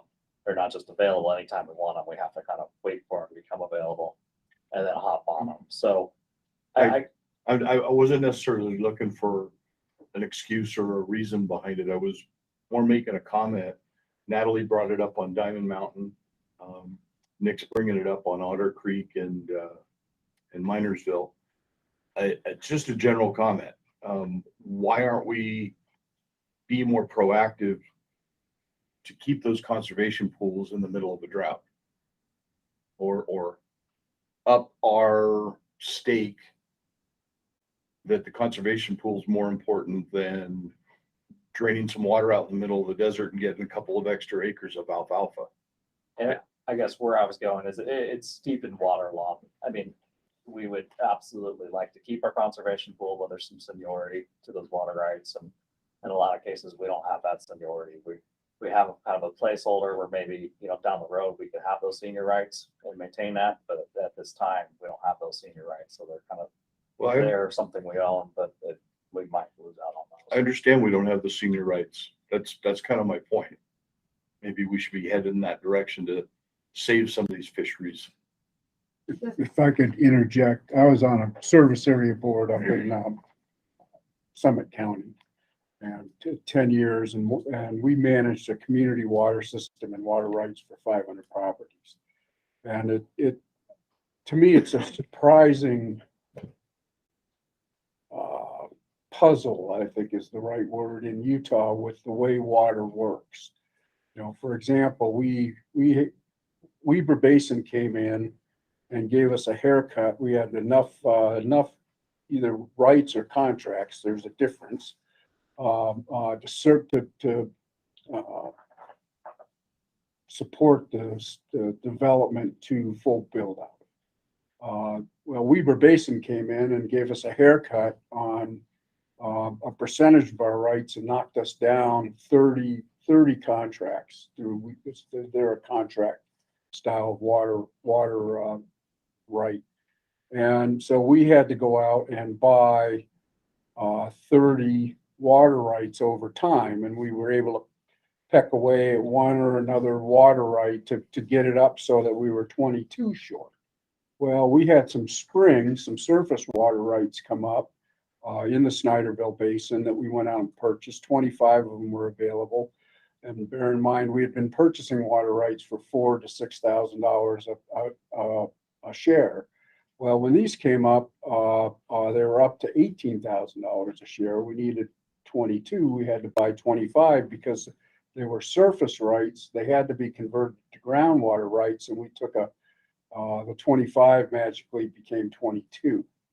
So we were able to level set the district. Now, the same thing happens in these reservoirs. You know, when Nick says that, you know, if that reservoir is not full and there's so many 200 acre feet was the number used, or 20 acre feet, doesn't really matter. If there's only enough water in that pond to support the senior water rights, well, then the junior rights, they're basically out of luck. And the way we manage that in Service Area 3 is we would cycle the water rights through. So our senior rights were being used in the summertime so that Weber Basin or somebody else couldn't say, hey, you can't use your water rights anymore, you know, because we had rights going back to 1848 or 49. And it's the same way with these guys. If the senior rights want the water, well, they got the head gate. It's their water. I think what Rich's concept is, in most of our minds, when you say conservation pool, that's it. It can never go lower than that. But what you're saying is conservation pool is subject to the priority of the senior rights. That's what So I'm is it really a conservation pool? What do you need it for? There's different contracts Yeah. because of there's only 3 in my region.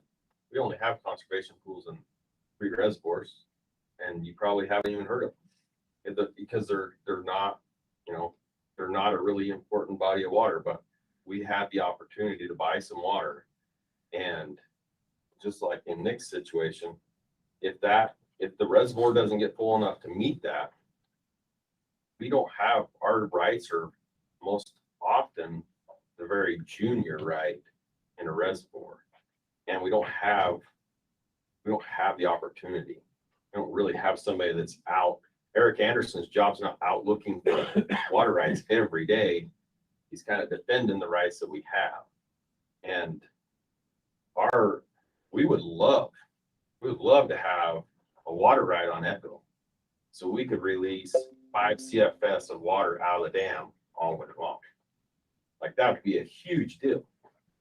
There is physically no way that we could buy that because it's already so over allocated. We don't even have a chance to buy those. Well, water in Utah's all over allocated as it is. Well, and I don't want to give the impression that conservation pool we have at Minersville doesn't do us any good, because it does. Not this year, but in years past. You know, say we have 12,000 acre feet in there, or 10,000 acre feet in there, then the irrigation company can take 8,000, but then they can't touch the next 2,000 because we have that conservation pool, and that has happened in the past. So it does do us good. It's just not this spring.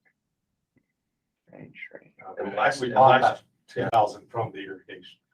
And last year, all of our conservation pools, 2 of them were met at the end of June. They couldn't irrigate after the 1st of July because the reservoirs were already so low. And the other one was at the end of July. So we had water in reservoirs that without that conservation pool would have been absolutely dry, you know, in other circumstances. But they had water above us and made it down to that level. But once, if it doesn't make it to that level, we're kind of last. It's strange, it's odd, it's difficult, but I think all of us have kind of figured out which ones we can fight and look for additional opportunities and send them to Eric and see if we can buy something. But they come up so rarely that it's a really hard thing to do. And in our region, we have 9 conservation pools that I can think of right now. Midsummer, I mean, or even earlier, we have a spreadsheet that lists every elevation, every acre foot level. We're out checking those. And as soon as we get to a conservation pool, the regional manager calls the irrigation company and says, you're done. Like, we stop it. But that doesn't account for evaporative loss. And if you get all the way to a sea pool in June, Yeah, you got you all have summer months. significant evaporative loss all summer long that comes right from our conservation. So And I think it's important to recognize too, that there's kind of the hard water law and rights that's going on. But aside from that, there's working with these water users and irrigation companies. We do lots of that where we try and be partners. You're usually a lot better off trying to do that than trying to enforce something you don't have a right to. So like we work with the irrigation companies on Minersville, and we're not trying to force anything down their throats. But at Otter Creek and Paiute, basically we've worked with them. They can manage that water however they want to. But we've worked with them where essentially we've lost Paiute as a trout fishery, but we've been able to keep Otter Creek. Kind of a similar thing at Co-op Reservoir. So there's kind of a water law, but then there's kind of collaborating with water users, and that goes on a lot too.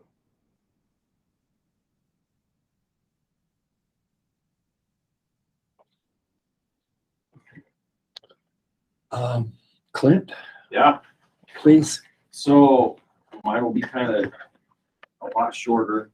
I really wanted to kind of, the changes that we made, I only have 2 reservoirs in the lake. Pine View was stocked this spring, and I think we have one additional stocking of this reciprocal cross for tiger muskies. And it is using female pike and muskie sperm to make that recip cross instead of vice versa. That's how I pitched it to Chris, and that's what he nodded. So. And so water levels, we went from about 23% to we were roughly about 60-65% when they started stocking. So we had some vegetation from last year's growth that was available, and so we stocked those fish into Pine View. And I think this is the way things are going to go. Cal has some northern pike that we can use the eggs out of, and we have muskies in our Lee K facility that we can get the milk from. So I think sounds like the way we're going to roll forward with that. And that's the only kind of big update I have on Pine View. We kind of already hit on that. Tuesday night, I had a very rough ride on Willard.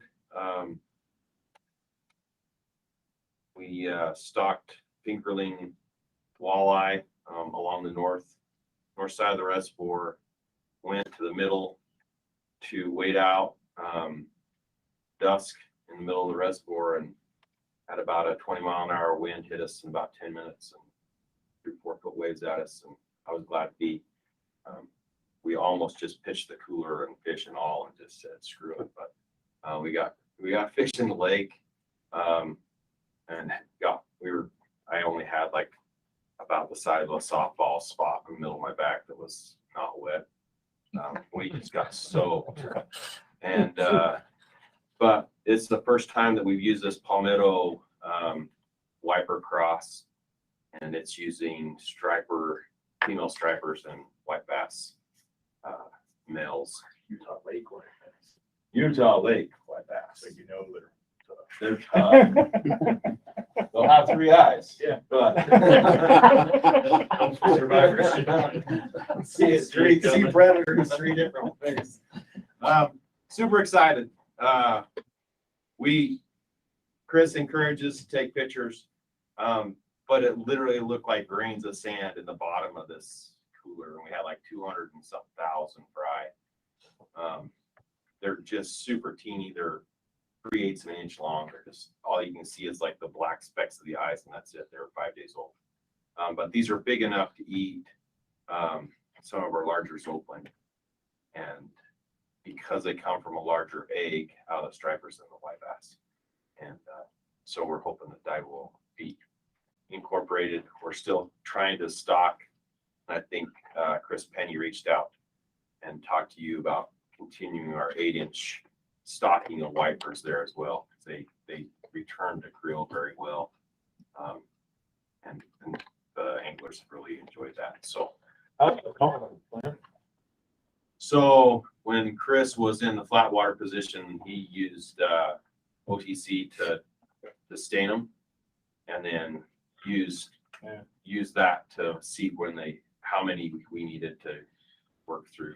It's also the reason we know how many walleye we need to stock every year, is because based on, and it was over 5 or 6 years, but based on those return levels in the fish that we caught in our nets, we knew that we could supplement if walleyes pulled off a really good spawn in the inlet or along the shores.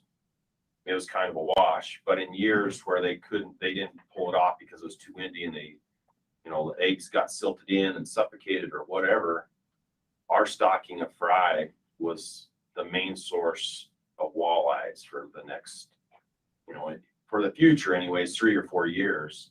That was the reason that there was recruitment of those walleyes that were stocked. So that's how we got to that part.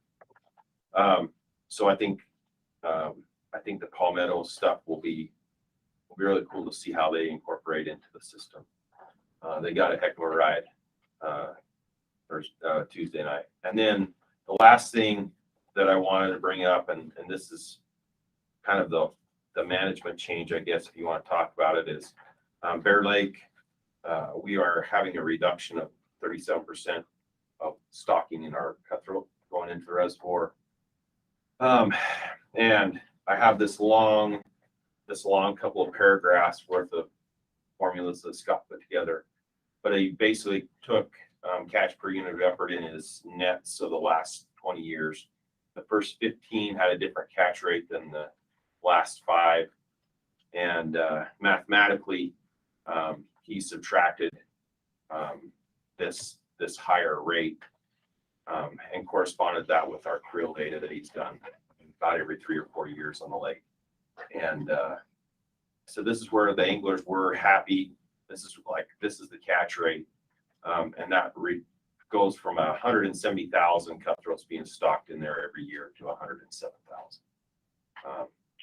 This year we made a change, so the adipose fin clip no longer, if it's clipped, you can keep them. Now you can keep wild fish as well. You're still up 2 fish, but you can catch and keep any cutthroats or catch now and harvest those if you want to. What's the thinking of that change? Our fiscal numbers have been in decline for the last 20 years as our cutthroat numbers have only continued to increase.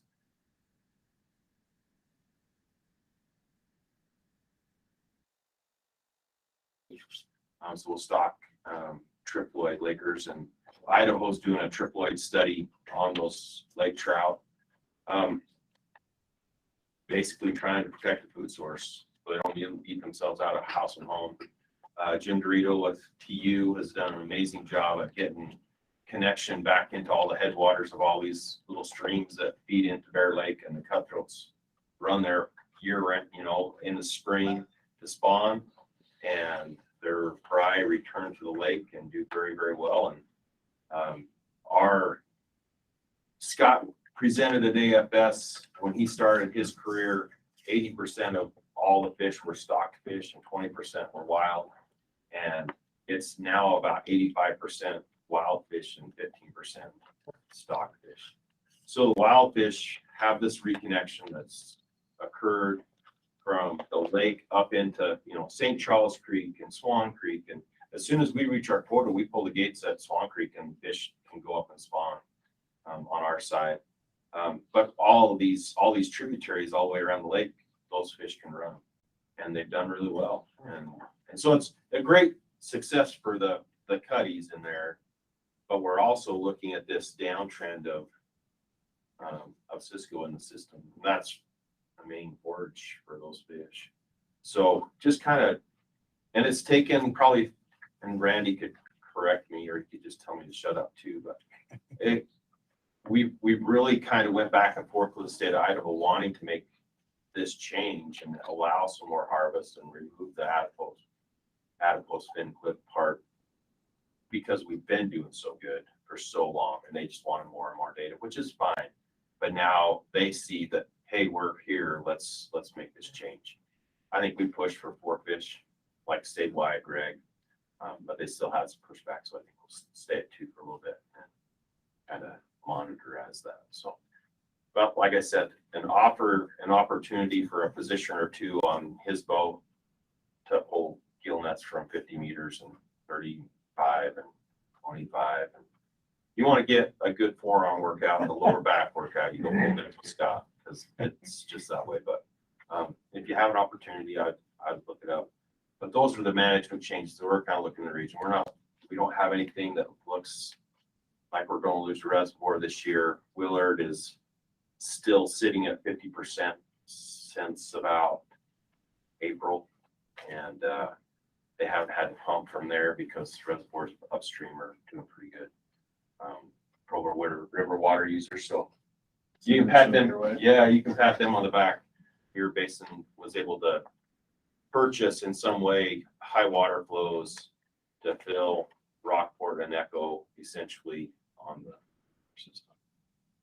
And so they're not spilling, but they're at like 95%, about 90% or something full. So they're way better than the 13% and the 24% they were in January. So right now we don't have any concerns drought wise on any of our reservoirs. But that's what I want to present. And you're going to still talk about Fox Creek, I guess. So Yeah. if you have, I don't know if I have time, but so but that's northern regions. Godly, if you would. Yep, we don't have any major changes coming up in the next year and no new management plans. But just some tweaks and regulation changes. And the first one, I'm just gonna read what Ryan wrote, but it's about smallmouth bass regulations on Flaming Gorge. So he says they're basically just trying to reestablish a creel limit that is appropriate for the Utah side of the lake. And here's some history. In 2020, we started working with Wyoming Game and Fish to achieve a smallmouth bass regulation consistency on both sides of the reservoir. In 2021, we successfully dropped the Flaming Gorge smallmouth bass creel limit from 10 to 3. Last spring, Wyoming Game and Fish attempted to change their regulation from a catch and release only to a creel limit of 3 fish, but that was met with public opposition and was not passed by their administration.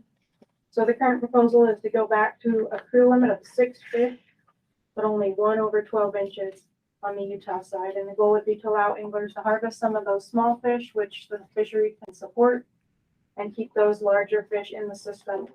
It says, for example, a Flaming Gorge 12-inch bass is about 10 years old and is growing 25 to 50% slower than comparable waters.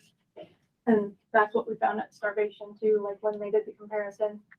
Yeah, the Flaming Gorge bass grow significantly slower than most of the Utah fisheries. So that's what they have going on at Flaming Gorge specifically for the smallmouth bass regulation, and that's pretty much why they're trying to get it more feasible for the Utah side and what, because it's, I mean, Flaming Gorge may be one reservoir, but it's a lot different from the canyon side to the open hill side. So that's what he says about that. And then I kind of hit on starvation forage fish. So we are going to propose taking that 20 fish in the aggregate. So this would be yellow perch, black crappie, bluegill. And I don't think there's any bluegill in there, but at one point you found some bluegill in there. So it'd be taking that 20 fish in the aggregate, 20 panfish in the aggregate, down to 10 panfish in the aggregate. And that would be, I mean, basically we've been trying to replenish this forage base there for a long time now, and we need some additional items in place to be able to try to keep doing that. We can't have harvest of the brood fish continuously without seeing no replacement. So that's going to be one change that's in the I guess the questionnaire that's coming out, or whatever Randy's putting together, the statewide survey. Then Trina's got some notes here on. Yeah, Natalie. Yep. Do we get a lot of anglers out there that harvest all 20? So we used to have quite a bit of panfish pressure, yellow perch pressure at Starvation, but it's been like going on 7 or 8 years now where you can't even find perch to catch. And I do know people that when they go out and they find a school of perch, they will keep every single one of those all the way up to their 20 fish limit, and they used to keep 50. So it's just kind of we've got to do some other things to try to protect those broodstock forage fish until we get the whole system replenished again and find some way to do it. But I don't know if a ton of people, we'd have to do a creel again to be able to know how much harvest. I was just wondering how much impact, because I don't know anybody that goes out there and fishes for perch now. Right. 10 years ago. Yep. Jamie, you said you were dragging worms all over the place and you didn't catch any perch at all. You were up in Serratus and stuff, and I mean, there should have been perch there. So I was just glad. It can't hurt to lower it down. I'm just wondering how much impact, because I just don't know anybody that even goes to Starvation for perch. And I had this conversation with Drew, who was kind of opposed to it at first, but then we don't have a pan fishery at Starvation right now. We have a walleye fishery and a trout fishery and a smallmouth bass fishery, and we've been trying to regain the forage for almost 5 years now. So. Well, once we this get a pan allows, fishery back, we can discuss with anglers, what's reasonable. And even 10 pan fish per day, per person in a boat, that's still 40. If you were to get into a school of perch, that's still 40 perch you could take in a day with 4 people. So it's enough to provide a meal for sure. well, it keeps it so that if you accidentally catch one, you're not turning something loose that may die anyhow. Right. So, Right. Okay. So that's what we're proposing there, is just another shift from 20 down to 10. And then Trina has some notes on the brown duck basin, so that's just one of the Uinta lakes. We never get to those. I can't remember all these, so she has them right now. They say they want to take off the special regulations in the brown duck basin, removing the closure. There are no genetically pure Colorado cutthroat trout in that drainage anymore, so there's no need for a special regulation in that drainage. Pretty simple on that one. Jones Hole Creek, we're proposing to nix the 2 trout limit and just have the statewide limit of 4, but keep it artificial fly and lure only. We're going to survey that again this fall. The last survey showed that there's a lot of fish in that creek, and there's hardly any harvest that happens there at all. So they could use a little bit of thinning. I don't know if this will do it, but can put a statewide unmix that 4 trout. Go from a 2 trout limit to a 4 trout limit. But I rarely see anyone harvest their hinges. Like, what kind of impact would it have to put bait fishermen on there? Oh, hard. Because for the most part, Yeah. what we're seeing on the Middle Provo is we have tons of fly fishermen that just don't keep fish. And so is it worthwhile to go? If we really, are the fish shrinking in size because there's too many of them? And if so, why not turn it loose to bait fishing and let people that do harvest fish fish on that water? I'd say we're gonna wait till we do the survey in the fall. We're gonna compare that survey with the previous survey, then we'll have that answer. And if we do see a declining size overall in fish and increased numbers to where it's becoming just too many, then Fred and Brian, I guess, can hash that one out. It's not gonna be very favorable in the public eye, I would say. I guess to some people it might be, but, and it's on monument property, Dinosaur National Monument too, so that's another thing. Like, they don't want any more, I hate to say it, but there's trash that comes along with bait fishermen. And it's pretty pristine down in there, so it would be interesting. We'll see how it all turns out. So you should know by November. We should know, yeah, that's set for October. Because that's the next meeting. So I just was making a note. Okay, thank you. Then the last one is the West Fork Duchesne River. From the confluence of Wolf Creek upstream to the headwaters, not including Wolf Creek, it looks like a 4 trout limit, with only 2 that may be cutthroat. And then she's got some closures.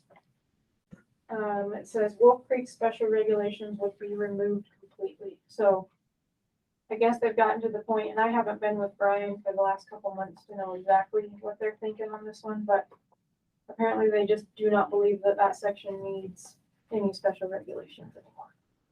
So I don't know all the details and specifics of that. If you want to talk more to Trina and Brian about that, those would be your experts in that field. And other than that, I just have one more. I kind of wanted to let you guys know, I forgot about it earlier, but so basically 2 days ago, we released the Pelican Lake, kind of a long-term carp management component, and that's the cash reward, the tag reward, whatever you want to call it, program for common carp in Pelican Lake. So the idea is to get as many anglers out there targeting and removing carp as we can through a 1 year period. And we've added some incentive tags, basically, that are worth some money to the people that would catch them and or shoot them with a bow and turn them in. So it's, I didn't expect so much, I guess, interest in it, but it looks like there's plenty of interest in it with like 17,000 hits on my Facebook page. So, I don't know. Some people will probably drive out.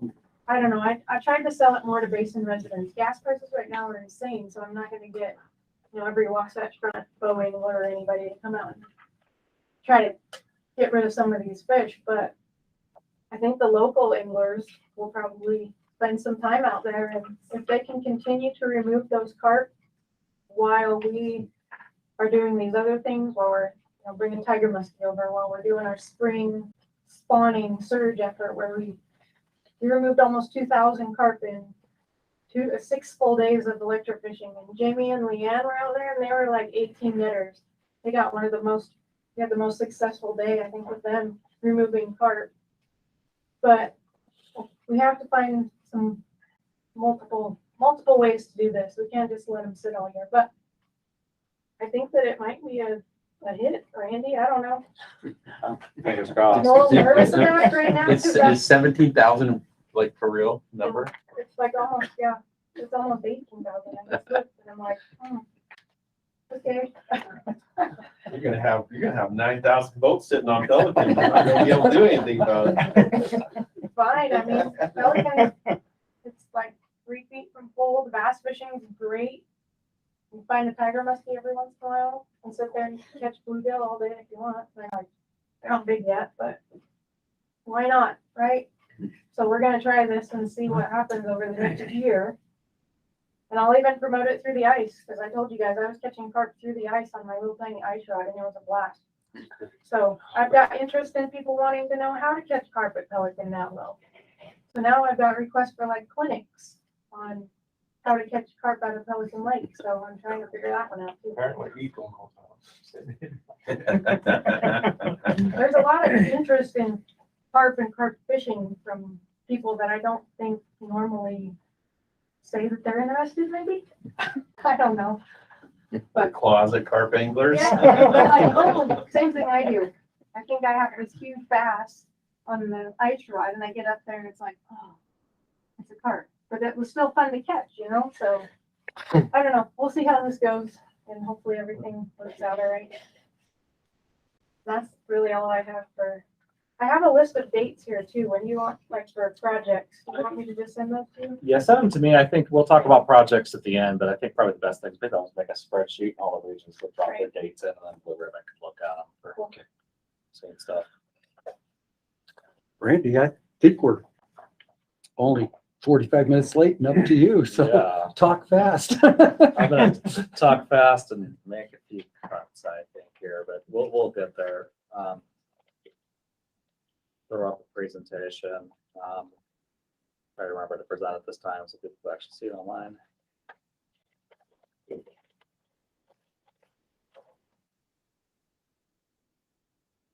Okay, so there's actually a series of things that I'm going to talk about here, but where I'm going to start with is talking about fishing regulation proposals for the upcoming 2023 fishing guidebook.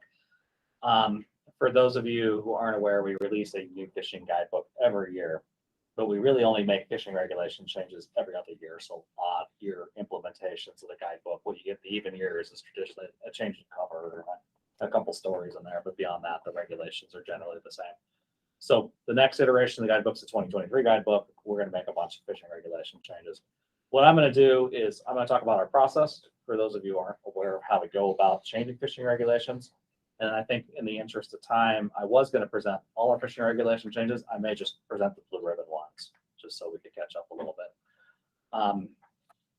Anyway, kind of getting into it, kind of our internal process for making a fishing regulation change is the Salt Lake office reaches out to the regions usually about February or so the year before we make fishing regulation changes. So we're going to make changes in 2023, earlier this year, about February. Went to the regions, asked the regions for a list of fishing regulations they were maybe tossing around, thinking were maybe good ideas on their waters based on the data they have and talking to anglers, etc.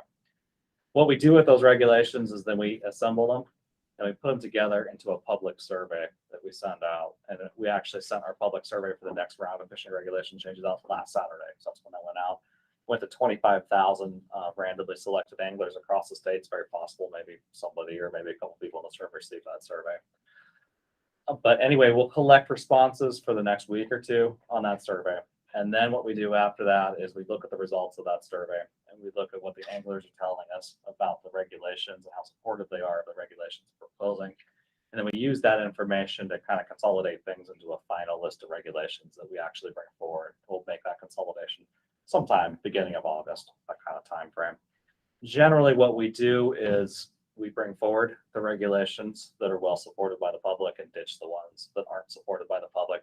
The exception is going to be that if we have one that internally we know makes a lot of sense biologically, we need to pull a trigger on something, we will push it if the public isn't supportive of it. That doesn't seem to happen very often, but I want to make that caveat. You know, a lot of these are social regulations and, you know, we bring them forward, the public support it, and we really push the non-popular ones if we know there's absolute biological need to make that change.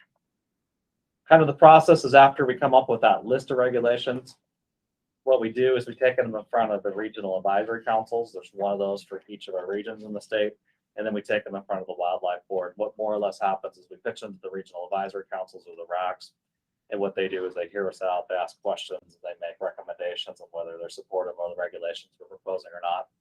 And then we do the same thing in front of the wildlife board. And what the wildlife board does is they listen to the recommendations that we're making, the recommendations of the RACs, they hear comments from the public, recommendations from the public, put all that together, and then they vote. The wildlife board themselves aren't made of division employees. These are outsiders or represent various entities across the state, like agriculture, sportsman's interest, et cetera. But whatever they vote is what is finalized.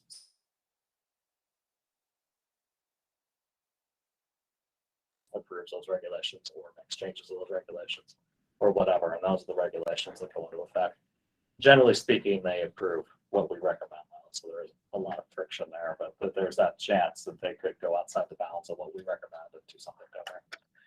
The other thing that they do consider, I'm just bringing this up for the record, is other people, other groups can bring regulation ideas forward for the wildlife board to consider during our meeting. One I know that is going to come forward this year is a spearfishing group, has a number of recommendations that they'd like to bring in front of the wildlife board. We've been working with these spear anglers. I think the recommendations they're going to bring forward are very compatible with how we manage our fisheries and aren't going to really conflict with just traditional anglers. We're also kind of shepherding them towards maybe not bringing specific regulations, but trying to poke the wildlife board to have the Division of Wildlife maybe do some more public surveys and stuff like that on spear anglers before we bring something forward. So I just want to say that because there might be a presentation by a spear angler group that may lead to some changes down the road. Change the name from spear anglers to spear hunters. I don't know. If I see a fish, doesn't mean I'm going to catch it. Yeah. I see one with a gun, I got a pretty good shot at getting that. Yeah. That's not how it is in the guidebook, so the guidebook terminology. Poking a hornet's nest there. Yeah. All these meetings I'm talking about, these RAC meetings and the wildlife board meeting, they are public meetings. Blue Ribbon has the opportunity, like any other group, to show up to these meetings and provide your comments, feedback, that kind of thing on the recommendations that we're making. So I'm just throwing a bunch of dates up there. These are certainly optional. Blue Ribbon doesn't have to do this. I think probably the most important one here is certainly the wildlife board meeting, because that's the one where there's, the final vote on a recommendation. But I think maybe I would encourage Blue Ribbon to consider sending somebody at least to the wildlife board meeting and, speaking either in favor or opposition of what the Blue Ribbon, or sorry, what the division is going to bring forward. But Where's that held? that's held right here in this office. What that time? day at 10 a.m. I believe. It's in the morning sometime, Reps. All the other ones up there are evening meetings on those dates. I think it varies among the regions, but I think they're generally kind of 6 or 7 o'clock starts for most regions. And their locations, they're not necessarily where the region office is. They're sometimes spread across the state. Like I think Southern this year might be in Richfield, I think. Sometimes it's in Fillmore. Yeah, so they kind of move around.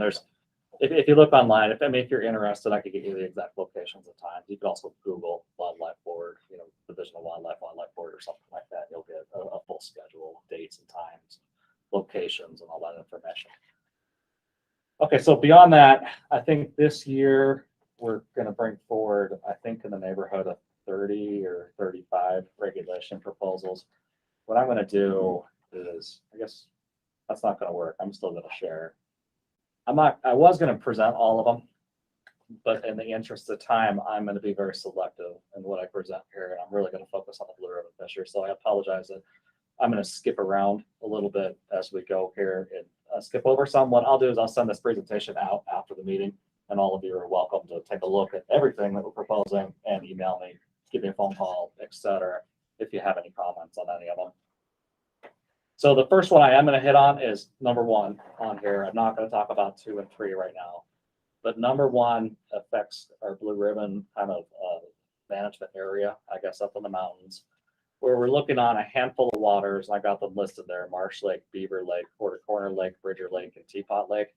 We're looking at increasing the limit for trout from 4 trout with a 4 brook trout limit to 8 trout with a 4 brook trout limit. That regulation change would only be from August 15th to December 31st of each year. The idea behind that is this list of waters are very prone to winter kill conditions. And what we're doing is liberalizing harvest later in the season, providing anglers an opportunity through this regulation change to go out and harvest some additional fish, just to help thin the populations in case that winter kill happens, so the population gets entirely eliminated. So that's the first one. I'm going to skip through 2 and 3 here. Well, maybe I'll cover these ones because these does have statewide implications. And then maybe when I get to the region ones, I'll be very selective over the Blue Ribbon ones. But 2 and 3 relate to round-tailed chub. Round-tailed chub is a native fish here. It's found in the Colorado River system. Turns out that it is a pretty good sport fish. It's fun to catch. It's relatively easy to catch. And it's a species that we've worked heavily with that used to have very depressed numbers. A lot of places it still has very low population numbers, but they're coming back. And we have some areas in the state where population numbers are sufficient that we think we can provide sport fishing opportunity. So what this does is it provides basically anglers to go catch a unique fish. This is one, it's not a traditional sport fish, but I think they get 12, 14, 16 inches in size. Take a lot of the same stuff as trout. You can catch them on a fly rod. They're fun to catch. They'll rise to a dry fly. Yeah. So it's fun. This is Colorado River big drainage. Colorado River big drainage, which is an area where we don't have that many fishing opportunities. So it kind of opens up a new opportunity in a unique corner of the state. So what we're looking at doing is reclassifying round-tailed chub as a sport fish as one regulation change. And then tied to that are 4 different regulation options that we implement on different stream segments of the state, really depending on how robust the round-tailed populations are in those segments. The first option is artificial fly and lure only for the catch of them, and they have to be catch and release.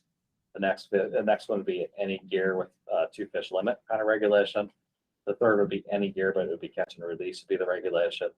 And then the 4th one would be in areas where population numbers are really small. It would be just immediate catch and release. So we wouldn't be encouraging people to really fish for them on these stretches. If you caught one inadvertently, they would have to go back. So that's kind of what we're thinking for round-tail. So I think it's an exciting new opportunity, and I think it's going to get some interest. I think Arizona's been doing this for a handful of years. It's become pretty popular down there. And there's some videos on YouTube of people having a blast catching on flies. Verde River. Yeah. Randy, can I ask a question on that? Is this just for the opportunity to catch target and catch round tail, or is it also to be able to use DJ funds to help with management of roundtail. Yes, it helps with that too. So right now, it's not a sport fish species. That means we have very limited dollars for us to really manage that species to recovery efforts. Because of the sport fish opportunity here, we're able to reclassify them and tap into basically angler dollars and a bigger pot of money where we could do some restoration work for them as well.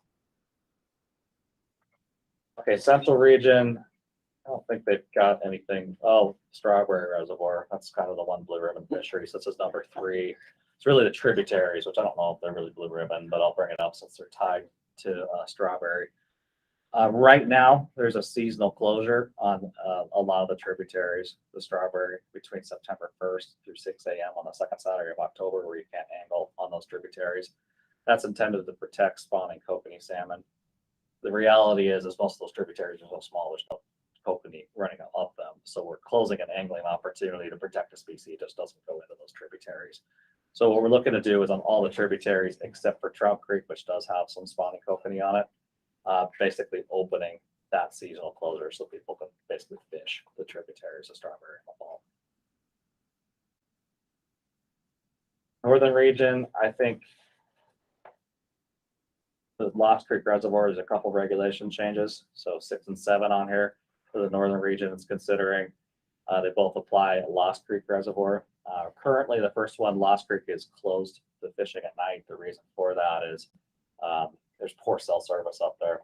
Not a lot of law enforcement up that way, and there's a history of some issues happening at nighttime hours, and we close it to fishing to basically reduce the number of people on the water in an area where there have been some problems. There's poor cell coverage. With Lost Creek becoming a state park, however, there's going to be more law enforcement up that direction. I think there's going to be better either cell coverage or radio coverage. So we think there's an opportunity here to remove that closure, allow people to fish at night. So that's the first one, of Lost Creek.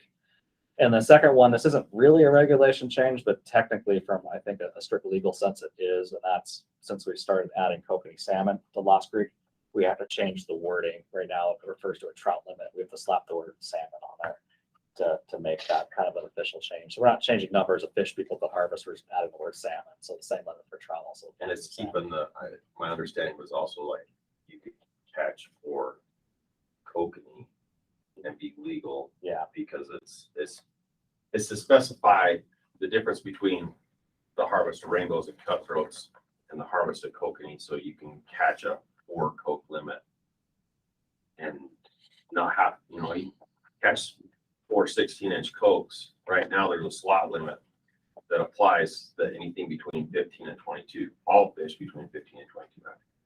Yeah. And it's to clarify that so that you caught some cokes that fell within the slot, they're be able to harvest those. Yeah. So that's the intention there. Northeast region, I think I'm not going to cover because I think Natalie covered all the regulation changes that apply to Blue Ribbon Fisheries. The Northeast region. Southeast region, it's not a Blue Ribbon fishery. I'm just going to bring it up for the sake of interest. Number 2 on there, Navajo Lake. We put a lot of funding in there. We talked about making Navajo a Blue Ribbon fishery.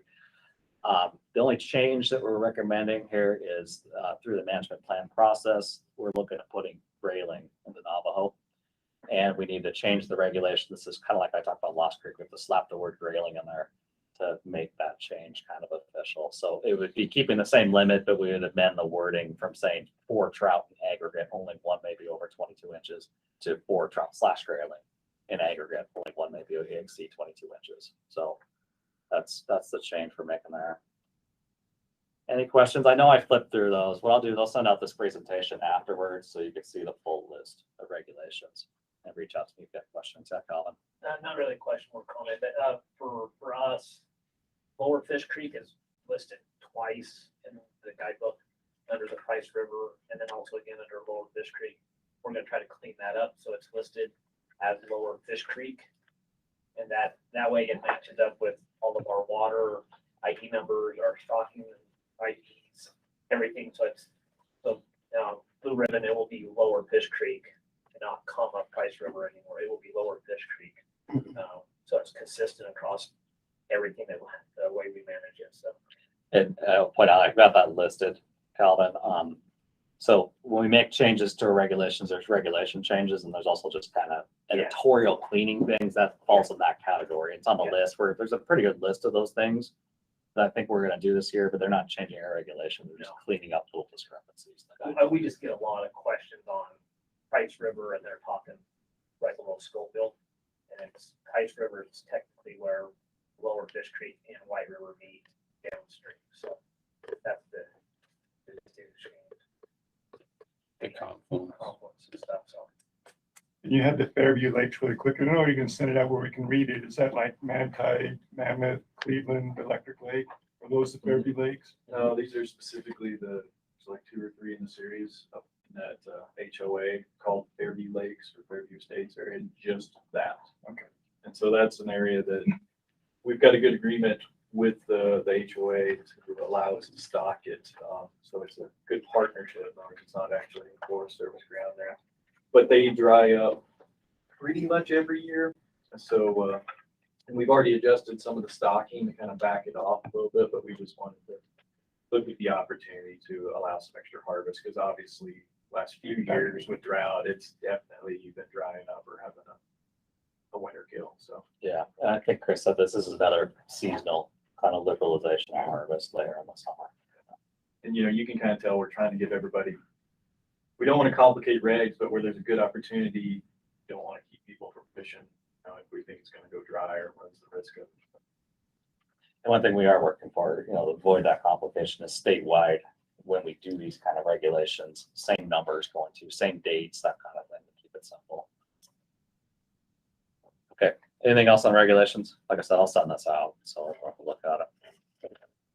Okay, I'm gonna move on and talk about budget stuff, which I think is something we want to do moving forward on every meeting. I think sometimes it might not be very exciting, kind of the middle of fiscal year, there isn't too much to present, but I'll give a quick update because I'm going to break this in 2 parts. We're getting to the end of our fiscal year, so that ends on June 30th. Money that is allocated this fiscal year doesn't roll into the next fiscal year, so our biologists need to get their budgets all spent out basically by the end of the fiscal year. So they've got a couple weeks to do it. I'm going to kind of give an update on where we stand on that, and then starting July 1st, we got a brand new Blue Ribbon budget. I'll present that budget real fast. So looking at the current fiscal year, so this is what ends June 30th. Annually, the Division of Wildlife through the Director's Office provides Blue Ribbon $450,000 to work with. This year, just kind of in terms of the projects that came across our desk, we ended up planning a budget of $429,000, a little over that of projects. Our total expenditure, so the last expenditure report from our fiscal people that was handed to me was on May 31st, so we're going back a couple weeks, but at that time, we'd spent a little over $183,000 of that $429,000 that was budgeted. So that's about 43% of our budget that we planned on spending had been spent at that time. There's some reasons why that's so low. I think some of it is traditionally a lot of our projects happen either in the fall or the spring. We don't do a lot of work in the winter months because a lot of the areas are snow covered and it's not a good time to do construction. So oftentimes we get kind of a fall burst of projects and then a spring burst that starts right about May. So we haven't really seen that spring burst kind of hit our budgets yet. So there's going to be a lot of additional expenditures here before the end of the fiscal year that are going to hit. Give you just one example, the Chicken Creek Boat Ramp project in Strawberry. I forgot what Blue Ribbon allocated. I want to say it's on a $25,000 range, but there have been no expenditures on that, but I've been told that it's going to get completely spent out by June 30th. So that'll add some money to the total here. And there's a lot of other projects that are that way. It's actually, Alan did a little happy dance on the Chicken Creek East stuff. Yeah. Construction started after like 12 years or something like that. Got a pretty happy text message from pictures of excavators out there, all that. I did ask the regions to project their expenditures through the end of the fiscal year. And what I came up with was projecting about $305,000 and change being spent out of our budget, which is about 71% of what we budgeted. Some of the reasons why we have such a high discrepancy. So we've got that $429,000 or so budgeted, but we're only going to spend about $305,000. Is first off, there are a couple of very high dollar projects that aren't happening. One example is the Fish Lake Marina work.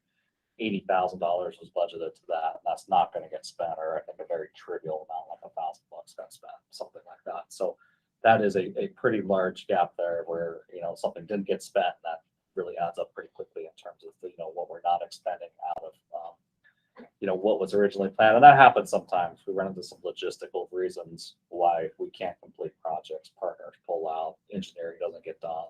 There's various delays, materials, that kind of thing. It happens. It's kind of just part of doing business. We see that happen every year. The one thing I do want to address is this leaves us about $144,000 that we're not going to spend this fiscal year. I just want to talk about where that money is going to go. First off, 38,000 of it, I'm working on a large rope loan order that's going to be used for various, particularly cutthroat projects on Blue Ribbon Fisheries in the state. That's a chunk of that, but that's not all of it. That still leaves about $106,000, and that money is going to go unspent. The reason it's going to go unspent is that comes from the director's office. That's kind of an order they passed down to me. That money, or the Blue Ribbon budget, I should say in general, is sort of a gift from the director's office. A portion of the license sales every year they give to us to spend. I think the first couple years of Blue Ribbon, it was provided by the legislature, the legislative mandate, but that expired. So since then, it's really been kind of this gift coming from the director's office. Anyway, what the director's office did toward the end of the fiscal year is they asked me to basically not spend it. And the reason for that is we're getting hit by inflation like everyone else is. So we're having rising construction costs, rising fuel costs, that kind of thing. We've got a lot of budgets that are going to be in the black this year, or the red, I guess. What the red? Yeah, that's what I mean. The bad color. The bad color, yeah. So anyway, they're looking for some of that money to help balance things so we don't run afoul with the governor's office by overspending kind of agency wide. So I was gonna say, couldn't Natalie use 50 grand of that? 106 yeah. To do what she needs to do that she can't get money for a year. Well, we'll work with the DEQ office first and see if we can expedite the money we've already been allocated before. Yeah, and some of it's The time. director's office wants it back though, right? Do we still get our 450 next year? We do still get our 450 next year. And I think Okay. if we had spent all of our 450, I don't think they would have said anything. I think it's more, they got to the end of the year, got a little nervous looking at, construction costs and things like that. We're like, there's some money right there that we could pull back to help balance the greater division budget. Because Dick's 200,000 short on Navajo. That'd make a nice chunk in his. Yeah. But this money has I'm to be trying, spent Nick. by the end of June. Yeah. So this does not leave, you can't even get requisitions done in. Yeah, that's the Okay. challenge. It hits. Natalie, I recommended some of the underwater bush things that you and Clint. I said, could we get this done? Because we were looking at this, and TJ and I and Randy mid-May. I said, could we get those ordered? I didn't think you'd turn them down. I didn't think Clint would turn them down. In this case, Yeah, we couldn't get them done. Natalie had some unspent money. Okay. That I said, just spend it on these. That's where you got that from. Yeah, so I gave her.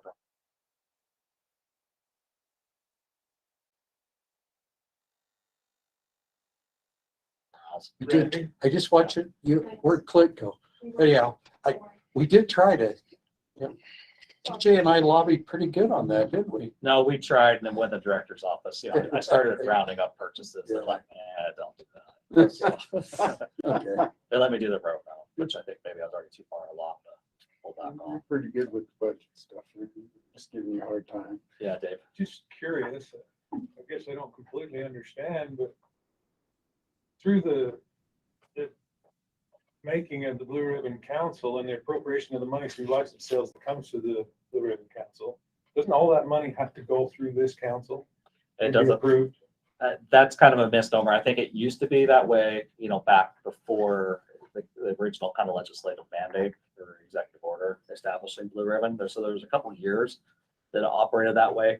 Ever since, there's been just a standing director's office, just kind of verbal agreement that they're going to give us $450,000 every year. So there's no, I guess, guarantee written down anywhere in the executive order or anywhere else that says that's our money. It's sort of So lent to us. what's the use of the committee? Well, I think the committee still, you guys make recommendations broadly on how we spend that $450,000 a year. Certainly recommendations on what's a blue ribbon fishery and not a blue ribbon fishery. And like I said, I think if we had spent all $450,000, the director's office wouldn't have said anything. It just happened to be with inflation and things being so crazy kind of financially right now that, we had this unspent money and it just looked like a good plan. Is there any documentation of the history of how that changed and when it changed and how it changed?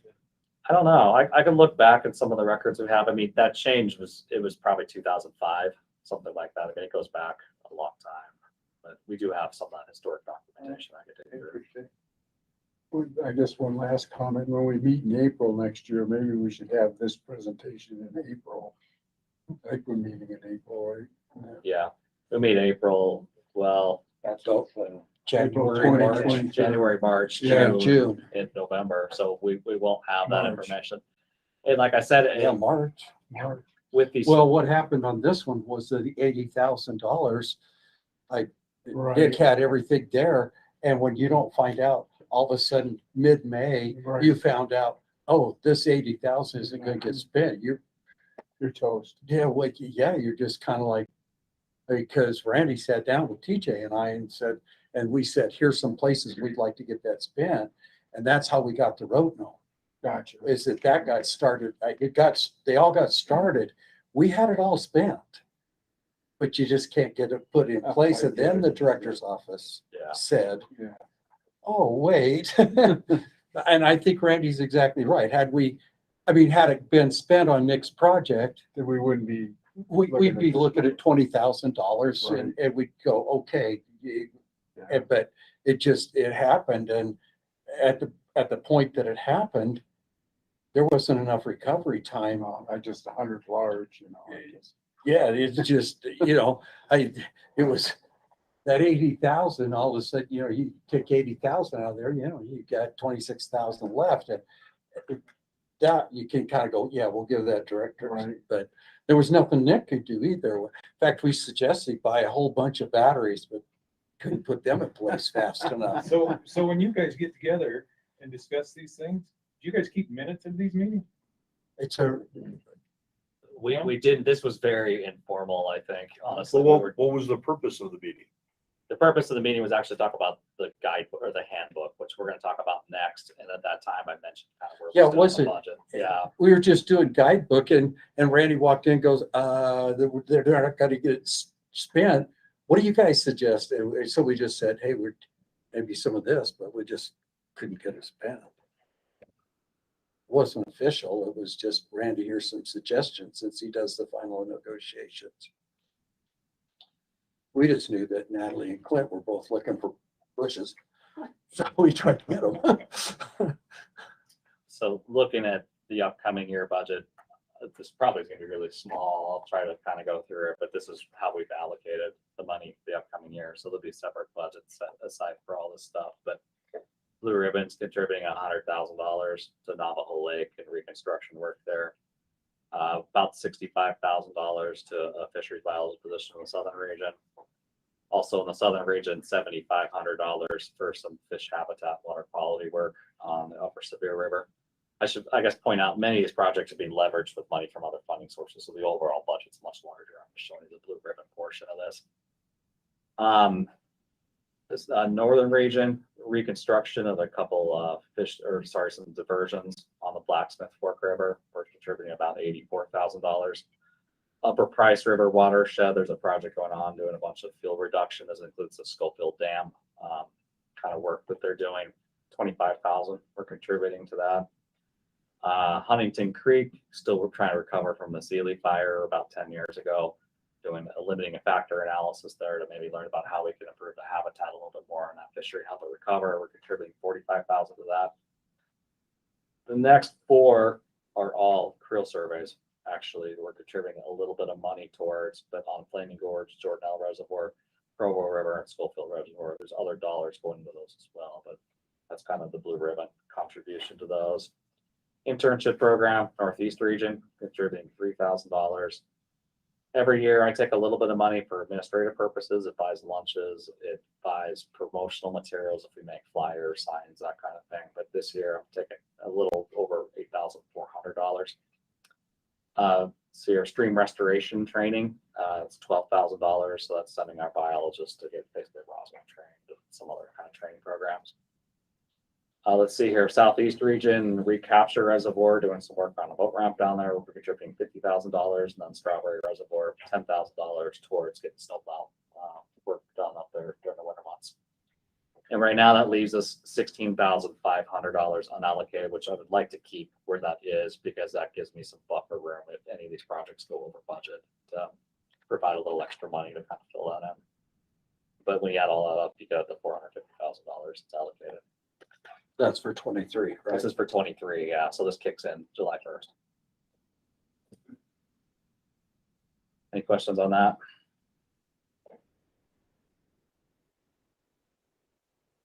Okay. Okay. So what I want to do is spend the last hour or so, I'll try to get everyone out of here on time, doing some training kind of stuff. So one thing between Rex, TJ, and I, we've been working on our revisions to the Blue Ribbon Handbook. I would say right now we've got support for Rex and TJ on the changes that we've made, but it's going to take a council vote really on adapting a new handbook. We're not going to do that today. But what I am going to do is give everyone a new copy of the handbook. And then with November meeting, we'll talk about that a little bit more. But what I want to do today is talk about a couple key elements that are in that handbook that are maybe some important changes or maybe upcoming things that everyone needs to be aware of, just so everyone's prepared for that. So what I'll do is just kind of pass around some binders for everyone. Let's give you this box. If that's not enough for your side, I will. Yep, got it.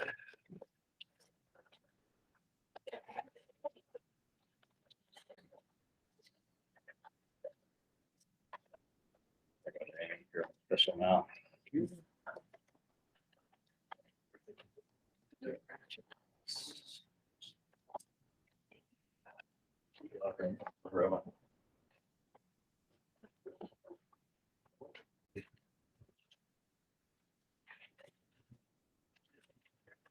I'm going to do some of this in the handbook itself. Some of it, I'm just going to kind of present some stuff on the screen, but more or less, I just want to quickly go over the handbook contents. Again, we're not reading all this today. This is kind of a take-home thing. There's a lot of pages in here, but there's several sections that are dividers separating them. The very first section is really the Blue Ribbon Handbook itself. And I think there's something like 11 or 12 pages. It's just handbook stuff. The second section is a list of Blue Ribbon fisheries in the state as of the end of May. The third one is the Hepworth Walker Scale. We're going to talk about that a little bit here in a second and how that works. And then the fourth section is we are a board and commission under, well, I guess we're an advisory council under kind of the state office of boards and commissions. And the state office of boards and commissions has kind of a master handbook. So I've given everyone a copy of kind of that master handbook that the governor's office puts forward.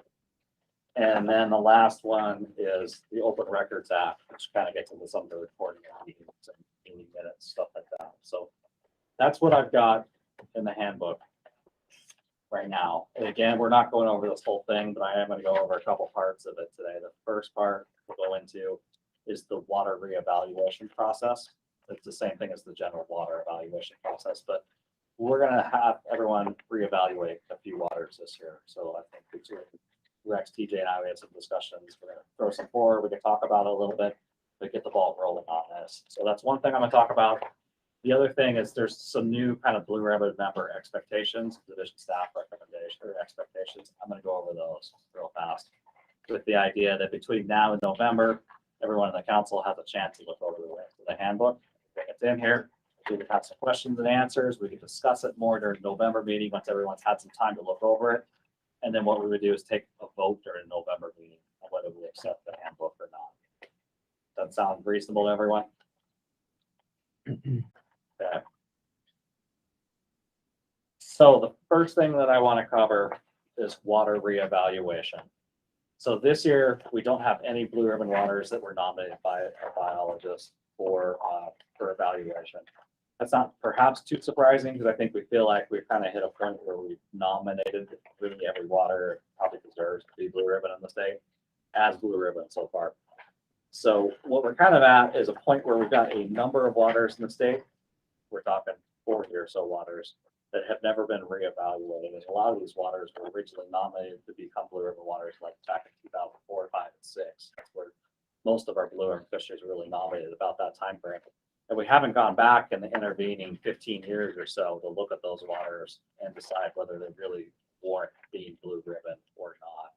So that's kind of what we want to get into is reevaluation of waters, looking at our traditional blue ribbon fisheries and making sure those fisheries are still operating like blue ribbon fisheries, or if we can change the status of those waters. So some of the kind of rules that go behind this, and this is all spelled out here in the guidebook, but when we reevaluate waters, we need at least a third of the members of the Blue Ribbon Advisory Council, which amounts to 4 people, to visit that water in the last 24 months. Let's see here. We need to have, and this is going to kind of get to the member expectations I'm going to talk about, where we're asking each member to make sure they visit at least half the waters that were nominated for reevaluation sometime in the last 2 years. That provides basically expected to be able to provide scores on half of the waters that have been nominated in a given year. This year we got 5 waters that we're going to talk about. I've kind of rounded a little because you can't get half of 5, we have an even number, so we'll go 2 waters is what we're hoping for. Is basically 2 waters between now and November that everyone has had an opportunity to visit. And again, if you visit it in the past couple of years, you're good. You don't have to go out and revisit necessarily. You're going to still be able to score it, so it might not require any trips. Waters are scored using the Hepworth-Walker scale. I'm going to talk about the Hepworth-Walker scale here in a minute. But in order for a water to become a blue ribbon fishery or to retain its blue ribbon status, the score from the Hepworth-Walker scale has to exceed the threshold of the guidebook, which again, I'll talk about more of that here in a second. Secondly, there can't be any overriding issues that would discourage the designation of that water as a blue ribbon fishery. So one example is that water just can't handle the additional angling pressure that would come upon it if it became a blue ribbon water. I think maybe that's some of what we talked about in landing, for instance. Just small water just can't take the pressure. You know, that's one of those mitigating circumstances. Another one, a water might be functioning as a blue ribbon fishery, but unfortunately it's going to get drained here in another year, and it's no longer going to be blue ribbon. That would be another kind of mitigating circumstance that prevent us, regardless of whatever score it got in the Hepworth-Walker scale, from nominating that being blue ribbon. And then the last part of it is at least 2/3 of the council has to vote to approve that water as a blue ribbon fishery. And that's an up-down vote. So the idea here is we would basically have the members who visit the waters rated on the Hepworth-Walker scale.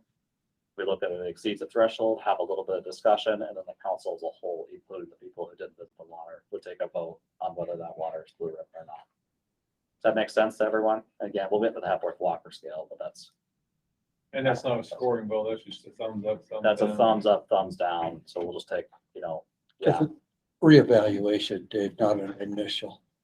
I mean, the voting process. Yeah. Yeah, but even reevaluation, I think would follow. Sorry, nominations and reevaluations would follow the same real general process. Okay, so I'm gonna go through the Hepworth-Walker scale real fast. So there's a section in here that's Hepworth-Walker. I don't have any slides on this. I'm just gonna run people through it. The very first page that everyone has is, I just call it Hepworth-Walker scale addendum. So the scoring criteria for the Hepworth-Walker scale are on the following pages. So it looks a little bit better than I forgot when you're on the first page. But there's 12 criteria that when you visit a water that they have to be rated by. The gist of it is Blue Ribbon members only evaluate 8 of those 12 criteria, and the other 4 criteria are evaluated by our biologists. So the 8 criteria, and again, I'm going to get into these a little bit more, but you evaluate are the size of fish caught, the number of fish caught, the harvest potential in the water, the habitat in the water, management initiatives in the water, boat accessibility, just general shore angler accessibility, and the setting. Okay. The other characteristics of fish population characteristics, shore access, water quality and water quantity and water quality are rated by our biologists. The reason for that is we kind of ran into an issue a few years back where those 4 criteria are actually very subjective, and everyone should be providing the same values. Give you an example, shore access, I think, is something like what percent of the, it's based on the percent of the shoreline area that's publicly accessible. That was difficult for Blue Ribbon members to assess, but it should be the same value for everyone. So we asked our biologists just to sum that up and provide the score on behalf of everyone. So Blue Ribbon members wouldn't have to stress out about that, and it reduced the variability in the scores because there's people not knowing how to score and they're getting zeros. Other people were given the wrong score, and it was creating a lot of discrepancies. Okay, so the actual criteria are on the following pages. So What we're asking for is when you visit the water, you're going to consider the following. So the first one is the size of fish caught. So that's number one. And really the question here is, do anglers have the opportunity to catch large fish in the water? So based off of your experience fishing that fishery, how big do you think the fish are? If you think you strongly agree, give it 10 points. If you agree, it's 7 points. If you somewhat agree, it's 4 points. If you disagree, it's 1 point, and it's 0 points if you disagree. So that's kind of the scoring here. Next one you guys consider is number caught. And again, the question here is, do anglers have the opportunity to catch a lot of fish at this water? It's the same thing. You just read that table, and whether you strongly agree, disagree, strongly disagree, you get the appropriate tally for that. The next one, Blue Ribbon members consider is harvest potential. So it's, do anglers have the opportunity to harvest fish? Oh, sorry. An angler's opportunity to harvest fish at this water could be described as, and then you read the table and provide either 6, 5, 4, 3, 1, or 0 points, depending on how you think that water scores. Next one, habitat, which is number 5. It's to what extent is physical habitat improvement needed, such as stream bank stabilization, vegetation, fencing, inlet structure, etc. Here again, just read the table and provide the appropriate number of points. After that, it's management initiatives, which is number 6. Major management actions such as changes in stocking, fishing regulations, completion of roadland treatments, or introduction of biological controls. Again, that comes, just read the table and provide the score for it. But we get some input from the biologist We'll on provide whether or some not, input yeah, on there's that. some input on Yeah. whether or not there's a management they can plan in place. We may not know, but Nick's gonna know if there's one for the southern region, or, you know, Natalie's gonna know for Northeast. Yes, well, But that makes for a real quick yes or no answer. yeah, so we'll provide that information here before the meeting Is, comes. is number 5 different than the old book? I don't think it's any different. Is it the same? It should be the same. Yeah, none of these should have changed. Okay, number 8 is boat accessibility. So if boating, motorized or non-motorized, allowed this water, is improved boater access provided is sufficient to meet the demands. Again, there's the table. You provide either 4, 2, or 0 points. Next one, number 9, assessment. What's that? 7? That was 8, actually. 7 one that we had. No, 7 is one that the biologist will do. So Are those numbers correct on number 7? 4, 7, 4, 1. oh, that doesn't make sense. I think there was a change there. I will make sure I get that corrected. Okay, so the next one is number 9. Number 9 is the ease with which anglers and other recreationalists are able to get to the water can have a positive and negative impact depending on desired experience. Identify which of the following best characterize the accessibility of this water. Here you either get 5 points or 0 points. And again, the little chart tells you how to score it. And the last one is setting, which is number 10. So it says a desirable setting for anglers can be characterized as having the following. So the first one is desirable to anglers who are seeking a specific social experience, for example, family-oriented anglers, group-oriented anglers, or solitary anglers. Next one is aesthetically pleasing. The next one is providing user amenities such as restrooms, fish cleaning stations, and parking. The next one is providing universal or handicap accessible amenities. And the final one is desirable for multiple social groups. The idea here is you just, there's 5 different bullets here. You count the number and apply to that fishery. And then below that, you just follow the table. So for instance, if 4 of them apply to the fishery, you give it 6 points. Does that kind of make sense? Some of you guys have played this game before, so you're familiar with it. What I do is I will send out after this meeting either a scoring sheet that you can use, or I will provide a spreadsheet that you can enter this information in. The idea is you go out to the water, you consider those 8 criteria, and just enter your scores. And then I'll tally up the scores, and we'll see if it meets that Blue Ribbon threshold. That make sense? If anyone has questions, you're welcome to ask them on that. So we proposed the following waters for reevaluation this year. I'll get to the logic behind these waters, but it's Lower Fish Creek, Huntington or Mammoth Reservoir. So Calvin talked about that one earlier. Shows Valley Reservoir, Straight Canyon Creek, and Duck Fork Reservoir. All these are in the southeast region, so they're all Calvin's waters.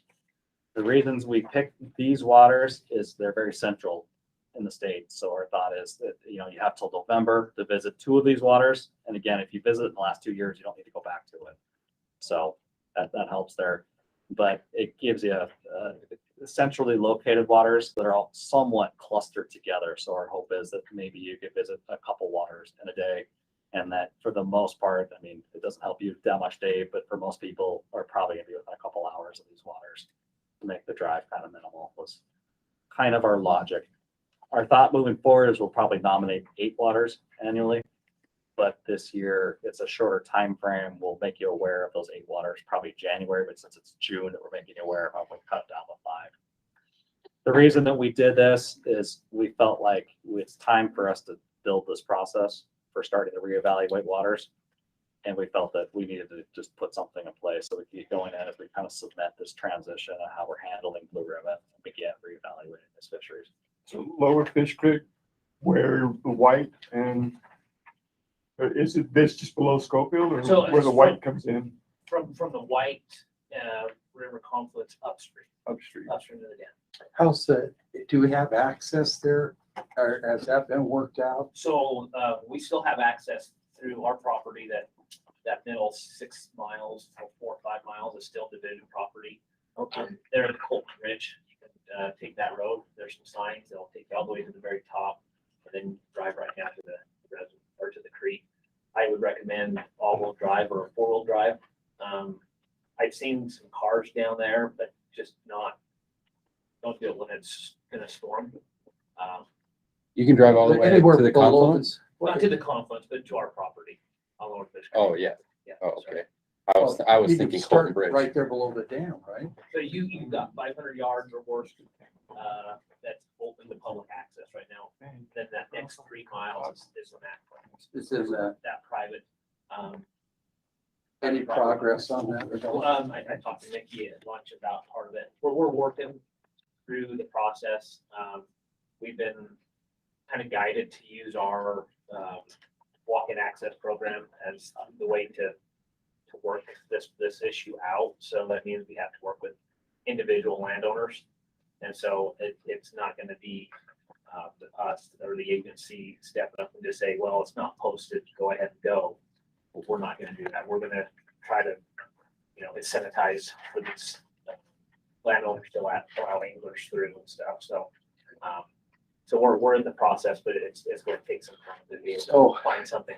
You come off the main highway there, cut just before the bridge. I've never driven to it that So way. if you're coming from Utah County, you go across the Quail Bridge, That's the big one right Yep. there that you can look down on the Price River. go about 100 yards or so, and to the right, there'll be a dirt road. Okay. A gravel road. You take that with gravel road. And you go about another 200 yards and the road splits, but if you stay to the right, you take that all the way top. It's 7 miles. Left. You turn in, it goes left. Yeah, it goes left, but then Does it go under the then bridge? it cuts over to Beaver Creek. So yeah, sorry. And I'm behind you today, Sorry. Colin. My fault. I've had people take that on the road and end up in Beaver Creek on all that private property. So Because I'm still not quite sure. You go you go off to the left, go under the bridge and then take that road? no. So you go over the top, stay on Highway 6, go over the bridge. Okay. And if you go another 100 yards off to the right, which would be to the As you're south, headed south, west, as you're headed south headed toward south Price. toward Price, you'll see the gap in the fence. Okay. And a gravel road. There's a gravel pit up on the road too. So you'll see it's a pretty significant road. Okay. And pull over, pull off there and stay on that main gravel road. It's approximately, I can get exact direction, but I think it's about 6 miles of that gravel road. And once you go all the way by the radio tower on the very top, the road will split again, but we'll have a WMA sign that says Lower Fish Creek access. And you take that road and that takes you all the way down to the creek. And then you have about 4 or 5 miles of stream that's all division owned. Okay. Calvin, which ones of these reservoirs have boat ramps and camping facilities? That's a great question. Right now, Joe's Valley has the best boat ramp. If you're gonna try to get out to Joe's, I'd recommend doing it in the next month or so. The tiger muskie fishing should be great right now. And the water is about 62% elevation. Anything after 50, we kind of lose, or even down to 45 on water capacity, we lose launching capabilities there. So Mammoth. So it's be good to win. Probably good till mid-August, late August, I think this year. I think he'll be fine. Huntington was literally 20 feet from the ramp as of 2 weeks ago. That came up quite a bit. It was down to his conservation pool. So we're close. If you have launch watercraft, you definitely can get on right now. Maybe you might be able to get a smaller boat on, but it was really close. So on that one, there's no campgrounds. There's just dispersed camping at Huntington, but there are some Forest Service campgrounds at Jones Valley plus dispersed camping. Duck Fork Reservoir. Duck Fork, there's a small access point where you can put a boat on. I wouldn't recommend anything. Really small boat. Yeah, I wouldn't recommend anything over 14 foot. Okay. We pull our 16-foot work boat up there, and it takes about 3 hours to do so because of that dirt road. But that's more of a small hand launch area too. But you can get, like I said, a little John boat on there. Closed till middle of July though, right? The creek, the reservoir's open. Oh, it is. Yeah, the reservoir, you can fish the reservoir. As soon as you can get in there, it's been open now for 2 weeks. So Joe's Valley, best time for the tiger muskies. tiger muskie right now, within end of mid-June, end of June, early July. So right now would be great for up there for muskies. Splake fishing really picks up better later in the fall, but you can, if you fish deeper, if you're trolling, kind of target them like lake trout, you'll get your display and some nice cutthroat. It's Straight Canyon is the creek coming out of Joe's Valley. Yeah. So yeah, if you go to Joe's Valley, you can hit two of them there in the same spot. So Straight Canyon's the outflow of Joe's Valley. Is it called something different on our list? Clear Creek Yeah, it might be Cottonwood Creek. or Cottonwood Creek, yeah. Yeah, but again, that one's also technically it's Straight Canyon Creek. Okay, any other questions? Oh, Russ, you had a question, I thought. That was that one. Oh, okay. Yeah. Okay, But if you guys have questions on more timing and stuff, then it would be best to hit it for certain species. Go ahead and reach out. Get you the info. I think maybe Cal, I'll get with you, maybe between you and I, we can put together sort of a fact sheet on these waters that might answer some of these questions and also provide some context that'll help with the rating. And we're going to try to do surveys on Lower Fish Creek and Straight Canyon this fall. So that might be a good time to invite everybody out to come fish it. So, I fish Straight Canyon quite a bit. It's really good. yeah. Straight Canyon's a lot of fun. Yeah.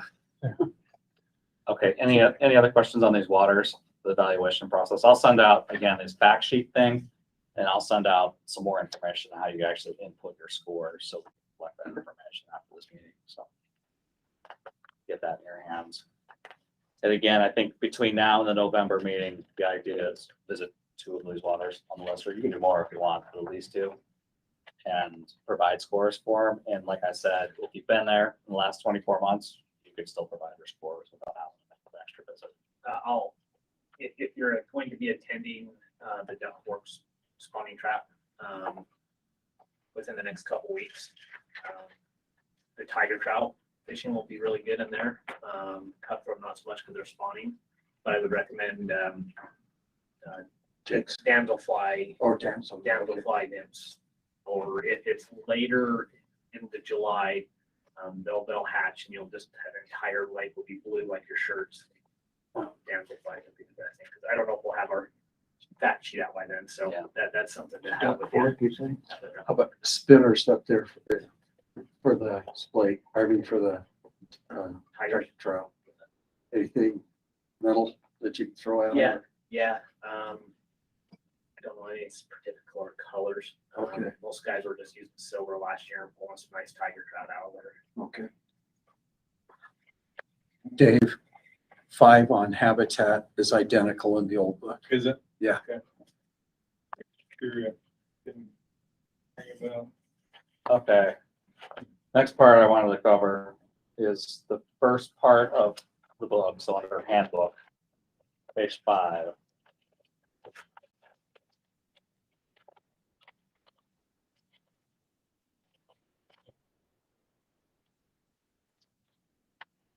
Okay, and I will just kind of read through this. I'm going to go down to under organization and responsibilities, C. So we're talking the last about 5 or 6 lines on the page. So we've been talking about member responsibilities for people who are part of the council. And right now, we've kind of have these expectations annually. Again, we could discuss this more in the November meeting. It'll be a formal vote on adopting this stuff in November, but I just want to make people aware of what we're talking about. Every other change in this book is pretty minor compared to the previous. This is a big addition. So member responsibilities, the first one is attend at least 3/4 of the meetings held annually. And we're hoping for is at least 2 of the meetings attended annually are in person versus virtual attendance. So we will continue to provide a virtual link, but we're hoping for primarily in-person attendance at the meetings. And of course, we will accommodate for attenuating circumstances. You know, COVID ramps up and we have to go virtual. We might have to adapt that criteria, or obviously if people have really good reasons, you know, family reasons, things like that, but they can't So attend. Terry today, Yeah, we don't want him here because he's exposed to his dad and his wife's sick. yeah. So, He said, should I come? I said, no. yeah. So Please don't come. I think particularly under, you know, current circumstances, we'll have to be kind of flexible on that, but that might be different 5 years from now. Let's say that hopefully that's all tamped down and we don't have to worry about that. The other thing I just will kind of point out, it's not said in here, but I think with the opportunity to do virtual meetings, we may consider more virtual meetings down the road when it makes a lot of sense. A good example is if we plan an in-person meeting and there's a snowstorm, maybe it makes sense for the council to move forward just to go virtual, so we're not making people drive to Salt Lake under bad weather conditions. So I think we might do additional virtual meetings down the road depending on the kind of the situation, but I think that'd be a pretty smart thing to do. The next one is visit and provide scores for at least half the waters the council's reviewing that year. So we've already talked about that. That's this year. Again, an odd number. I just said 2. Next is volunteer to provide Blue Ribbon support for Division of Wildlife programs when available, requested, and within your expertise.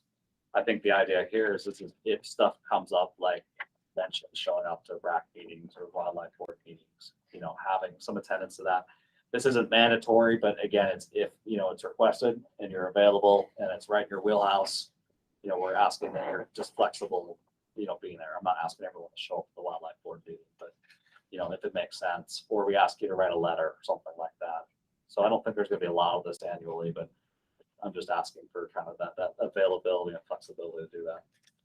The next applies to the regional representatives. So these are the central, northern, northeast, what I say, southeast, southern. I may have missed one in there, but those representatives, and that's contact your division, regional staff, at least monthly for an update on Blue Ribbon projects in your region, Blue Ribbon waters, that kind of thing.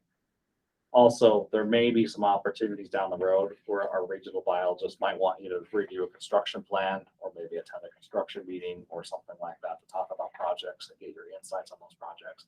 It's not going to be every one of those, but I think, you know, there might be every year an opportunity where we're looking for some input from somebody and maybe looking to get an angler's eyes on maybe something we're working on and get some feedback. Number 5 goes to the special interest representatives. So these are going to be our cold water representatives, nor warm water representatives, and also, I guess, our commercial representative. And that is identify groups that are aligned with your interest. So, for example, warm water representatives might be Rocky Mountain Anglers and Bass Clubs. The idea here is maintain monthly contact with these groups and maintain a relationship here. Also, if these groups ever request a presentation about Blue Ribbon, I think these would be the people who would be logical to fill in and do those presentations. Number 6 is attend at least 2 events annually to help familiarize yourself with the activities that our staff do. Some examples of that, like we put, you know, attend the Utah chapter of the American Fisheries Society meeting. That's usually about March every year. But I think on top of that, doing site visits, helping us in the field, there's other opportunities here. And we're gonna, I think, like I said, put together a spreadsheet of these opportunities. What we're asking for is hop on 2 of these opportunities every year. And we'll keep you all informed when those opportunities come down the pipeline. The next is do at least one of the following annually. And I put on here, go fishing with another council member for the purpose of scoring a Blue Ribbon water. Go on a tour with a Blue Ribbon funded project with another Blue Ribbon member, or attend some kind of social function with another Blue Ribbon member outside of council events, such as going to a fishing club, eating a barbecue, etc. Idea here is get council members outside these meetings to spend a little time, get to know each other a little bit more. That's kind of the logic here. The next is participate in at least 2 Blue Ribbon member recruitment events annually. So some examples, these are really informal, but inviting someone you think might be a good Blue Ribbon member to a Blue Ribbon meeting. Also on here, talk to someone at the fishing related events, such as a club meeting about Blue Ribbon, and try to recruit them as a potential member. And the third is take a potential member to some function where they can learn more about the division for recruitment purposes. So an example here might be a tour of a Blue Ribbon funded project or go and help in the field, for instance. And the final one here is attend and support Blue Ribbon at a division sponsored event that's intended to recruit Blue Ribbon members. So here we're just looking for you to do 2 of these annually. And again, these can be very informal. You could be talking to a friend about Blue Ribbon. We're just trying to, you know, particularly when everyone leaves the council, we sometimes have trouble finding new members, extend our outreach a little bit, make more people aware of the council. And the last one is track your time spent doing Blue Ribbon business. And what I'll do is I will bring basically volunteer timesheets to each meeting and have everyone record your time that you spent doing Blue Ribbon related things. So these are going to visit waters, or maybe talking about Blue Ribbon, or attending these meetings. So what I'm asking everyone to do moving forward is just maybe have a piece of paper, write down just the number of hours you spent, the date you did it, kind of what you did. And then I'll bring moving forward to the meeting, the timesheet, and then between meetings, you know, you'll enter basically the time you've done in that time interval since the last meeting on there. And we'll keep that. And then I have to turn them in once a year. That's kind of what goes on. So that is Blue Ribbon member responsibilities. We also developed a list of division responsibilities that I'm going to go through just really quickly. Primarily, a lot of them are the same, but also a lot of the division responsibilities are related to us, helping you do what you need to do to meet your responsibilities. So the first one is, again, attend at least 3/4 of the meetings held annually and making at least 2 of those meetings attended in person. And again, same thing, if there's extenuating circumstances, COVID, bad weather, that kind of thing, we'll accommodate. The next is the regional staff will contact me ahead of the June and November meetings to vet any management proposals or projects that will be discussed with council during those meetings. We already did that. I think our biologists, you know, are kind of aware how that's going to go. And I'll probe them to get that information. The next is I will coordinate with the division outreach, Blue Ribbon outreach needs. The next one is we're going to do more with recruitment efforts internally. So the first is staff members will assist new recruitment.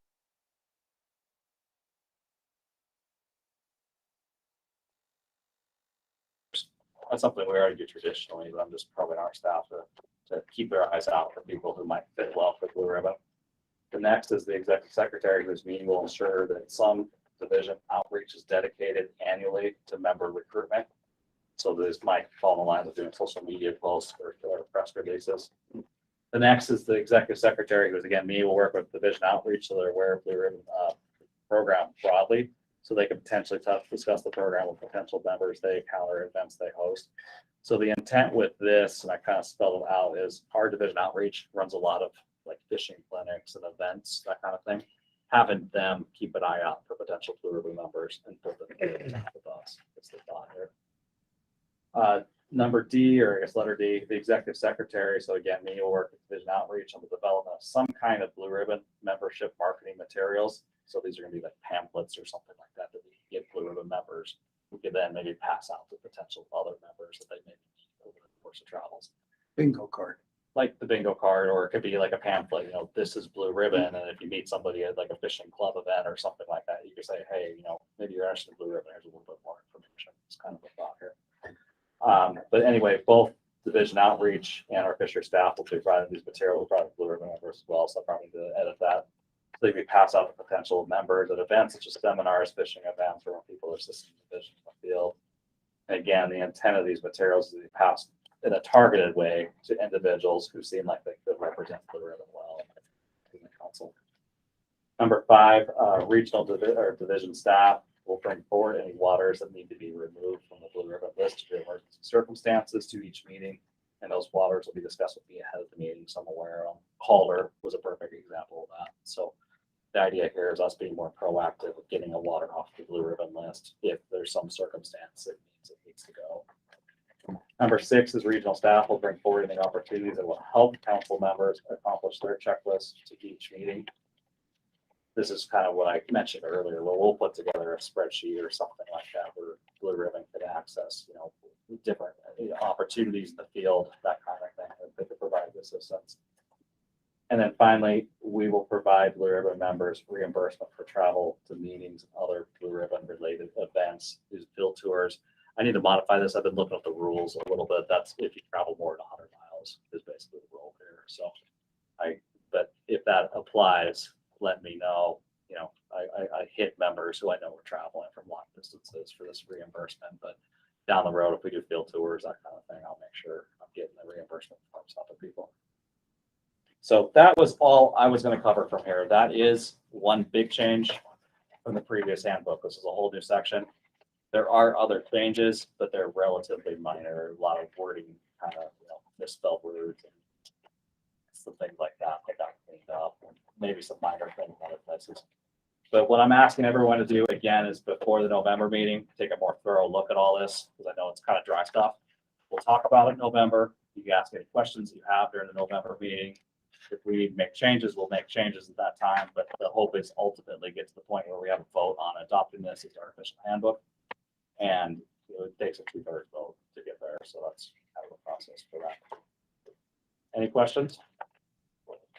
Yeah. Section 4 membership. Selection in terms of service. I guess I'm the newest member in the group, and most of that does not seem to have applied. I was going to say all, but I didn't read it at the moment. Yeah, I think it may. All of it then. Yeah, I think somewhat applies. I think the one thing we've kind of maybe fallen on a little bit recently, and some of it's we've had trouble nominating people, but actually voting to accept somebody as a member of the group, and that sort of happened maybe internally I think without. from what I remember, I submitted a resume to you. Yeah. And then I was told that I had to go on to a website that has to do with executive committees through the governor's office. And then, I don't know, 6 weeks later, I get an email and a certification that I guess I was selected to the council, but according to this, the council members themselves, 2/3 of them need to vote on that member. Yeah. And so that never happened. I haven't got my check yet. You didn't get your So, I mean, I don't know why you're bringing this up, because I don't have a check yet. And so Which I just had to. Well, anyway, if we're redeveloping a booklet, I started off with the booklet from 2005, and then I upgraded it to 2020 that I pulled off the website. But the website handbook isn't even up to date. Yeah. And we're talking about the outreach. So is it the outreach that can't provide the correct handbook on the website? I will work with them to make sure they have what you have here as the latest version. Granted, it's still kind of a tentative version of the guidebook because it needs to be formally approved by this council. But yes, I mean, I think largely we followed what's in here, but that is not 100% true either. And as a council, we need to be very in this guidebook for a handbook that will be forward. I guess I'm feeling a little bit disillusioned as to what my position may or may not be here. You're asking for a lot of information on these proposed reevaluations. And I believe what I heard was it's going to take about 2 hours. you can get there in 2 hours, but shouldn't you fish it to find out how many fish and what the size was? Or are you gonna walk around the lake or take your boat out and do a survey? It's gonna take more than a couple of hours to really get a good feel for any one of those fisheries. Sorry if I misled you. I meant it's a 2-hour drive or so for most people, but yes, I mean, I think the expectation is you're gonna stay a little while, fish and kind of feel things out and be able to provide a score off that experience. And part of it is, you know, we understand that everyone has a different experience. You know, we're all different abilities in angling, and some people have good days and some people have bad days. And that's part of some of the discussion of why we have multiple people go to the waters.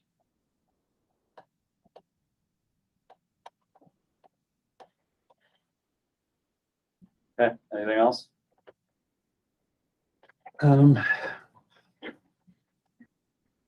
Handbook. I had Blue Ribbon volunteer opportunities. The ones that I've heard come up are we've got.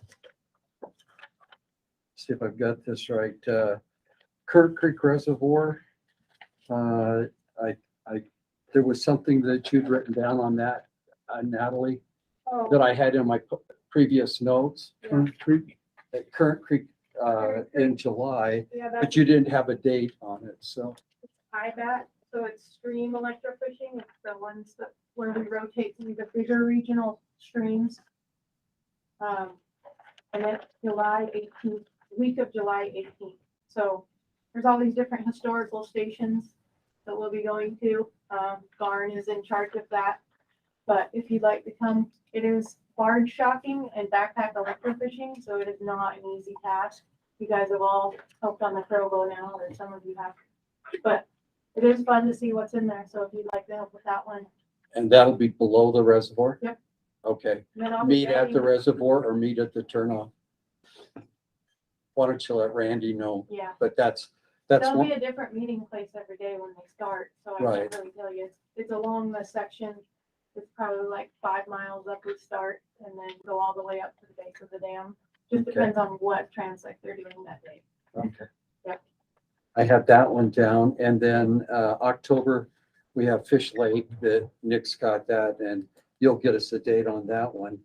And then Duck Ford with you, Cal, and that's the 21st and the 28th, correct? 10 o'clock at walk up the trail. What dates were those? 21st and 21st and 28th, next Thursday, next Tuesday and a week from Tuesday. And then, That was Duck Fork. yeah, Duck Fork, it's up above Fair and Reservoir. You go up to that area and you kind of turn a long ways to the right, about 6-7 miles. It's a little, kind of surprised me when first time I don't know, it's just gonna be right over here, like, you know, Blue Lake off of Green Lake, and it's not. No, it's about 4 miles. Is it 4 miles? Okay. I'm sorry, the dates one more time. 21st, next Tuesday, and then on the 28th. And then Bear Lake, that was with Scott, but I don't remember the date on that. That was August, Thank you. August 7th through the 11th. Is Scott talking about retiring? Did I hear that? Oh, yeah, thanks. And have you heard anything? Yes, end of the year. Oh, really? Yes. Okay. Well, if you want to have a great experience, go up and fish with him for the whitefish in Bear Lake in January. It's a little brisk, but the whitefish, they're delicious. I mean, grilled, they are some of the best fish I've ever had. So it really quite fun to, and then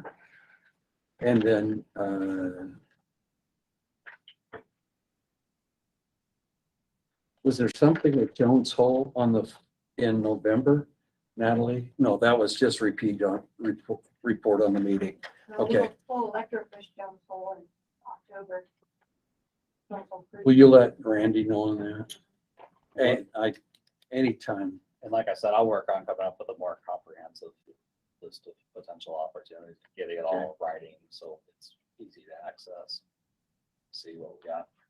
I knew that this was coming up with, trying to recruit people. It was kind of interesting. We were at Willard, and a guy came up and just said, hey, where can I fish for wipers from the shore? And we started talking, and kind of a novice fisherman, but he had pictures of, we had a splake from from Jones Valley. Had to be in the 7-8 pound class. And his buddy had a couple of them. I mean, his buddy's introducing him to some really nice fish.